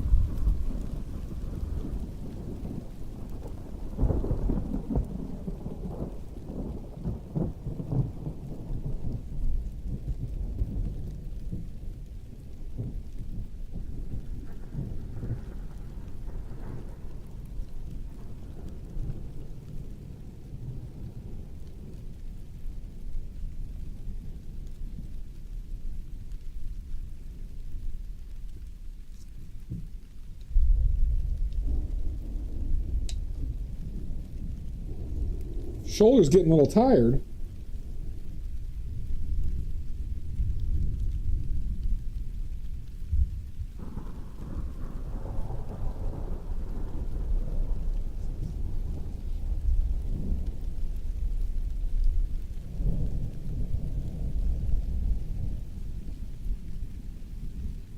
Get it together, seriously. My elbow has been getting a little bit better, though, because I've been, I think I might have found a cause to my elbow being a shithead. And I think it's literally my bed and how I sleep on it, because I sleep on my stomach, like, on my elbow. And I think this bed of mine has been the cause of it, because my elbow has been doing better, and I've been forcing my... I normally haven't been able to fall asleep on my back, but it's been working. I've been able to do it recently. And it seems to have helped a little bit.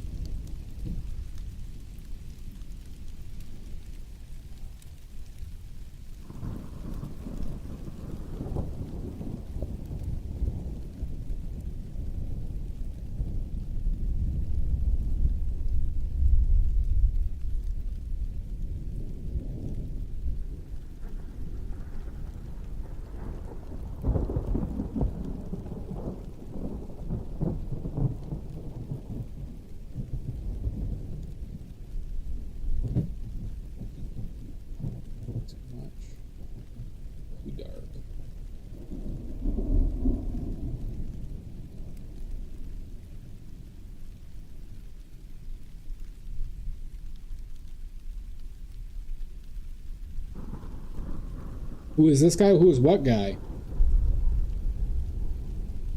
Do you know who this actor is, Richards? Oh, you were Maddie for a second.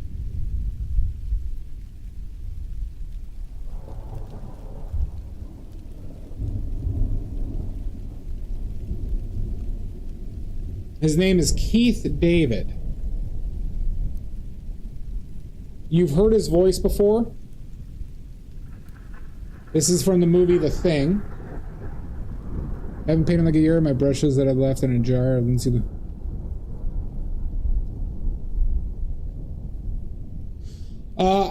You know what works too? The best one that I've seen is that oil soap. It was Murphy's oil soap.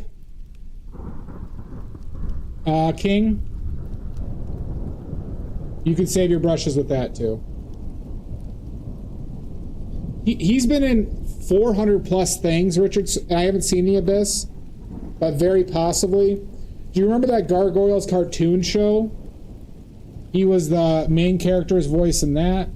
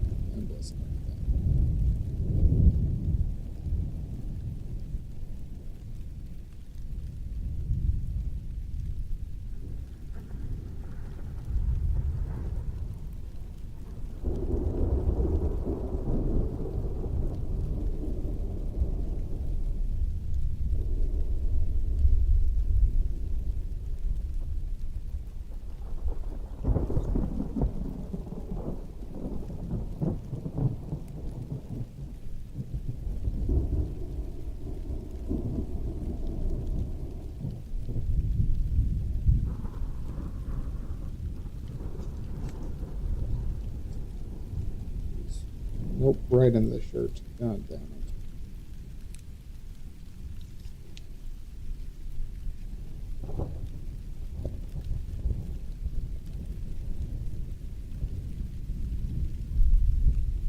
State Farm? No, I don't think he was in State Farm. Oh, gotcha. Okay.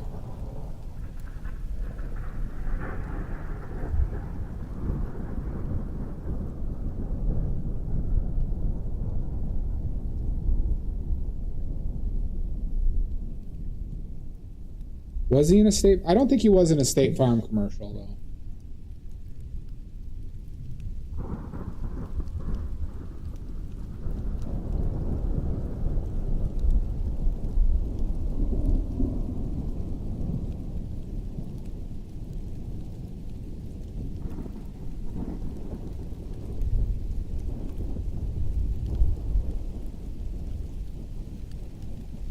That's off, yeah. Why is this nose seem odd to me?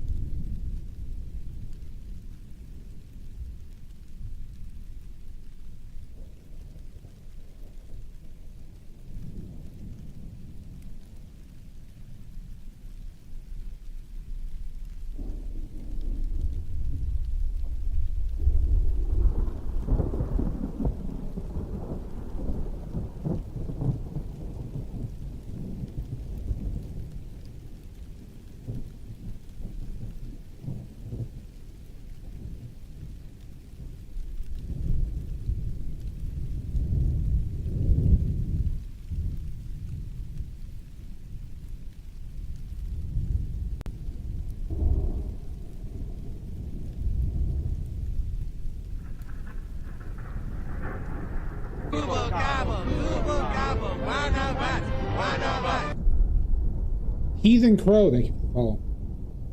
If you have any questions, please don't hesitate to ask. Or else. Or else.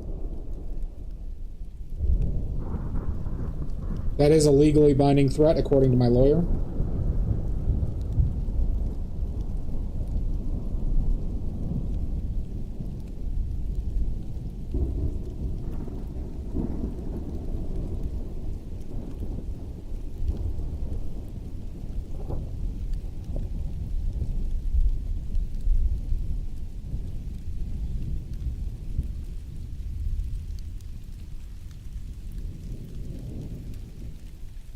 That's what's going on.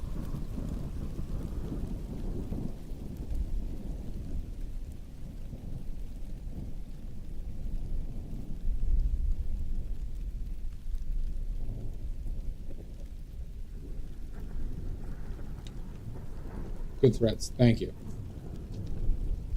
I work on them every day, Mud.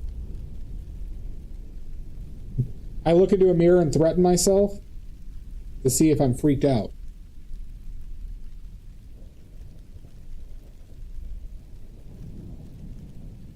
Or if they're believable.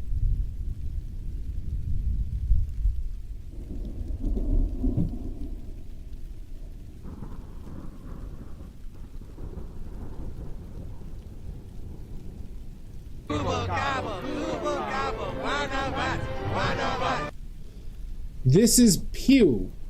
Pew. Pew pew! Welcome in. If you have any questions, please let me know.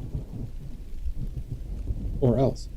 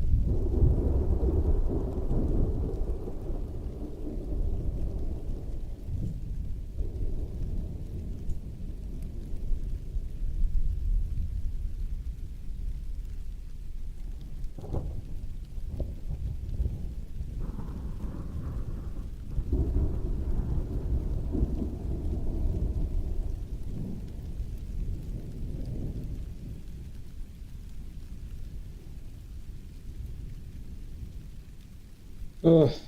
I don't have likeness, but it's not the worst.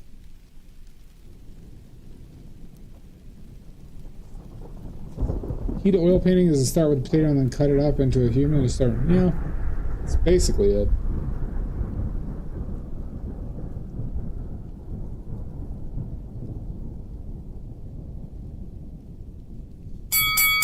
Oh my god! King, you son of a bitch.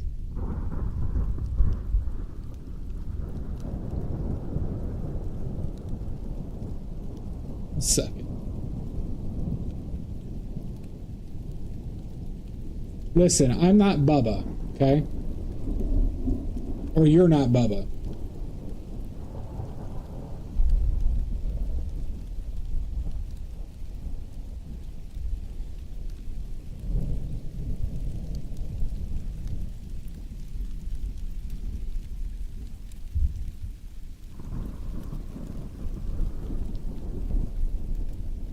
No, yeah, no, we're still doing self-portraits.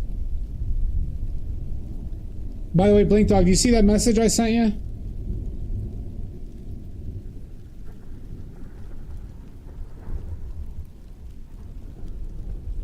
On Discord?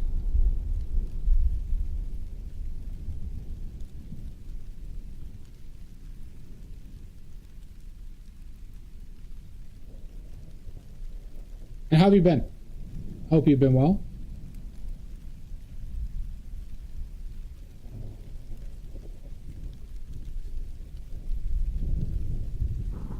This is true. Yep, this is a self-portrait.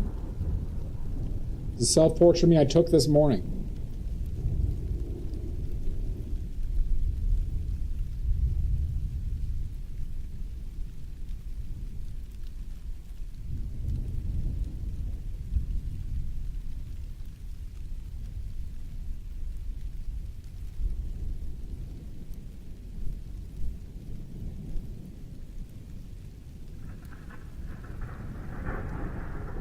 That's good.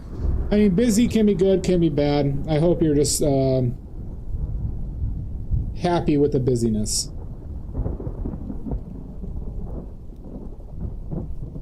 Or, you know, tolerable. Keith David. Oh my god. I'm now a scoundrel. Apparently. Apparently I'm a scoundrel, everybody. Just because I tell the truth. Fucker. You're a fucker!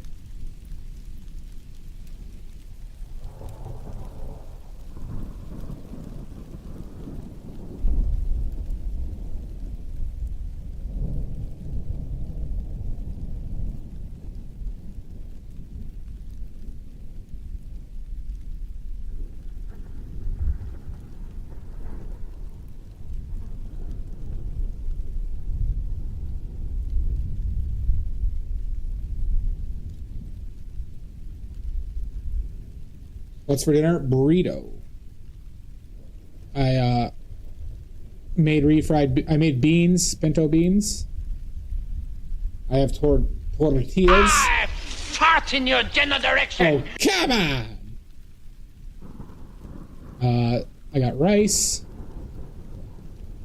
I made a pico.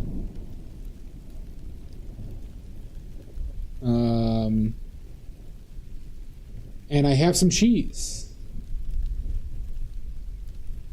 Oh, fuck.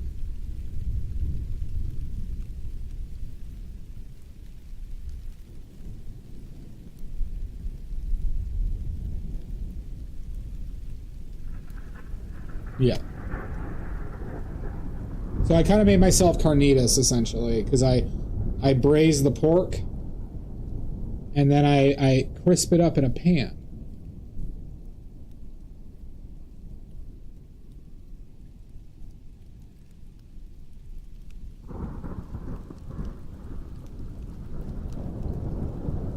No, just regular whole Chihuahua cheese. What is that from? Which one is that from, King?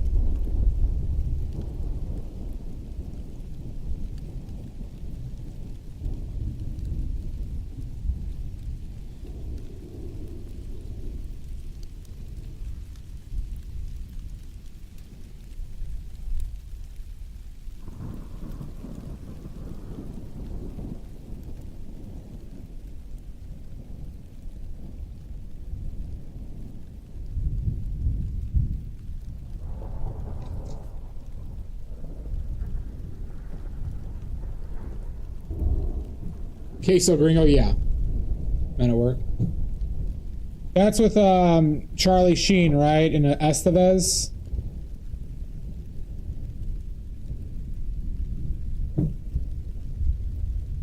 Queso Gringo. You know what? That is pretty accurate, okay?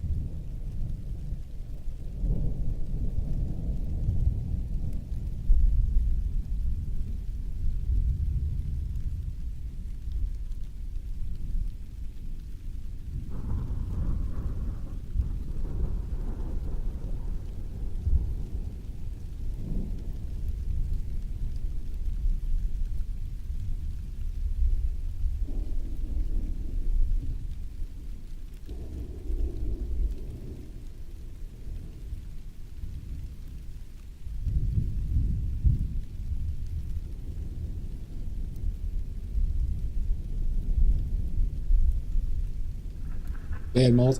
I remember watching the beginning of it, but never just watching the entire thing. It used to be on Comedy Central. A ton. When I was growing up.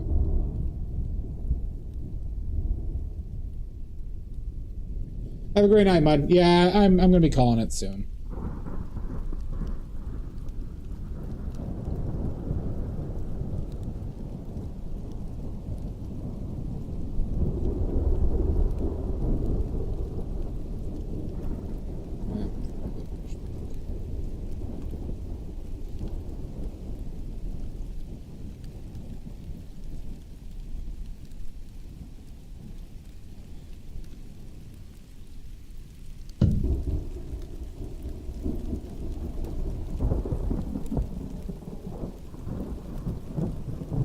Is this Denzel Washington? No, this is Keith David.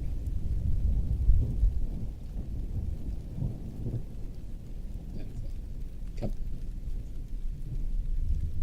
likeness isn't that bad. Don't fuck it up. You know I will, Mud. Thank you so much. Again, Mud. Have a great night. Till next time. Till next time.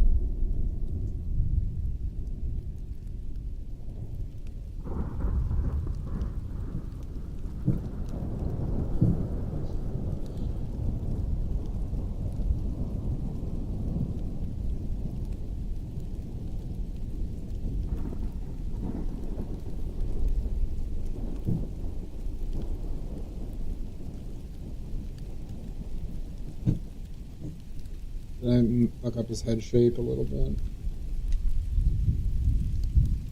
Where's that? Yeah, have you seen those AI videos where they start off with them really old and they're like... I've seen those before.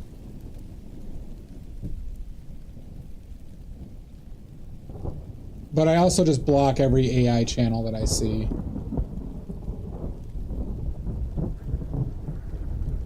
But I have come across those.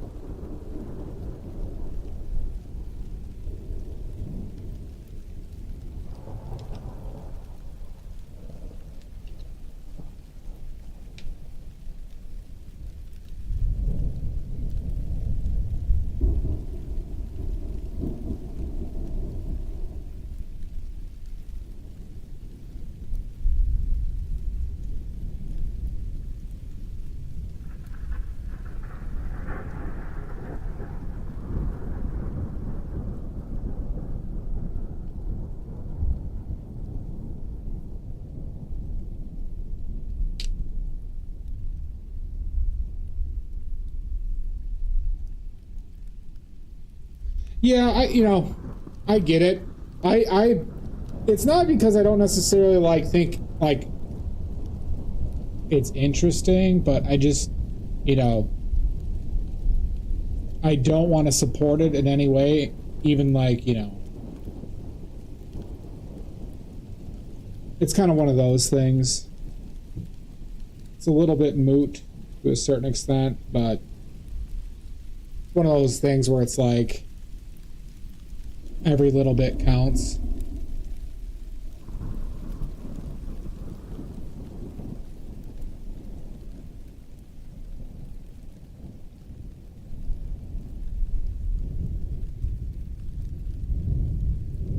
Badly painting on this one.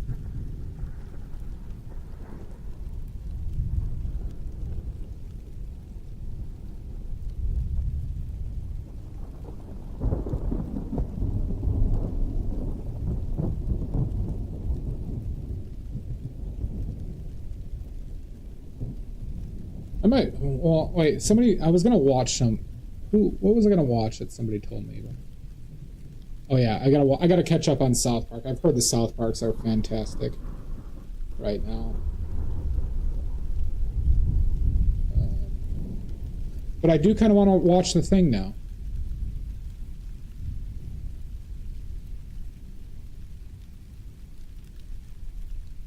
If you haven't seen The Thing, watch it.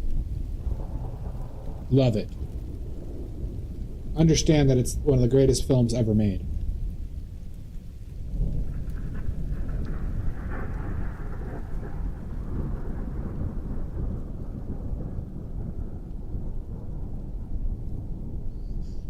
Well, that's kind of the bullshit. That's how it's being sold as right now, right? And, you know, a lot of places are falling for it, right?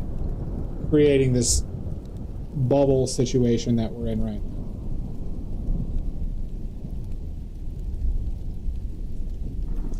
But, you know, I haven't done a job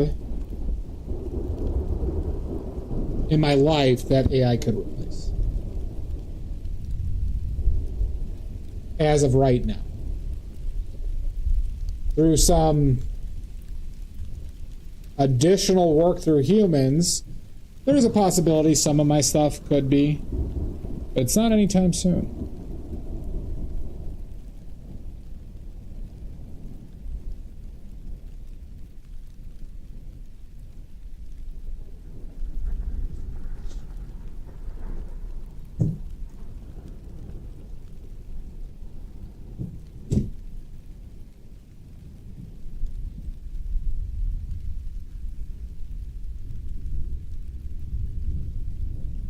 Do I need to bring that jaw in even more?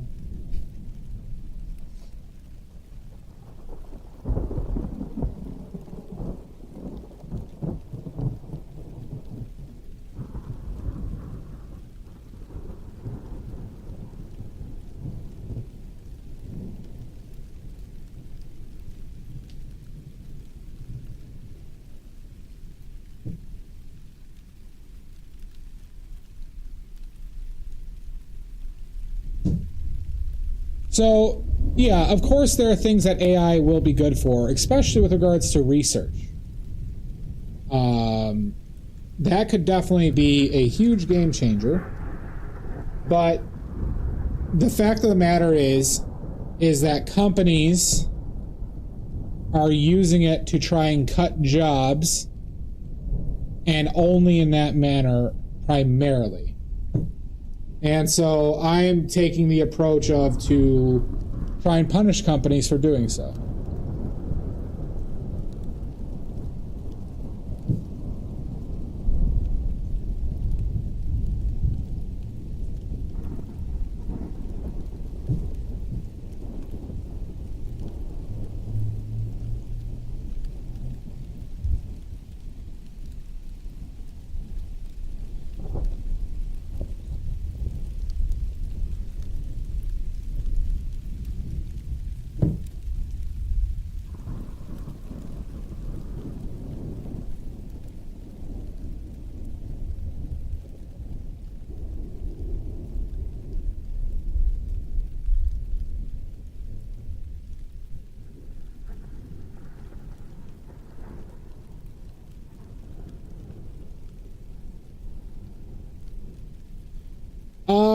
That's a very reasonable take, I think.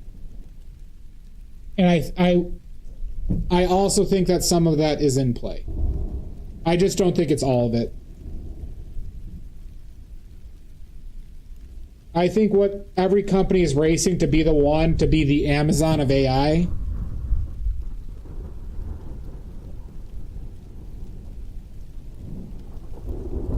And so they're all fighting each other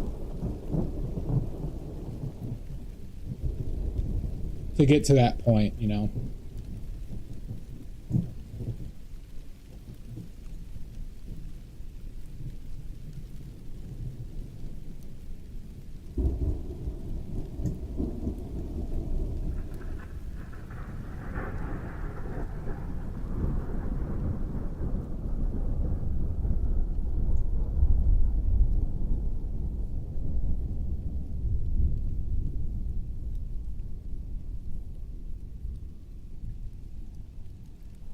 Yep, I mean, well, because they know how bad it is. Trump might not actually know how bad it is because he doesn't, like, you know, he's an idiot. But, you know,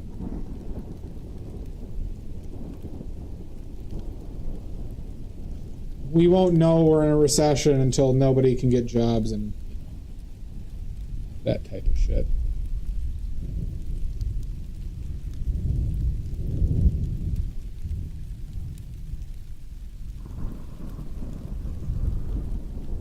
I mean, we already know we're basically in a recession right now. A manufactured one.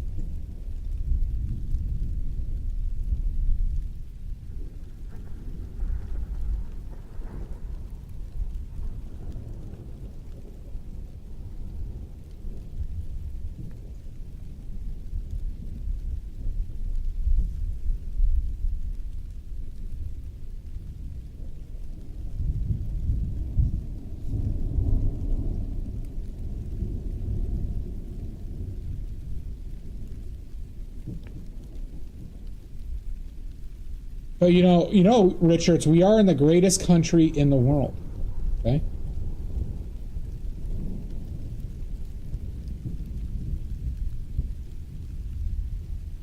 Like I said, like I said earlier, everybody, obviously kids should starve, right? There are kids that should not have access to food, right? Obviously. That's like, that's the correct thing. That's what's right and good in this world.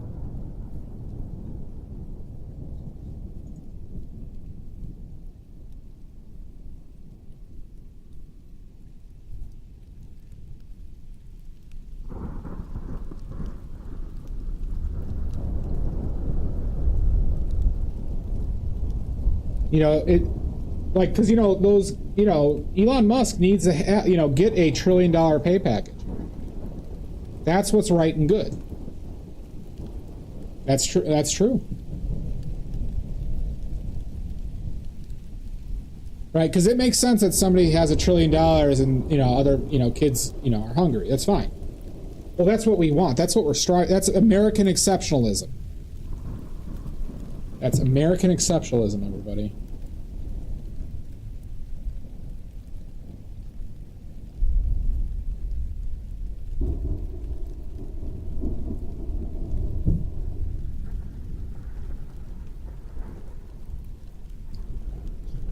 Well, yeah, hold on. So we were great for 4 years, okay? And then in 4 years, we got just, everything was destroyed.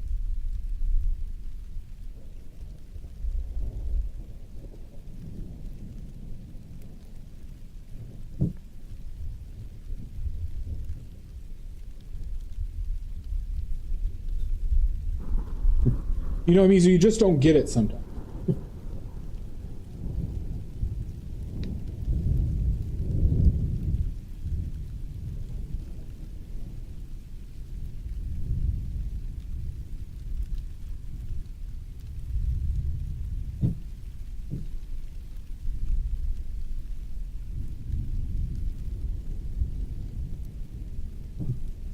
My God, you're right.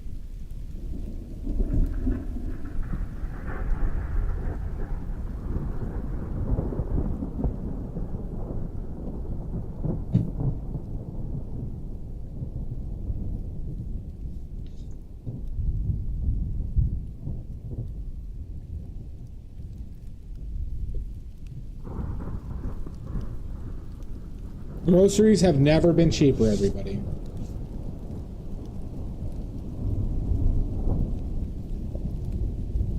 It's the hypocrisy knows no bounds.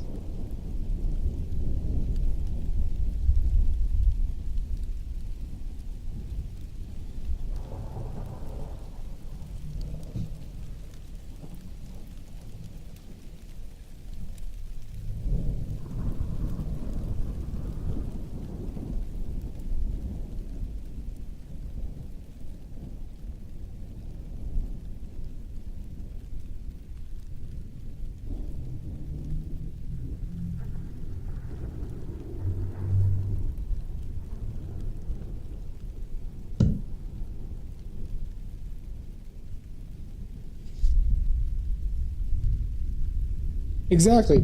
All those tremendously lazy people on Snap, right, will just have to go work because jobs are plentiful.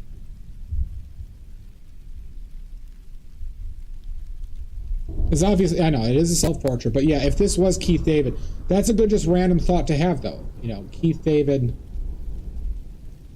would have been a great Blade. If this were Keith David.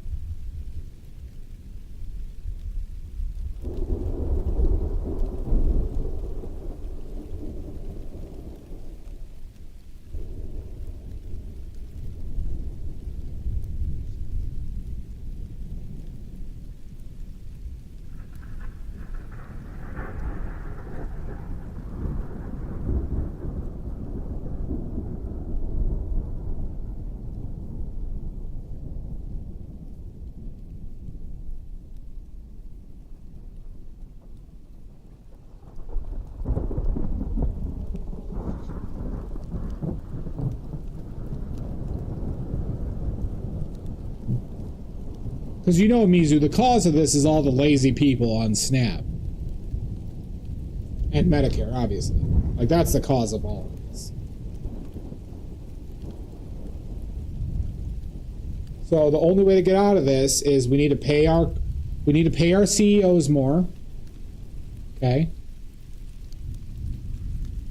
We need to lower minimum wage, obviously. We have to. Those poor corporations.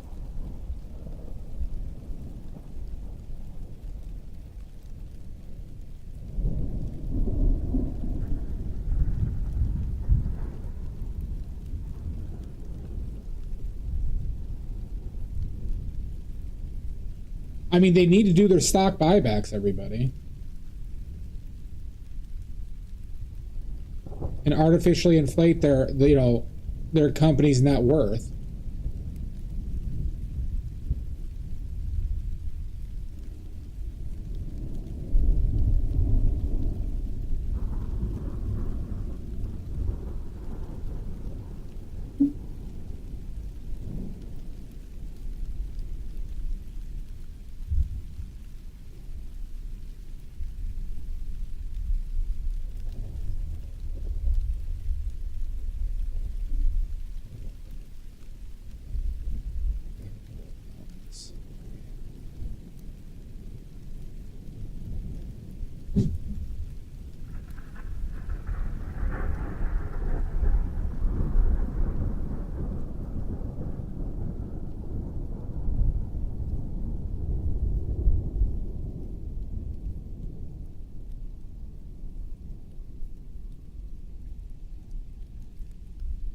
No, Odorous. You know that the system is too fair.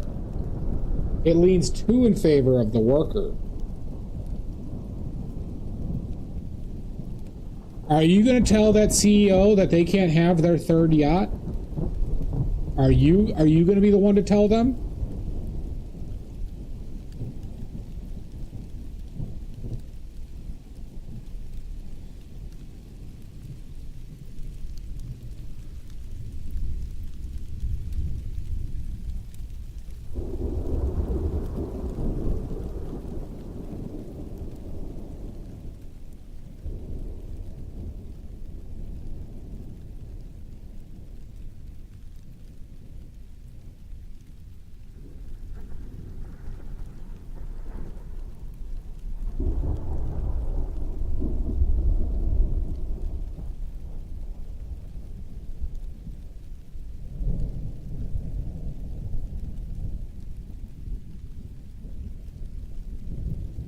Because I won't.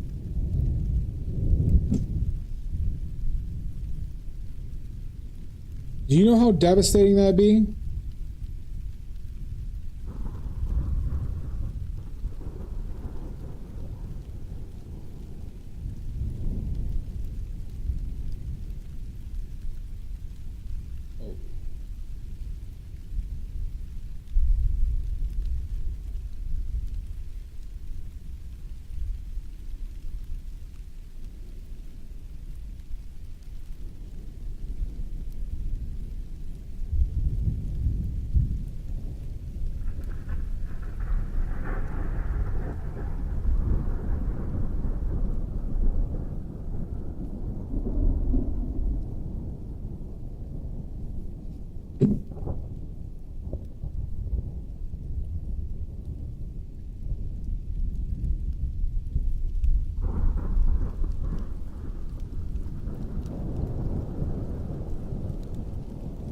I mean, I mean, they're feeding into it.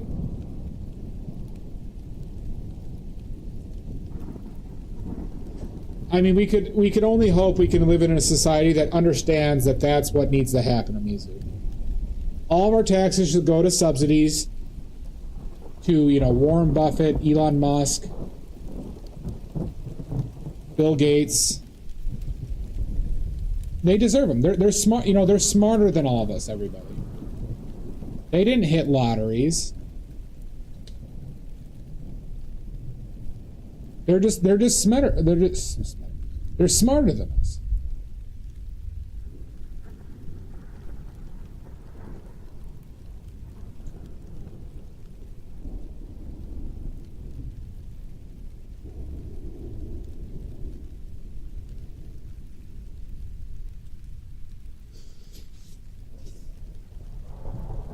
That is crazy, though, Odorous.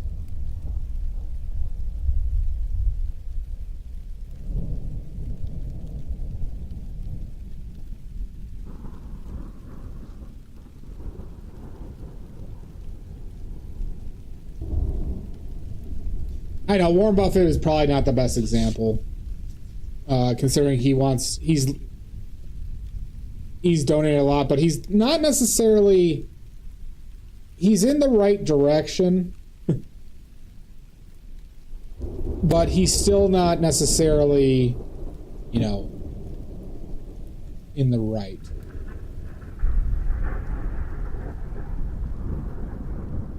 But I agree with you. He's probably one of the more ethical ones out there.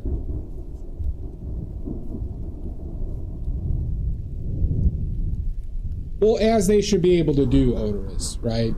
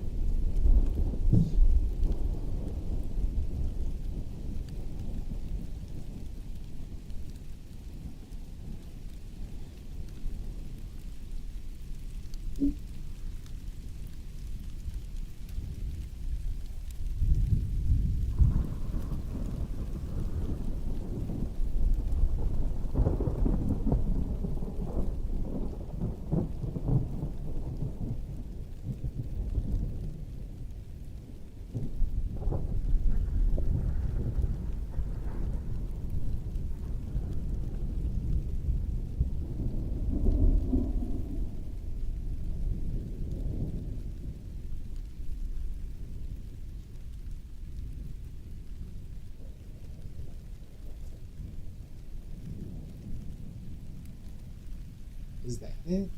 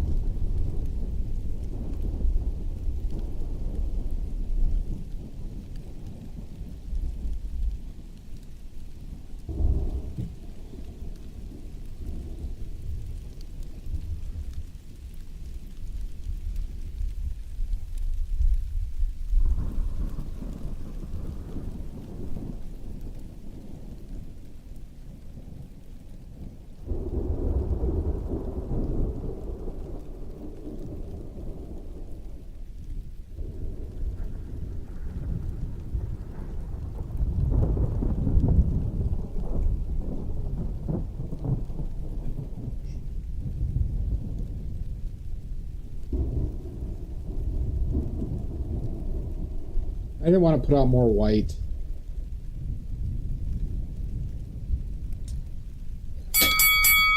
Oh my god! Who did it? Green bag. You goddamn son of a bitch.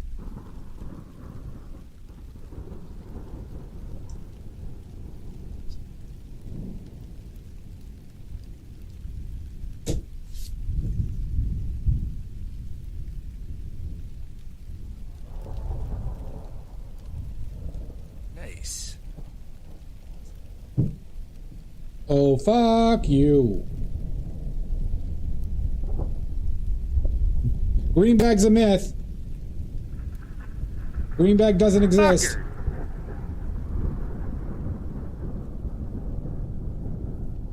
How you doing, bud? Hope you are well. Hi, Gunner.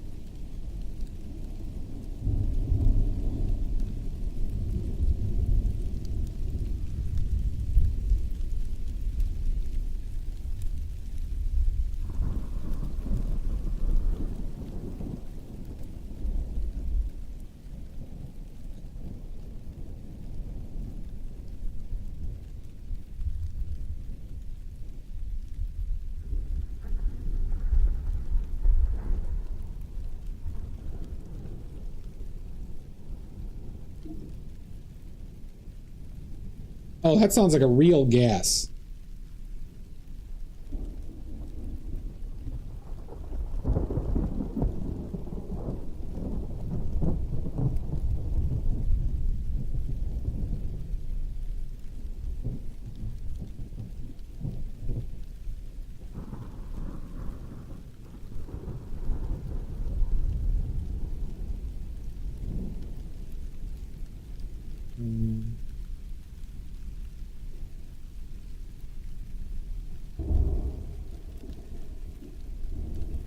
No.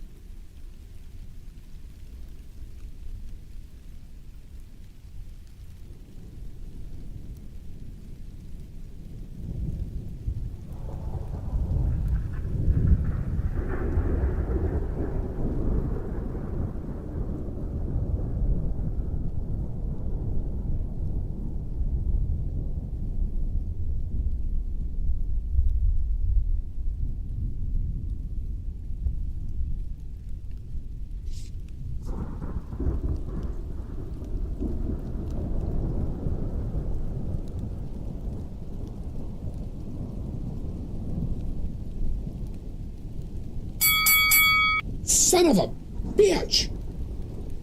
Fucker! No!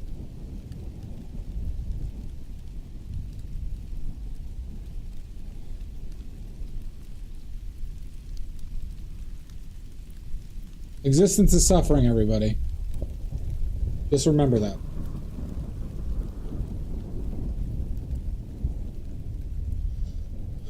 Existence is suffering.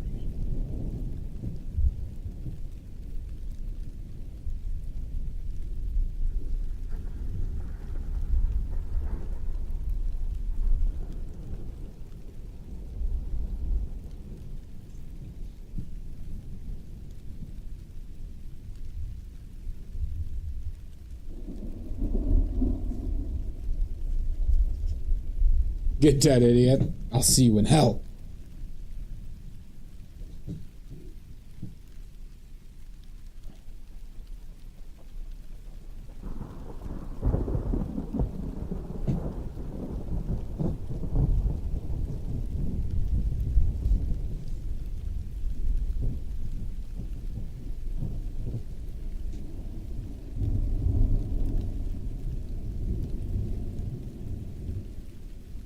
I don't want to be done with this. Let's just call it.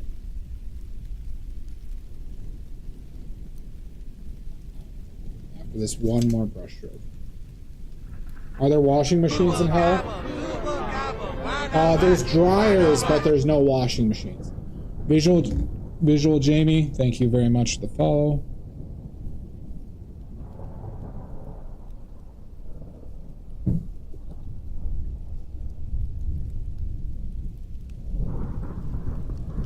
Does Australia use washing machines? Not washing machines, dryers, I mean.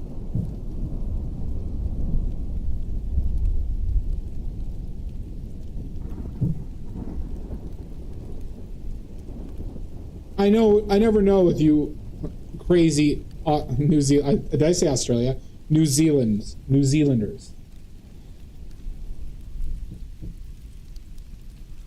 You're the same thing. Same thing. New Zealand, Australia, same thing.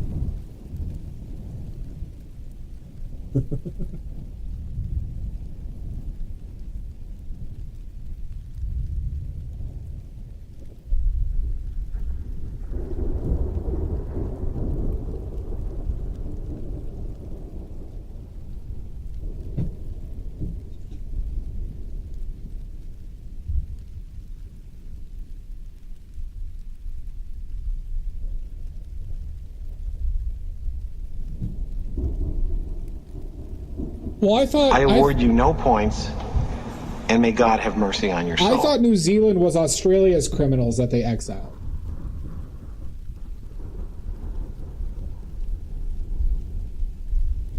That's what I thought.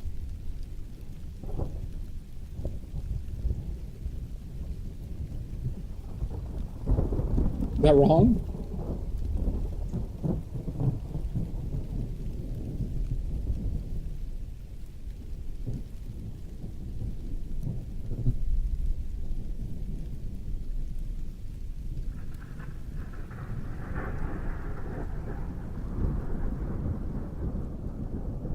I want to be done with this. All right, everybody. That's it. Done. Done. That is one of the best shows. I agree with that.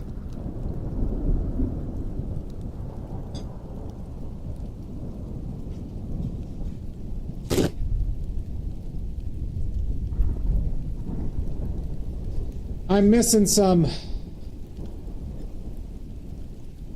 God, I think I know what's wrong with it, but I don't want to do it right now. My elbow's hurting. I think this jaw needs to come out. The bottom of the jaw needs to move a little bit to the left now. I did a thing! But we're okay.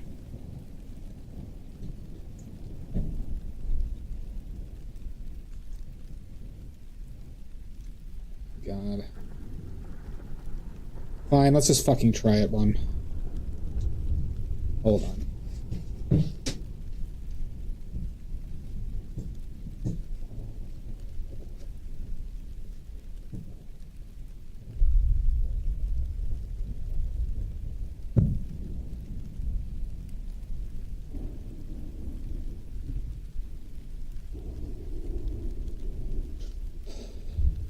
I know.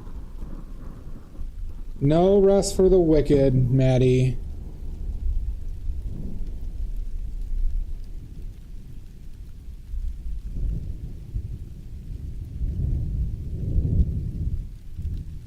I don't even know if that helped.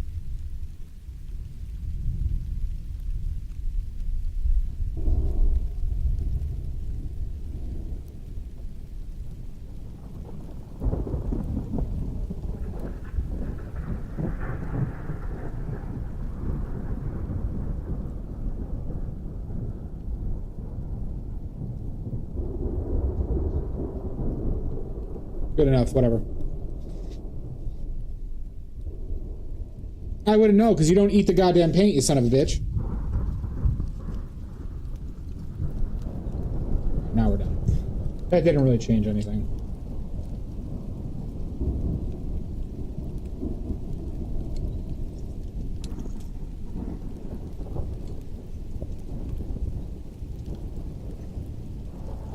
It's probably the eyes are too far apart. Or the nose bridge is too wide. Probably what it is, but I don't feel like we do.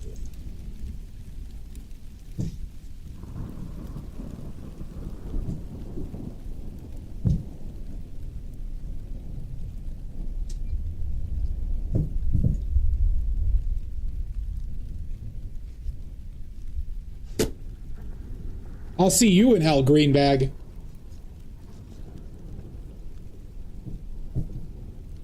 Have fun. Get a good deal.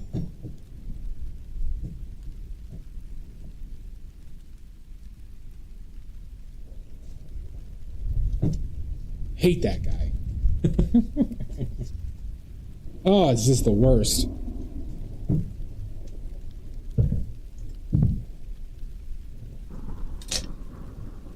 Where's my solvent? Right there.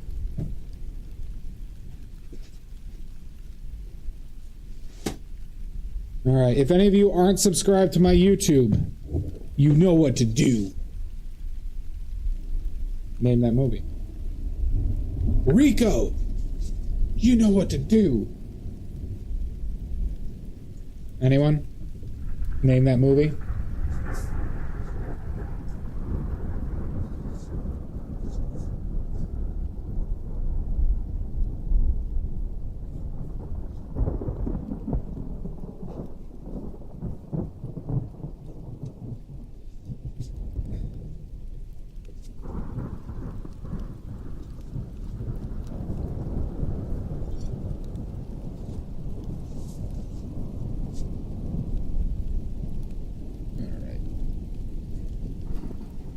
Okay, everybody.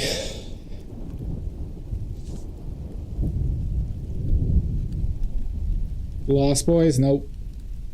The answer was Starship Troopers. Starship Troopers. The line was, Rico, you know what to do.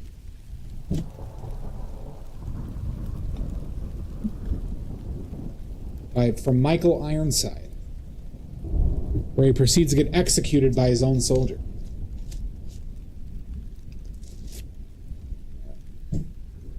Now, while you're all here, time to wipe the D. Almost out of this. Time to wipe that D live and uncensored. Okay? You sick bastards.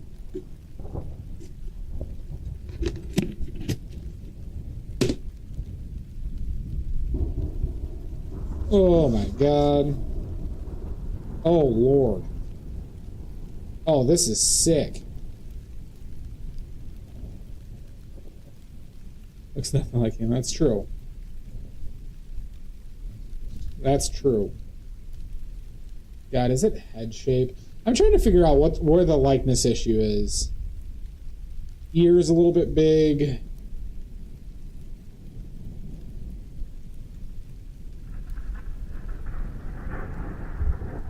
Eyes are a little off. That pupil's a little off. Or the white of the eye is a little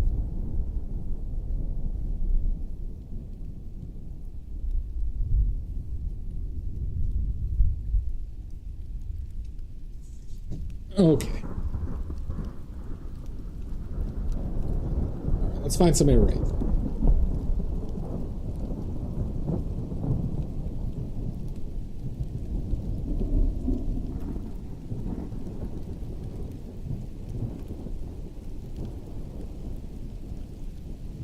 Who's on? Kenyon's on. Andrea's on. Meeksy's on.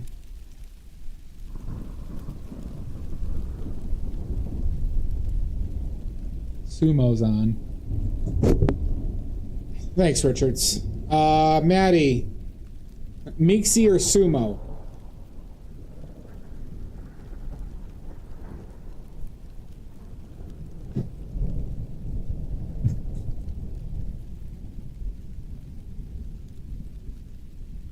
All right.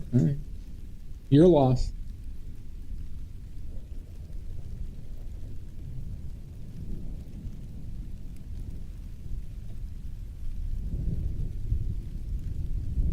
All right, everybody. Rating Meeksy. Don't forget to take all the resources for this stream. Maddie Nini. Thanks for hanging, everybody. Blah, blah, blah, blah, blah.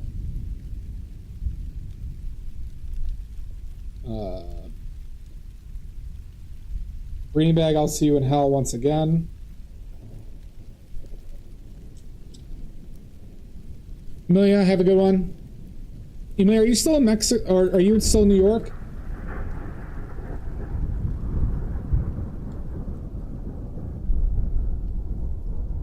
Oh, you're back? I was thinking about calling you earlier today, but I'll probably call you tomorrow. Anywho, have a great day, everybody. Till next time, probably Monday. We shall see you soon.